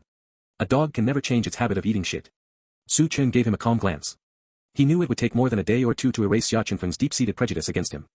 Seeing Su Chen ignore him completely, Xia Chenfeng flushed with anger and humiliation. Convinced that Su Chen had done something unforgivable to Xia Yingyue, he struck without another word. Mu Chen, today I'll take father's and my sister's place to teach you a lesson. I'll make you understand, you're nothing but trash. How dare you think you deserve father's care or my sister's hand in marriage? Xia Chenfeng clenched his fist. The wind around it sharpened like a blade as he unleashed the Xia family's signature technique, 5 fingers pierced the heart fist. With his cultivation at the 5th layer of spirit gathering, a clean hit would likely cripple Su Chen even if it didn't kill him. But just as the punch was about to land, Su Chen stepped back smoothly. The fist wind grazed past his chest, missing the vital strike. Pure luck. You dodged once, think you can dodge twice. Xia Chenfeng refused to believe Su Chen possessed such a skill. He shifted from fist to palm, channeling his vital energy to full power and slamming it downward. Su Chen moved faster. One hand blurred into an afterimage, seizing Xia Chenfeng's arm and executing the heavenly yang meridian sealing technique. In an instant, Xia Chenfeng's arm went numb and limp, completely drained of strength. Sensing something was terribly wrong, Xia Chenfeng hastily retreated. His arm dangled uselessly at his side. He cried out in shock, my arm, what did you do to me? Looking at Xia Chenfeng's panicked expression, Su Chen replied calmly, I merely sealed the spiritual meridians in one arm. It will recover fully in a few hours. Hearing that his arm wasn't permanently damaged, Xia Chenfeng exhaled in relief. He stared at Su Chen as though he were looking at a monster. For the first time, he clearly sensed that this young man, who had always been nothing but a burden to the Xia family, had changed. Only after Su Chen walked away did Xia Chenfeng finally snap out of it. Humph. Even if you beat me, you still don't deserve my sister. Though Xia Chenfeng couldn't fathom why Su Chen had suddenly become so powerful, strong enough to defeat him effortlessly and force him to reconsider, he still refused to accept Su Chen as a worthy brother-in-law. Su Chen's victory over Xia Chenfeng sent ripples through the Xia household. Xia Chenfeng was the top genius of the family, second only to Xia Yingyue, who was away cultivating at the Water Cloud sect. Yet he had been defeated so easily. It was utterly shocking. To Su Chen, however, there was nothing praiseworthy about it. An old monster who had reincarnated and cultivated for hundreds of years, if he couldn't even handle a hot-headed youth, he might as well give up cultivation altogether. Children of Destiny were the exception. Those were pure cheats. 1 week later, Su Chen's cultivation method sold at auction for 80,000 gold coins. With this substantial starting capital, he was confident he could raise his cultivation to the peak of spirit gathering within half a month. Half a month later, Su Chen's cultivation reached the peak of spirit gathering. To break through to the spirit vein realm, he needed a spirit vein. Spirit veins only appeared on demon beasts at the spirit vein realm or higher. Su Chen emerged from seclusion just as Xia Yingyue came looking for him. She had heard that he defeated her younger brother. Though Xia Chenfeng's strength was only average, in a small place like Green River City, he was undeniably a genius. Mu Chen, I hope you will participate in this Green River Grand competition. With your current strength, securing a good ranking should be no problem at all. Xia Yingyue spoke earnestly to him. The outstanding aptitude Su Chen had displayed meant that as long as he cultivated seriously, his future was boundless. As his fiancée, she naturally wanted him to become better, stronger, more exceptional. Su Chen was no stranger to competitions like this. He agreed without hesitation. Even with just his toes, he could guess that, barring any surprises, this grand competition would definitely produce surprises. For a child of destiny, surprises usually came hand in hand with opportunities. And even if that opportunity wasn't meant for him, Su Chen still wanted to fight for it. When Xia Chenfeng learned that Su Chen was entering the competition, he was stunned. Uncle Xia, on the other hand, was overjoyed. Over the years, he had long since come to regard Su Chen as his own son. In fact, Su Chen's place in his heart ranked even higher than Xia Chenfeng's. 3 days later, the Green River Grand Competition began. The so-called Grand Competition was actually a demon beast hunt held in a demon forest outside Green River City. The more demon beasts a participant killed, and the stronger those beasts, the higher their ranking. The only condition was to survive until the end. The major families of Green River City had long since driven out every demon beast at the Spirit Vein realm or above from this area. What remained were only low-level creatures at Spirit Awakening and Spirit Gathering. Once again, Su Chen caught sight of Fong Bubi. Fong Bubi also noticed Su Chen. He clearly remembered that just over half a month earlier, this same guy had tried to assault one of his female friends, only to be taught a harsh lesson by him. Just moments ago, his master had sent a divine sense transmission, warning him to be extra cautious around this former defeated opponent. Could it be that he has some kind of fortuitous encounter too, just like me? Noticing Fong Bubi staring fixedly at him, Su Chen quietly slipped behind the crowd of Xia family juniors. It wasn't that he feared Fong Bubi would discover his secret. He simply found it awkward for one grown man to keep staring intently at another grown man. Green River City was neither too large nor too small. 3 major powers were recruiting disciples this time. The Water Cloud sect, represented by Xia Yingyue. The martial mansion of the Great Yan dynasty. And a force called the Blazing Fire Mansion. The competition commenced. Su Chen followed the younger generation of the Xia family into the forest. Interesting. I've been targeted so quickly. Su Chen gave a faint smile.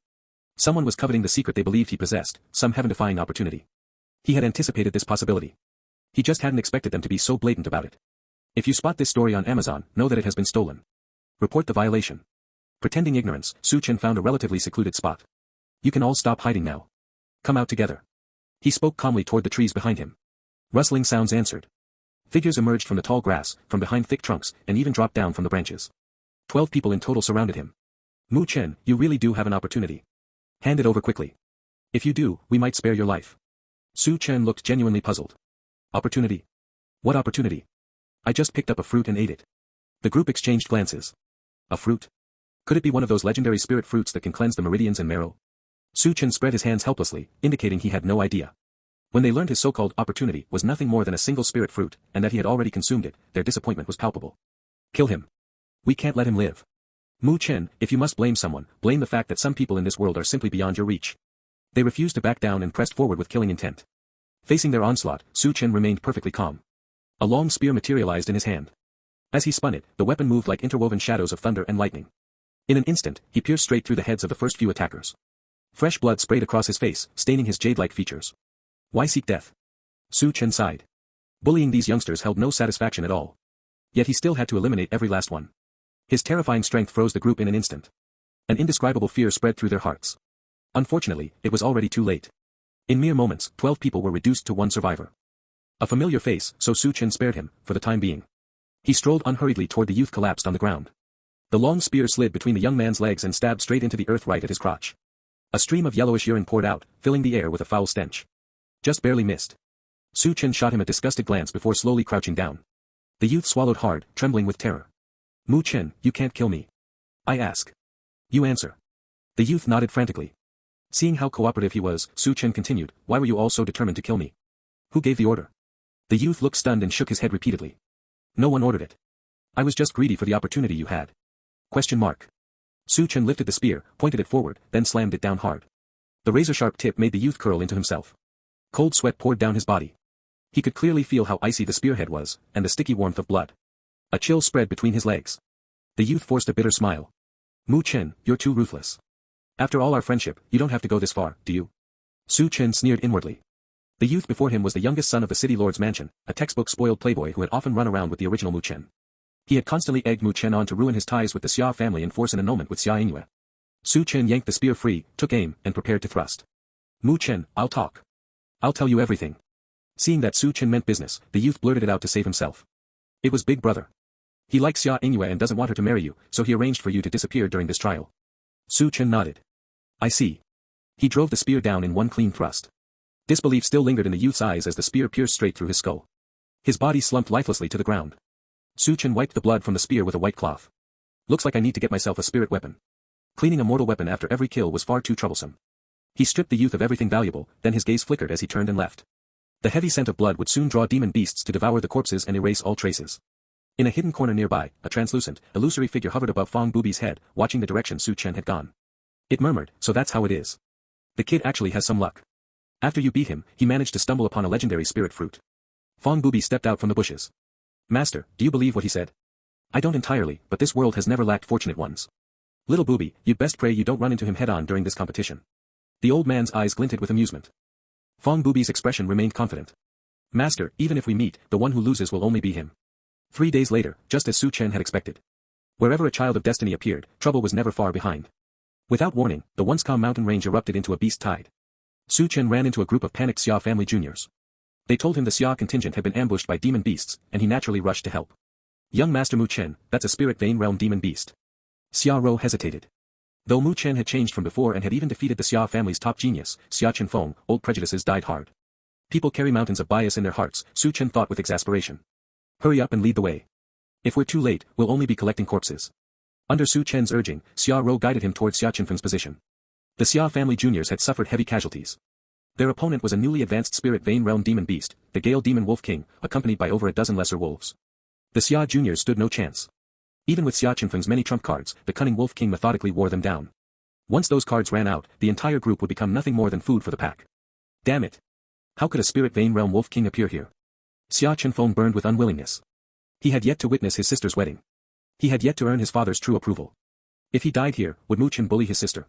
Xia Chenfeng did not want to die. Yet reality offered no mercy. From a hidden patch of grass, Fong Bubi's old grandfather watched in surprise. This is actually a mutated Wolf King. There must be something good nearby. Perhaps a rare heavenly treasure. Little Bubi, your luck is truly something else. Fong Bubi observed Xia Chenfeng being slowly drained by the Wolf King and considered whether to intervene and save him. Xia Chenfeng was the son of the current Xia family head. Rescuing him from the Wolf King would almost certainly forge an alliance between the Fong and Xia families. The Xia patriarch's reputation for integrity was impeccable. Just as Fong Bubi searched for the right moment to act, someone else charged into the fray first. A silver spear flashed as its wielder skewered several demon wolves in quick succession. It's him. Fong Bubi recognized the figure at once. Su Chen. Xia Chenfeng also spotted him. Seeing Su Chen surrounded by the wolf pack, he shouted desperately, Mu Chen, I don't need your help. Get out of here now. That was a spirit vein realm Wolf King. No matter how strong Su Chen had become, he could not possibly match it. Su Chen merely smiled carelessly. Don't flatter yourself. I came here to hunt this Wolf King and claim the spirit vein in its body. That's all. Now get lost. You're in my way. Enjoying this book? Seek out the original to ensure the author gets credit. Xia Chenfeng's face flushed crimson with embarrassment and anger. Even if he couldn't defeat Su Chen, he wasn't some weakling, was he? He had worked hard and reached the 6th layer of spirit gathering. But soon Xia Chenfeng noticed something strange. The wolf pack that had tormented them for so long was slaughtered effortlessly by Su Chen, leaving only the wary Wolf King. The Wolf King waited patiently for Su Chen to expose an opening. Yet Su Chen's reactions were impossibly fast. He killed the lesser wolves without the slightest flaw. The Wolf King grew wary, but rage soon overpowered caution. Its pack had been wiped out, leaving it alone. Yet its strength far surpassed this mere human. It decided to fight. A green imprint surfaced on the Gale Demon Wolf's body. Its speed exploded, only a streak of green light remained where it had stood. Xia Chenfeng's heart leaped into his throat. Watch out, behind you. In a flash, the Wolf King appeared at Su Chen's back, its claws sharper than any blade. In that split second, Su Chen reversed his spear in a blur. A white glow flared along the tip as he thrust backward toward the Wolf King. He lacked a powerful spiritual body, but his combat experience, against both men and beasts, was vast and honed over centuries. The sharp spear stabbed straight toward the leaping Wolf King's underbelly. The Wolf King snarled ferociously, determined to drag Su Chen down with it even at the cost of its own life. Trying for mutual destruction. A disdainful smile curved Su Chen's lips. Heavenly yang vital energy surged out of his body, forming a protective barrier. The Wolf King's paw slammed down. The defensive barrier groaned under the impact, cracked spiderwebbing across its surface as it teetered on the verge of collapse. Su Chen reacted instantly. He slid low in a smooth dodge, evading the razor-sharp claws, then thrust his spear in a rapid series of stabs. The Wolf King let out several weak, anguished howls before collapsing to the ground, lifeless. A spirit vein realm Wolf King, dead, just like that. The surviving Xia family members stood frozen, mouths agape. The scene before them felt like an illusion. Su Chen calmly peeled the spirit vein from the Gale Demon Wolf's body. Though the vein held little value to him personally, it would still fetch tens of thousands of gold coins on the market. Xia Chenfeng stared, mouth still open, struggling to find words. After a long pause, he finally managed to. Thank you. Su Chen stored the spirit vein away and addressed the group. All of you should leave the mountain range at once. A beast tide is about to erupt here. Xia Chenfeng asked, what about you? Su Chen glanced at him. I'm heading deeper into the mountains. He had already sensed that a treasure must be nearby. And where treasure appeared, he never walked away empty-handed. The Xia family juniors exchanged uneasy looks before turning to Xia Chenfeng in unison. Though Xia Chenfeng had no idea why Su Chen insisted on pressing deeper, he knew one thing clearly, he could not stop him. Take care of yourself. Xia Chenfeng gathered the surviving Xia members and began the journey back. Su Chen, meanwhile, advanced toward the heart of the mountain range. Fang Bubi trailed silently behind. He, too, had no intention of letting the opportunity in Green River mountain range slip away. The demon beasts of the range were stampeding in one direction, driven by the beast tide. That made locating the source of the disturbance easy for Su Chen. Claiming it, however, proved far more difficult. Dozens of spirit vein realm demon beasts guarded the perimeter. Deeper in lurked four at the spirit sea realm. No matter how capable he was, snatching the treasure right under the noses of several spirit sea realm beasts was impossible. Then it hit him. Su Chen's eyes lit up. He turned his head and spoke calmly toward the empty air behind him. You followed me this entire way. Isn't it about time you showed yourself? It's getting impolite. The surroundings remained perfectly still. On the surface, Fang Bubi nearly jumped at Su Chen's sudden words. Master, he noticed us. He asked through mental transmission. He's bluffing. Stay calm. Seeing no one emerge, Su Chen continued. Brother, I know you've been tailing me. You've probably guessed by now that a treasure has appeared in these mountains. Why don't the two of us join forces, take it together, and split it according to contribution? After a brief silence, a masked figure dropped down from a tall tree. Ahem. Brother, your senses are truly sharp. I'm impressed. Neither Fang Bubi nor his grandfather could fathom how their presence had been detected. Su Chen's expression remained unruffled, as though he had expected this outcome all along. Holy crap, he really was following me the whole time. Su Chen felt a wave of speechlessness mixed with relief at his own caution. If he hadn't stayed vigilant, once he made his move, he might have fought tooth and nail only to end up with nothing. The two quickly reached an agreement. Su Chen would draw away the demon beasts. Fang Bubi would slip in and steal the treasure. A thunderous crash echoed through the mountains. Su Chen deliberately created a massive disturbance.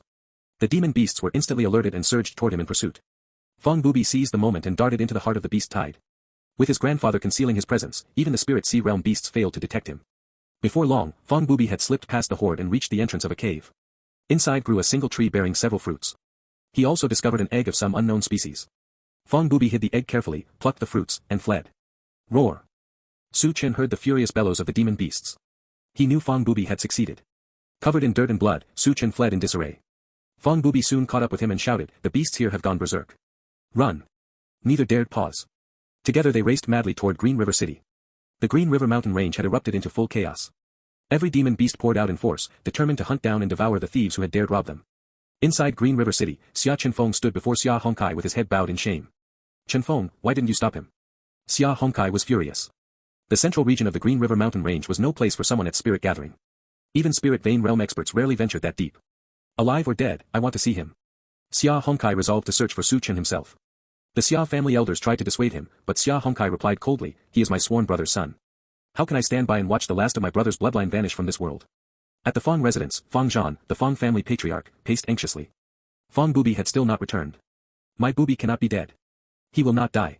Fang Zhan set out for Green River mountain range alongside Xia Hongkai, intent on finding both Su Chen and Fang Bubi. Seeing the determination of the two patriarchs, the elders of both families gritted their teeth and followed.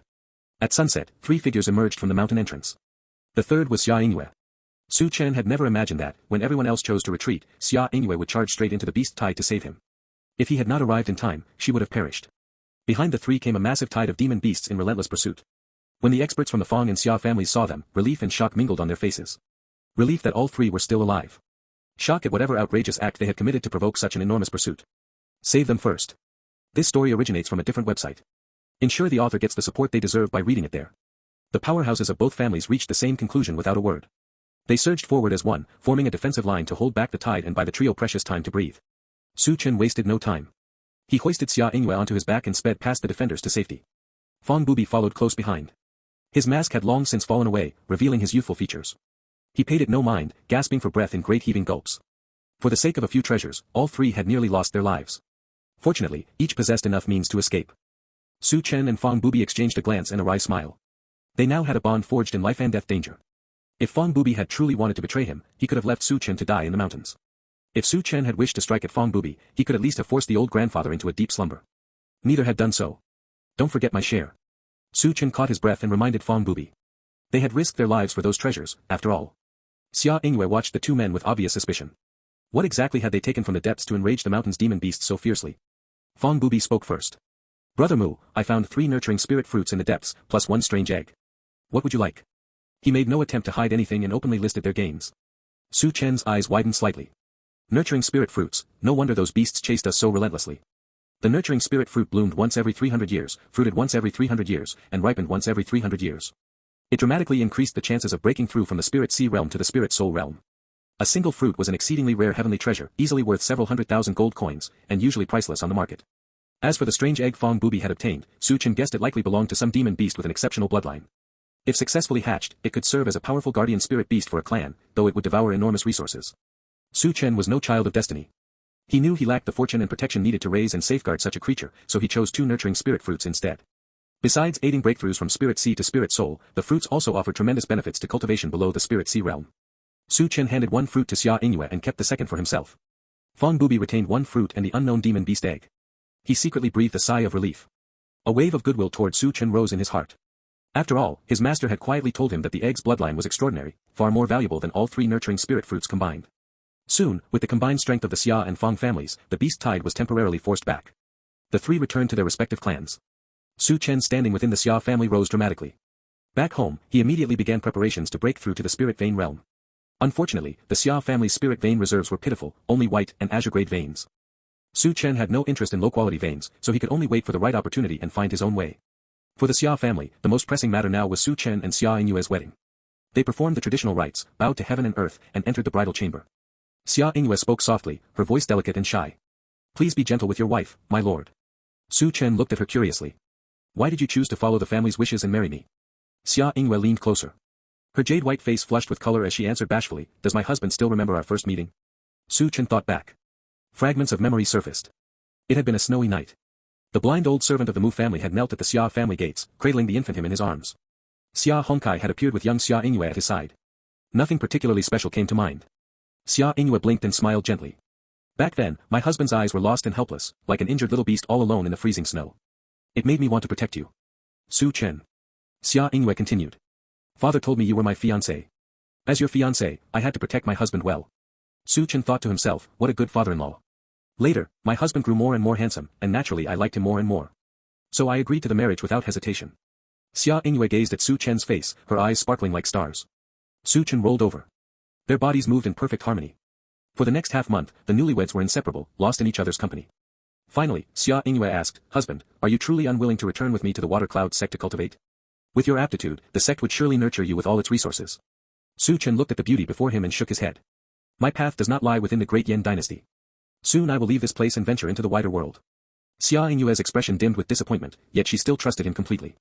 Wait for me to make my name known across the lands, Su Chen said, his eyes bright with ambition. Then I will come find you. Xia Yingyue returned to the Water Cloud sect to continue her cultivation.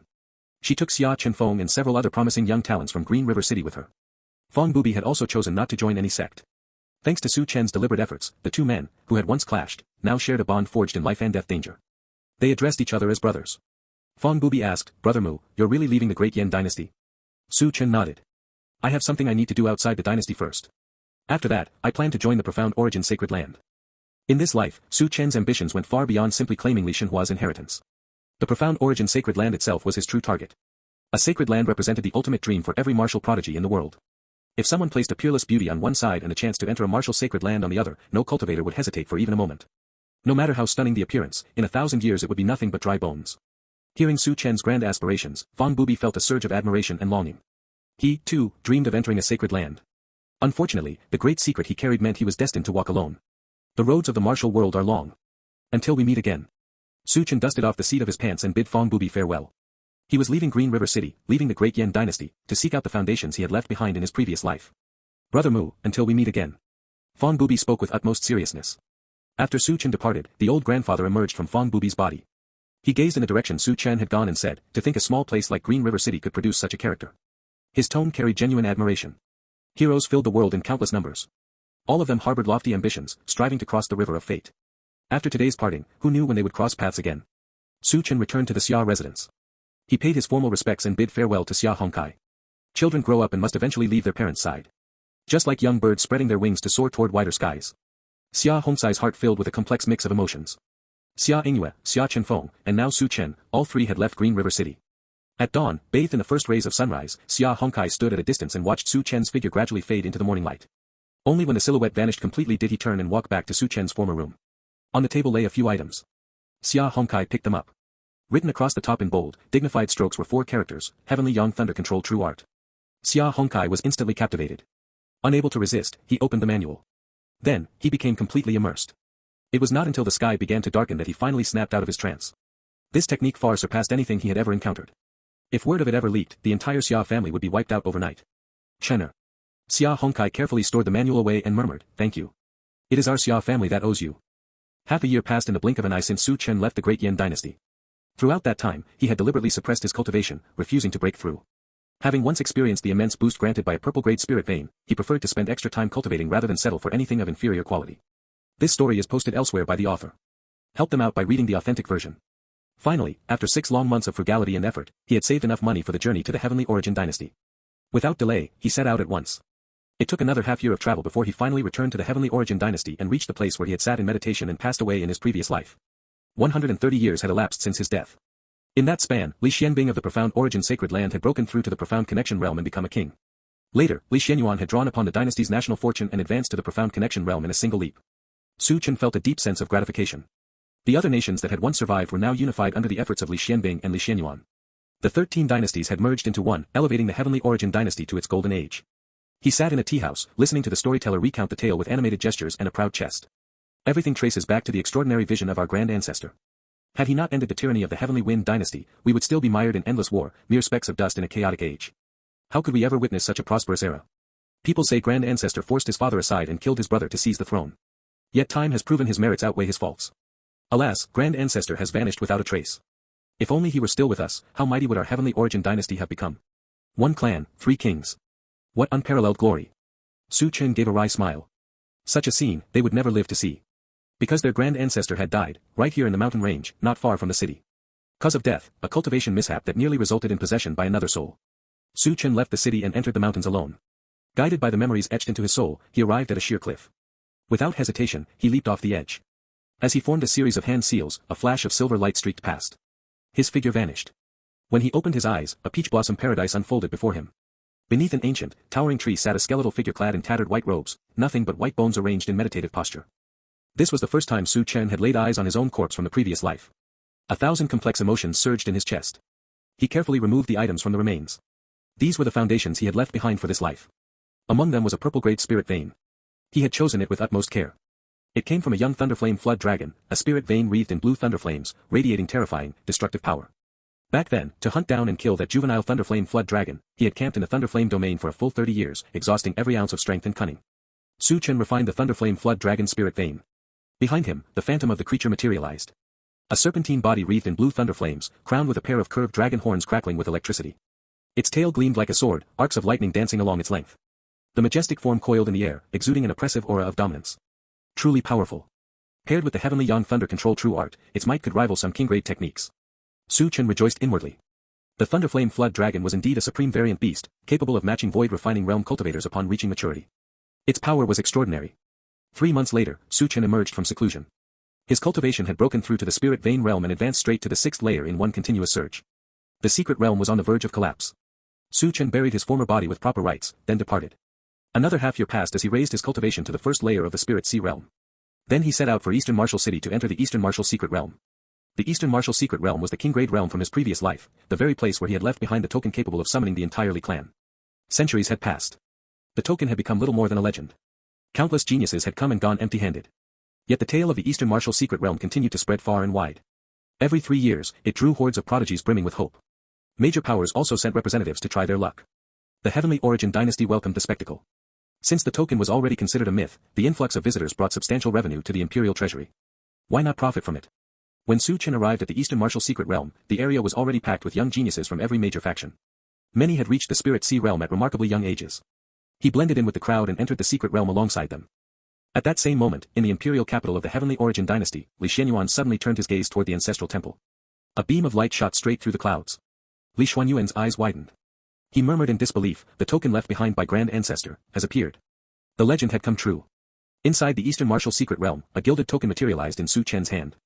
This was none other than the legendary command of the king. With this token, he could unconditionally command the Li clan to fulfill 3 requests. Outside the Eastern Martial Secret Realm, a towering path of light stretched straight toward Eastern Martial City. The entire city trembled. Every citizen bowed their heads in reverence. The one who had arrived was the current ruler of the Heavenly Origin dynasty. Heavenly Origin King, Li Xianyuan. What matter could possibly summon His Majesty the King here? The crowd buzzed with astonishment. But soon the sharper minds among them reacted, their expressions turning to shock as they realized, could it be, the legendary command of the king has reappeared? Only something of monumental importance could disturb King Xianyuan.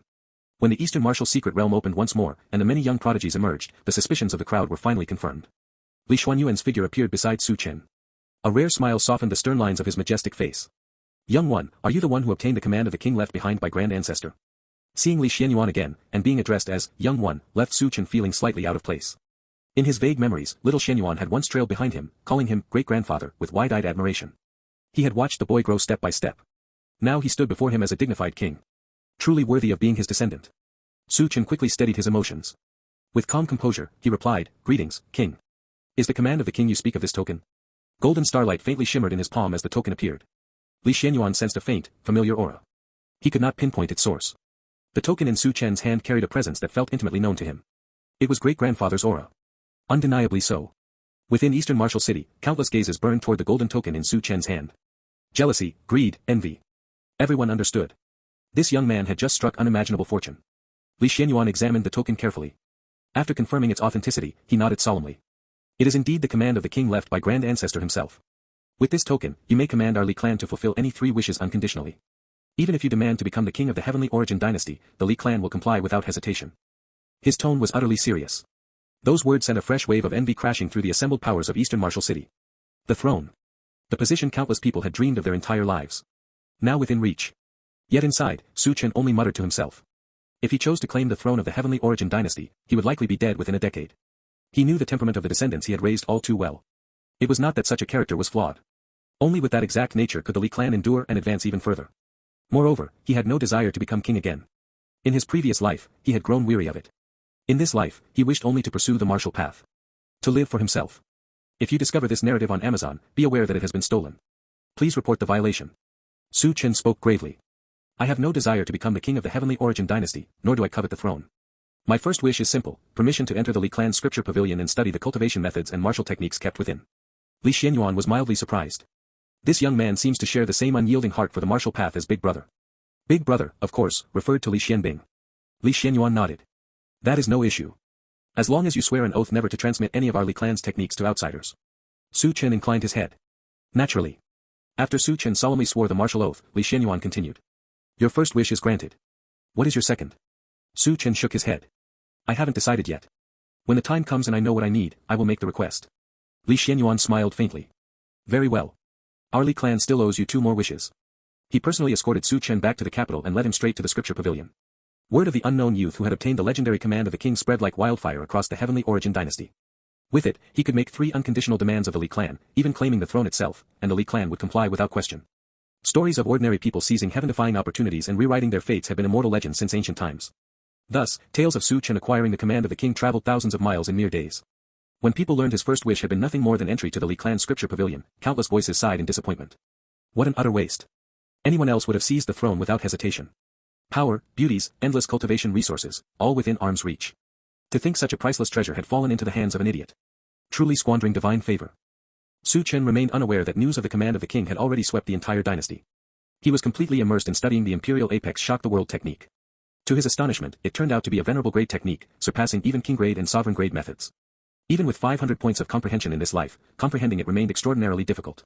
The Imperial Apex shock-the-world technique consisted of 9 layers. Su Chen could only grasp up to the 6th. What kind of monstrous genius must Li Shenhua have been in his time? What sort of unparalleled prodigy could create such a technique? Su Chen felt genuine admiration for this ancestor of the Li clan. He took the Imperial Apex shock-the-world technique with him. 2 full years passed in secluded study. His cultivation soared, reaching the 7th layer of the Spirit Sea realm. At 21 years old, achieving the 7th layer of Spirit Sea far surpassed the speed he had managed in his previous life. When he finally emerged from the scripture pavilion, Su Chen sought out Li Xianyuan once more and stated his second wish. A slot to participate in the Profound Origin Sacred Lands disciple examination. Li Xianyuan was taken aback. Such a request posed no burden to the Heavenly Origin dynasty. On the contrary, if Su Chen successfully entered the sacred land using a slot granted by the dynasty, the Heavenly Origin dynasty itself would gain tremendous prestige and benefits. He agreed without hesitation. Su Chen joined the Heavenly Origin dynasty's delegation and traveled to Mysterious Spirit City for the disciple assessment. This time, the supervising elder from the Profound Origin Sacred Land caught Su Chen by surprise. It was none other than his old brother from the previous life, Lin Wu. Now approaching 600 years old, Lin Wu had aged. His hair had turned completely white. Yet the weight of centuries had only deepened his presence. The once ordinary martial artist who scraped together gold coins day after day had become an elder of the sacred land that commanded the deference of 100 nations. When Lin Wu saw Su Chen, a kind smile spread across his face. He appraised him warmly. Not bad at all. If you pass the assessment, come find this old man. Of course, Lin Wu had heard the rumors. The command of the king left behind by their old friend had resurfaced and fallen into this young man's hands. Their old companion had vanished without a trace. Perhaps they would never meet again. In his heart, Lin Wu already regarded Su Chen as the successor of that old friend. Should the youth pass the examination and enter the Profound Origin Sacred Land, Lin Wu would not mind securing him a powerful backer. That was the advantage of having connections. The many young prodigies watched as the Sacred Land's envoy singled Su Chen out for praise. Their thoughts varied, yet they reached one unanimous conclusion. This young man's future was limitless. He could only be befriended, never offended. Once he joined the Profound Origin Sacred Land, he would soar to unimaginable heights. The 100 Nations Trial. This was not Su Chen's first time participating. In his previous life, he had entered the secret realm during the trial and discovered several treasures that had not yet fully matured. He had hidden them carefully, planning to retrieve them in a future life if the opportunity arose. 500 years had passed in the blink of an eye. Su Chen had no idea how many of those treasures still remained. 5 centuries of frost and snow have erased even the marks I left behind. Nothing survives. Guided by memory, he ventured deeper, only to find the secret realm had changed beyond recognition. The markers he once placed were gone, rendered useless. Disappointment settled over him. He had no choice but to search for new opportunities. Fortunately, his luck held. Before long, he encountered a powerful demon beast, dispatched it with ease, and claimed a 1,000-year earth yellow essence. He continued wandering the realm, gathering several more fortuitous encounters along the way. Suddenly, a deafening boom echoed through the heavens and earth. An ancient steel materialized. Su Chen looked up, curiosity stirring in his chest. In this life, how many inheritance runes would he be able to comprehend? What level of legacy awaited him? The many young prodigies within the secret realm surged toward the Xianyuan ancient steel, vying fiercely for the Dao platforms. When they caught sight of Su Chen, however, recognition dawned. This was the genius personally favored by an elder of the Profound Origin Sacred Land. No one dared provoke him. Su Chen claimed a Dao platform without the slightest resistance. A young prodigy who had been approaching quickly averted his gaze, turned silently, and withdrew to compete for another platform. As the Dao platform flared with light, Su Chen's consciousness merged into it. Golden, radiant runes poured down like rain across the void. Those mysterious, obscure symbols appeared utterly transparent in his eyes, clear as lines etched in the palm of his hand. 1 day, 2 days, 3 days. More and more prodigies awakened from their comprehension. The light surrounding Su Chen grew increasingly brilliant. The crowd marveled inwardly. Truly worthy of being the genius noticed by a sacred land elder. They were all eager to see just how many runes he would ultimately grasp. Gradually, everyone else withdrew. 1 month later, a towering pillar of light shot skyward. 531 runes, is this my limit? Su Chen absorbed the inheritance that flooded into his mind. It belonged to a void refining realm powerhouse. The void refining realm lay above the profound connection realm. Those who reached it were honored as sovereigns. Even within the Profound Origin Sacred Land, a void refining realm cultivator ranked among the absolute elite. The legacy Su Chen received was merely a low-grade sovereign-level martial technique. Yet even the weakest sovereign-grade technique remained sovereign-grade. Outside the secret realm, the result caused an uproar. Lin Wu still remembered the most outstanding prodigy from several hundred years earlier, Lang Chaotian, who had possessed the potential to become a sovereign. He had comprehended only 480 runes. After entering the profound origin sacred land, he had advanced to the peak of profound connection realm and now stood on the very cusp of breaking through to void refining. This novel's true home is a different platform. Support the author by finding it there. And now, Su Chen had grasped over 530 runes. His comprehension was beyond reproach. As Lin Wu had predicted, Su Chen secured the top spot and entered the profound origin sacred land. The eastern wasteland contained 12 major sacred land level orthodoxies. The profound origin sacred land ranked ninth place. Yet even in the ninth, it stood proud above the countless beings of the world. The sacred land was vast, merely the tip of the iceberg dwarfed the territory of the heavenly origin dynasty. Rare and exotic beasts roamed freely. Mountain ranges rose and fell endlessly, bathed in swirling mists of dawn light. Under Lin Wu's guidance, Su Chen formally became the disciple of a powerhouse named Prison-Suppressing Sovereign. Prison-Suppressing Sovereign was an old man with a goatee, his demeanor listless and weary. Yet Su Chen could sense it clearly. He was strong, extraordinarily strong. Disciple Mu Chen pays respects to master. Su Chen bowed deeply and respectfully toward the goateed old man. The old man's eyes flashed with piercing sharpness as he regarded Su Chen. This old man originally had no intention of taking on disciples. But that boy Lin Wu insisted you were different from the rest, said you might bring me a surprise. Therefore, I have accepted you as my disciple and will impart every last bit of my inheritance without reservation. Do not disappoint me. Disciple will exert every effort and will not fail master's expectations, Su Chen replied with a solemn nod. Master and disciple took up residence on Prison-Suppressing Peak. Prison-Suppressing Peak was vast. It housed numerous servants. Aside from Su Chen, however, there were no other disciples on the peak. He was the sole inheritor. This came as a genuine surprise to Su Chen. His good brother truly lived up to his word. Being the only disciple meant Su Chen could enjoy the full resources of the entire lineage. No competition whatsoever. It was an enormous stroke of fortune. The next day, Su Chen began cultivating under the Prison-Suppressing Sovereign's guidance. The emperor taught him without holding anything back. The technique he practiced was called the Prison-Suppressing Scripture, a high-grade sovereign-level method. Through their lessons, Su Chen also learned that Prison-Suppressing Sovereign was a peak 9th-layer void refining realm powerhouse. The revelation filled Su Chen with even greater excitement. With such a formidable figure as his backer, his path of cultivation would be smooth and boundless. 3 years passed in the blink of an eye. Throughout that time, Su Chen remained on Prison-Suppressing Peak, immersed in cultivation. With the personal instruction of such a powerful master, Su Chen gained far deeper insight into the realms of cultivation. His cultivation advanced by leaps and bounds. In 3 short years, he broke through to the 3rd layer of the spirit soul realm. The spirit soul he formed was of superior quality. It could easily defeat 3 versions of his previous self without any strain. Over those 3 years, Su Chen also came to understand more about the past of this goateed old man. He learned that Prison-Suppressing Sovereign harbored a mortal enemy. The reason the old man had refrained from taking disciples for so many years was entirely because of that foe. Revenge consumed the Prison-Suppressing Sovereign's every waking moment. He had no heart to accept students. Now, however, his lifespan was nearing its end. He had still failed to break through to the Nirvana realm. With no hope of avenging himself, he finally decided to take on a disciple. Fortunately, Prison-Suppressing Sovereign was an old friend of Lin Wu's master. In this life, Lin Wu regarded Su Chen as the successor of his long-lost companion. That was how Su Chen had ended up apprenticed to a peak void refining realm powerhouse, and as the sole disciple, no less. During those 3 years, Prison-Suppressing Sovereign grew increasingly pleased with Su Chen's comprehension. Perhaps in the future, this young man would break through to the void refining realm and inherit the legacy he wished to pass on. Prison-Suppressing Peak would not fade into obscurity within the profound origin sacred land's history. Master, this disciple hails from the great Yen dynasty. It has already been 4 years since I left my homeland. I wish to return and see how things stand. I humbly request Master's permission. Having achieved success, it was only natural to return home in glory. Now that he had firmly established himself in the profound origin sacred land, Su Chen could not help but think of Uncle Xia, as well as the Xia siblings. He wondered how they were faring. And also, his sworn brother, Fang Bubi, the one suspected of possessing tremendous destiny. Prison-Suppressing Sovereign nodded. Since it is a matter of returning home, it is only right. Let Xiao and Kun accompany you back to the great Yen dynasty. Xiao and Kun were both followers of Prison-Suppressing Sovereign, as well as servants of Prison-Suppressing Peak. They were also 2 profound connection realm powerhouses. In the outside world, they were existences who could be crowned as kings. And so, Su Chen set out on the road back to the great Yen dynasty. The great Yen dynasty was one of the subordinate dynasties under the profound origin sacred land. It had void refining realm powerhouses in residence. Its experts were numerous. Not long ago, the great Yen dynasty had discovered an ancient ruin suspected to be the site where a void refining realm powerhouse had fallen. The fallen expert had set up a barrier. Only those below the profound connection realm could enter. The major powers of the great Yen dynasty immediately dispatched their strongest members along with their disciples to explore the site. Each hoped to claim a share of the spoils. The Xia siblings had come along with the Water Cloud sect master to broaden their horizons. After Su Chen left the great Yen dynasty, the Xia brother and sister had cultivated diligently within the Water Cloud sect. Their progress had been astonishing, making them among the sect's most outstanding talents.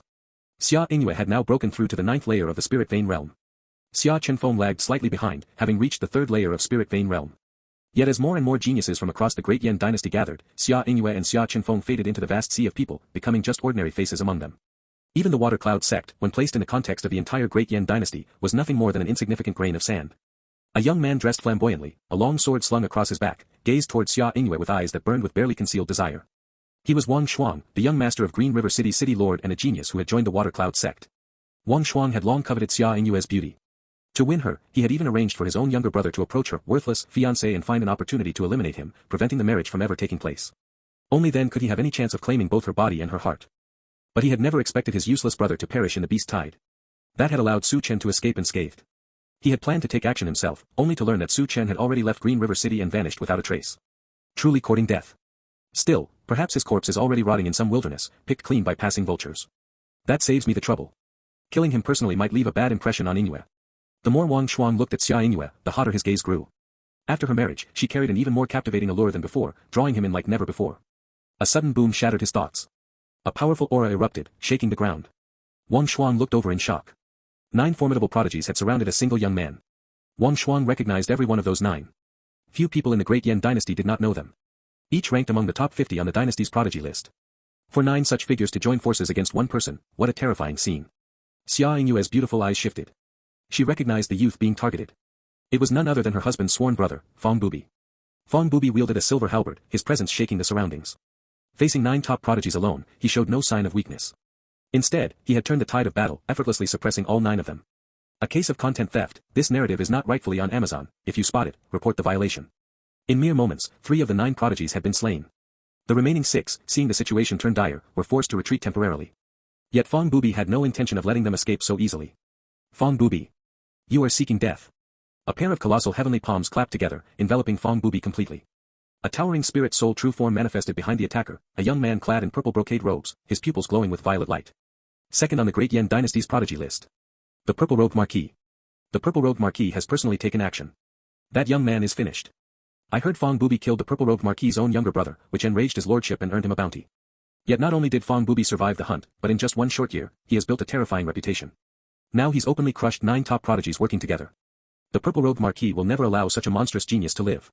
A tree that stands too tall catches the wind. What a pity. A genius like this doesn't know how to restrain himself and dares to oppose the purple-robed Marquis. He's bound to die here. Fong Bubi stared at the towering purple-robed youth. Enemies meeting face to face, their hatred burned especially bright. The purple-robed youth displayed the cultivation of the first layer of the spirit soul realm. Fong Bubi's own realm was only the 9th layer of the spirit sea. Under normal circumstances, the outcome would have been obvious. Yet Fong Bubi employed some unknown method to forcibly elevate his cultivation to the first layer of spirit soul realm. The purple-robed youth flushed with rage and humiliation. No longer hiding his strength, he exploded with power comparable to the 3rd layer of the spirit soul realm. This is bad, he was concealing his true level. Fong Bubi had never expected someone else to play the same game of hiding cultivation. Gradually, he began to fall behind and prepared to withdraw. The purple-robed Marquis seethed with fury. Fong Bubi had forced him to reveal his real strength, he had to kill him now. At that moment, the clouds overhead parted to either side. From the rift emerged an ornate carriage, flanked by 2 tall, impeccably disciplined figures. They radiated an aura that felt both divine and demonic, like twin pillars anchoring the sea. The surrounding air seemed to freeze. No one dared breathe loudly. Profound Connection Realm Sealed Kings. Those are definitely Profound Connection Realm Sealed Kings. The major powers of the Great Yan dynasty were horrified. In the Great Yan dynasty, Profound Connection Realm cultivators stood at the absolute pinnacle, worthy of being granted territories and crowned as kings. Yet these 2 appeared to be nothing more than guards. Inside the magnificent carriage sat a very young man. His long hair flowed loosely on either side. His aura was tranquil, like a vast, still ocean without the slightest ripple. Such perfect control over vital energy was simply inconceivable. Wang Shuang lifted his head and looked toward the youth. Something about the young man felt strangely familiar. A faint sense of recognition. Yet no matter how hard he tried, Wang Shuang could not place the face. He failed to notice that the moment the figure appeared, both Xia siblings trembled with excitement. Xia Chenfeng stared wide-eyed and muttered, this guy, it really is him. More than 4 years. Not a single word from Su Chen. Xia Yingyue's beautiful eyes shimmered with tears. I knew it. He would never meet with misfortune. He's come back. 4 years. Neither long nor short. In the lifetime of a truly exceptional martial artist, 4 years was merely a negligible stretch of road. But for the loved ones who carried him in their hearts, those 4 years cast a shadow long enough to cover half a lifetime. Su Chen caught sight of the Xia siblings and offered them a gentle smile. Then he turned to the besieged Fong Bubi and spoke softly. Sworn brother. It has been a long time. Fong Bubi's expression lit up with joy. Brother Mu. Su Chen nodded. He looked toward the purple-robed youth and pointed at Fong Bubi. This person, I am protecting him. Do you have any objections? The purple-robed youth's face darkened. His voice came out low and heavy. You truly do not place me in your eyes at all. With a single sentence, you expect me to withdraw? Are you not afraid the world will laugh at such arrogance? Su Chen asked calmly, you are dissatisfied? Seeing how completely Su Chen disregarded him, the purple-robed youth's anger erupted. He attacked without another word. Su Chen spoke a single appreciative sentence. Courage commendable. The words only fueled the purple-robed youth's fury even more. Su Chen extended a single finger. Mountains and rivers alike trembled beneath it. Heaven and earth became a prison. No matter how desperately the purple-robed youth struggled, every technique he unleashed proved futile under that one finger. His power dimmed to nothing. Stop. Our young master is the son of the Eastern Suppression King. An elder roared in fury and struck out, desperate to save the purple-robed youth. Eastern Suppression King. And what is that supposed to mean? Our young master is the personal disciple of prison-suppressing sovereign of the profound origin sacred land. Forget some unheard of Eastern Suppression King, even if the ruler of your great Yan dynasty stood here in person, he would have to show the utmost respect to our young master. At the words of the guards flanking Su Chen, the elder's face drained of color. In the next instant, he was suppressed alongside the purple-robed youth. Su Chen waved a hand casually. Spare their lives. 3 years from now, let my sworn brother settle this grudge with his own hands. The purple-robed youth struggled to his feet. Hearing those words, rage surged through him until he fainted from sheer fury. Su Chen intended to leave the purple-robed marquis alive as a whetstone for Fong Bubi. Fong Bubi's face filled with gratitude. The surrounding crowd erupted in uproar. That mysterious young man was actually the direct disciple of an emperor from the profound origin sacred land. Xia Yingyue remembered the words Su Chen had once spoken. Wait until I have achieved success and fame. Then I will return. A disciple of the sacred land. Personal successor of a sovereign. Such an identity shone as brightly as the sun. It made her feel small and unworthy by comparison. Su Chen walked step by step until he stood before Xia Yingyue. Under countless watchful eyes, he spoke softly. I'm back. Tears of joy streamed down Xia Yingyue's face. Brother-in-law. Brother-in-law. Don't forget about me. I missed you too. Xia Chenfeng was practically vibrating with excitement. His brother-in-law was a disciple of the sacred land. The personal disciple of a sovereign. Su Chen ignored Xia Chenfeng for the moment. The members of the Water Cloud sect stared in stunned silence when they realized Su Chen knew Xia Yingyue. The sect master forced an ingratiating smile. Wang Shuang watched his goddess nestle close to another man. Flames practically shot from his eyes. His fists clenched until his knuckles whitened. His teeth ground together with audible creaks. The sound drew Su Chen's attention. Su Chen thought for a moment. A familiar name surfaced in his memory. Wang Shuang, the young master of Green River City's city lord. Like Xia Yingyue, he had joined the Water Cloud sect. For years earlier, he had tried to arrange Su Chen's death and failed. Facing the naked hatred in Wang Shuang's gaze, Su Chen merely glanced at him. One look. Wang Shuang's mind snapped awake. The fire in his eyes turned to pure terror, as though he had witnessed the most horrifying thing in existence. Then, he went mad. Help support creative writers by finding and reading their stories on the original site. No one from the Water Cloud sect dared speak a word. The secret realm opened. A ruin left behind by a fallen sovereign naturally piqued Su Chen's interest. In the profound origin sacred land, his strength was only average. But here in the great Yan dynasty, among the younger generation, no one could withstand even a single move from him. Even if a ninth-layer spirit soul realm expert attacked, Su Chen had methods to kill them outright. Inside the secret realm, mountains and rivers stretched out like a small independent world. Some lifeforms had even been born within it. They had formed their own races and possessed strange, unique abilities. Su Chen's longing for realms above profound connection grew even stronger.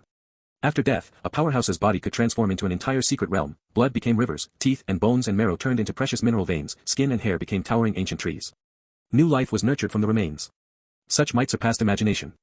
The native creatures born inside the secret realm stood no chance against invaders. The cultivation methods they practiced were nothing more than obsolete bloodline inheritances left behind long ago. Diluted and feeble. How could they possibly compare to the accumulated wisdom of countless geniuses refined year after year in the outside world? Watching an entire race plundered and driven to extinction, Su Chen felt no ripple in his heart. On the body of their high priest, he discovered a crystallization left behind by the fallen sovereign from long ago. It contained an inheritance called the Divine Yang Sword Scripture, a low-grade sovereign-level technique. He even found several fist-sized inferior spirit crystals. The discovery filled Su Chen with unexpected delight. The others inside the secret realm had also reaped considerable gains. Fong Bubi, in particular, had benefited greatly. His old grandfather's soul had overexerted itself and fallen into a deep slumber. Fong Bubi had chanced upon a stalk of star spirit grass, perfect for healing the divine soul. If another century had passed, this secret realm might have collapsed entirely under the weight of time, someone remarked with lingering relief. Outside the secret realm, the great Yan Emperor himself had not come. Instead, eunuch Huang appeared at his side. The eunuch faced Su Chen with utmost deference, his smile ingratiating. His Majesty has heard of the young master's arrival and has already prepared a banquet. May I ask if the young master would be so gracious as to attend? Even the ruler of an entire dynasty had to tread carefully before a disciple of the sacred land. His tone remained humble and cautious. Of course, Su Chen understood the real reason.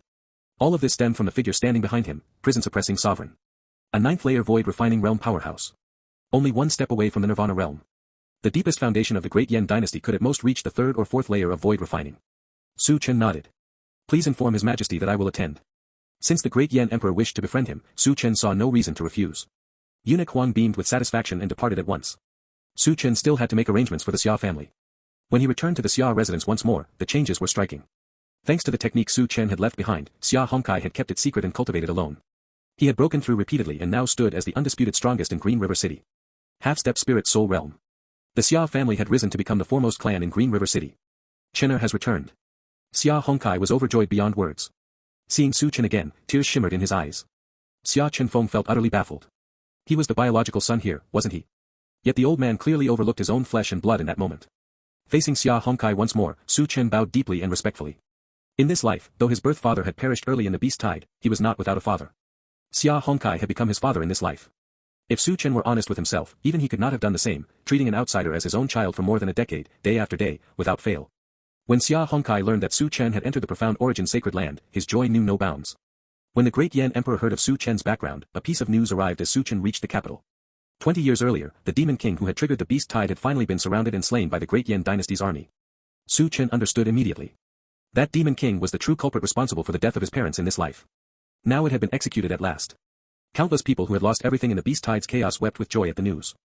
Inside the great Yan Imperial palace, Su Chen found himself surrounded and feted by everyone. The center of attention, like the moon encircled by stars. Powerful nobles clustered around him on all sides. Su Chen remained perfectly calm. He had long grown accustomed to such scenes. Yet in the eyes of those nobles, this was a sacred land genius who remained unruffled by favor or disgrace. Truly worthy of coming from the sacred land. His bearing was on another level. When the conversation finally turned serious, the dignified great Yan Emperor forced a smile onto his face. This is my youngest daughter, Yan Qimeng. She has always admired heroes, especially outstanding talents like yourself from the sacred land. The stunningly beautiful young woman spoke in a soft, delicate voice. This little girl has admired the young master for a long time. I wish to follow by your side and accompany you always. Su Chen. What nonsense. Did they really think he, Su Chen, was that kind of person?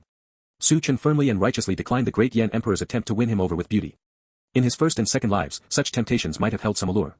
But as experiences accumulated over lifetimes, these ordinary painted faces and powdered cheeks no longer stirred even the slightest interest in him. Beauties turned to withered bones in time. He preferred souls that were truly interesting. After settling matters for the Xia family, Su Chen brought the Xia siblings back to the profound origin sacred land with him. He devoted himself entirely to cultivation. Time passed swiftly. In the blink of an eye, 5 years went by. Su Chen's cultivation broke through to the 7th layer of the spirit soul realm, advancing at an astonishing pace. Yet he felt no pride in it. In the profound origin sacred land, any random disciple pulled from the crowd would be considered a genius in the outside world. Among them, some sequence disciples, those ranked at the very top, had become kings before even reaching the age of 20. The once-in-a-decade Tao Inquiry Assembly is about to begin. It is one of the grandest events in the Eastern Wasteland. Countless prodigies from across the land will gather to participate. Disciple, you should join the senior brothers of the sacred land and take part in the trial. Broaden your horizons and witness a vaster sky. Prison-suppressing sovereign summoned Su Chen. The Tao Inquiry Assembly. Core disciples from the sacred lands would attend in force. Su Chen felt genuine anticipation stir within him. He had never yet crossed blades with the true pinnacle geniuses of the sacred land. Heroes from across the world. He wanted to meet them. On the sacred land's worship stood rows of young men and women. Su Chen curiously observed his surroundings. Every single one of them exuded at least the aura of the spirit soul realm. Some of the prodigies gave off presences so deep that even Su Chen could not fully gauge them.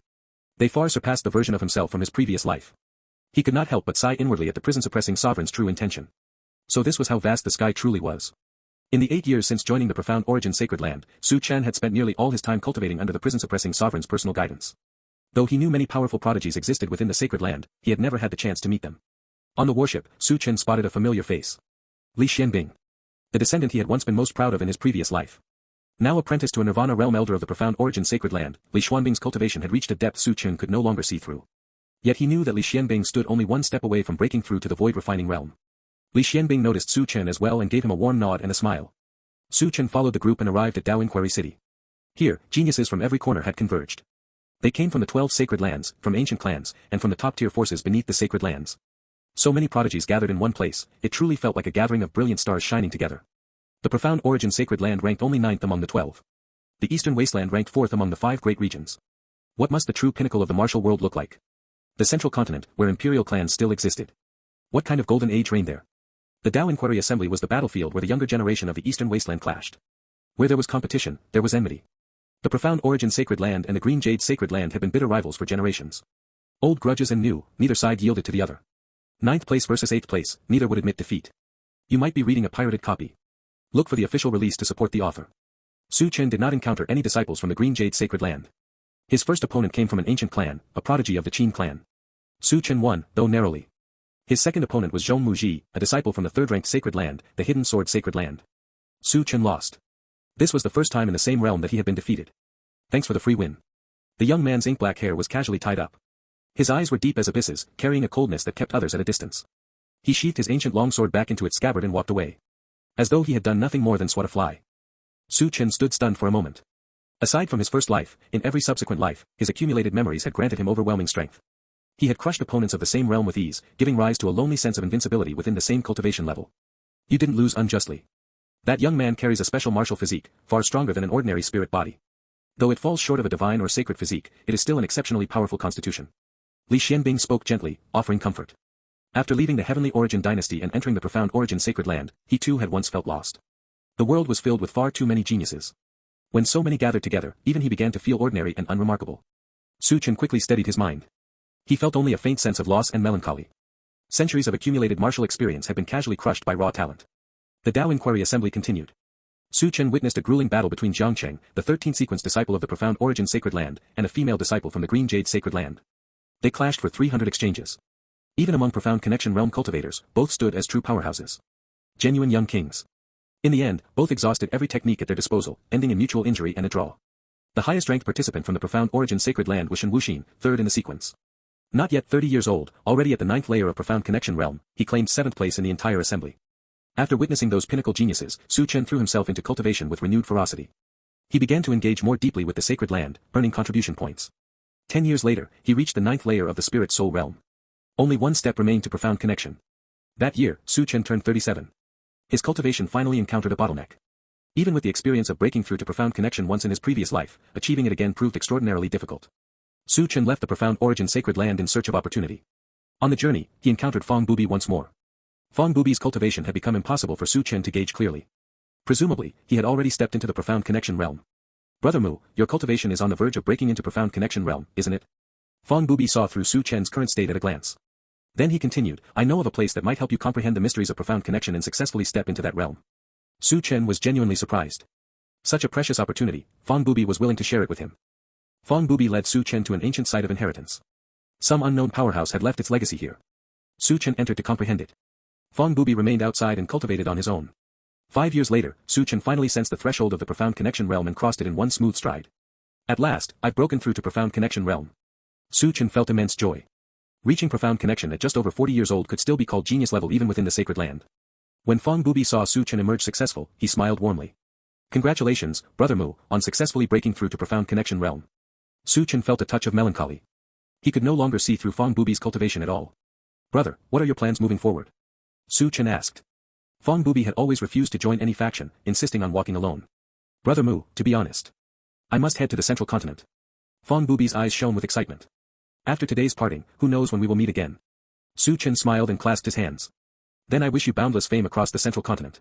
Fong Bubi raised a jug of wine. The two feasted and drank heartily together. Only at dawn the next morning did Fong Bubi stagger away, setting off on the long road toward the central continent. Su Chen watched Fong Bubi's figure disappear into the distance. After this farewell, perhaps the central continent would soon gain a new legend. Su Chen returned to the Profound Origin Sacred Land. Upon his arrival, he heard troubling news. Lin Wu had failed his attempt to break through to the void refining realm and suffered grave injuries. He was now on the verge of death. Su Chen hurried to visit.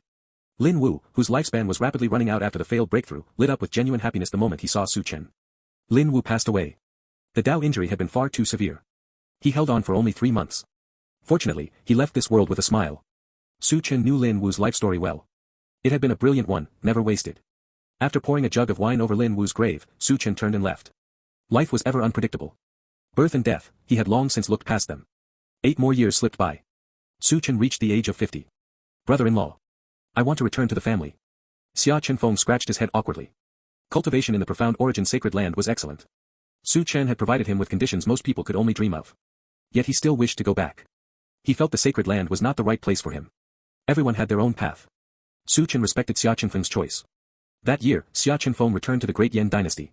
70 years later, prison-suppressing sovereign summoned Su Chen and handed him a token. Disciple, your comprehension is extraordinary. In these years you have fully grasped my entire inheritance, 30 years ahead of what I expected. With that, this master has no more regrets. This is the prison-suppressing token, the command of prison-suppressing peak. If I never return, you will become the new peak master. Recruit disciples widely. Do not allow prison-suppressing peak to vanish into the river of history. And disciple, if I do not come back, no matter who kills me, you must never seek revenge on my behalf. Su Chen accepted the prison-suppressing token and became the new peak master. From that day on, prison-suppressing sovereign vanished without a trace. No news of him ever surfaced again. 100 years passed. Prison-suppressing sovereign was dead. Slain by his old enemy, not even bones remained. Su Chen erected a simple stele for him. Old man, I promise you, the inheritance you left behind will be carried forward and made glorious. Su Chen spoke the vow before the empty tomb. With the prison-suppressing sovereign gone, the protection vanished. Su Chen now had to shoulder all the trivial affairs of an entire peak and bear the full responsibility of a peak master. But being a peak master was no easy task. 3 years after prison-suppressing sovereign's death, large swathes of prison-suppressing peak's territory were carved away. The forces that once paid tribute stopped entirely. The situation grew dire. Su Chen's cultivation had only just reached the third layer of profound connection realm. When the tree falls, the monkeys scatter. 200 years later, Xia Hongcai's lifespan finally reached its end. Su Chen made a special trip back to the Xia family to see him one last time. Xia Hongcai held Su Chen's hand, smiling with complete contentment. Chener, at last I can go to the Yellow Springs and tell your father, his child has become the pride of his life. Xia Hongcai departed this world in peace. After that, Su Chen no longer wished to return to the profound origin sacred land. With prison-suppressing sovereign gone, prison-suppressing peak was left with only him, a single pillar struggling to hold everything together. He became a sacred land envoy instead.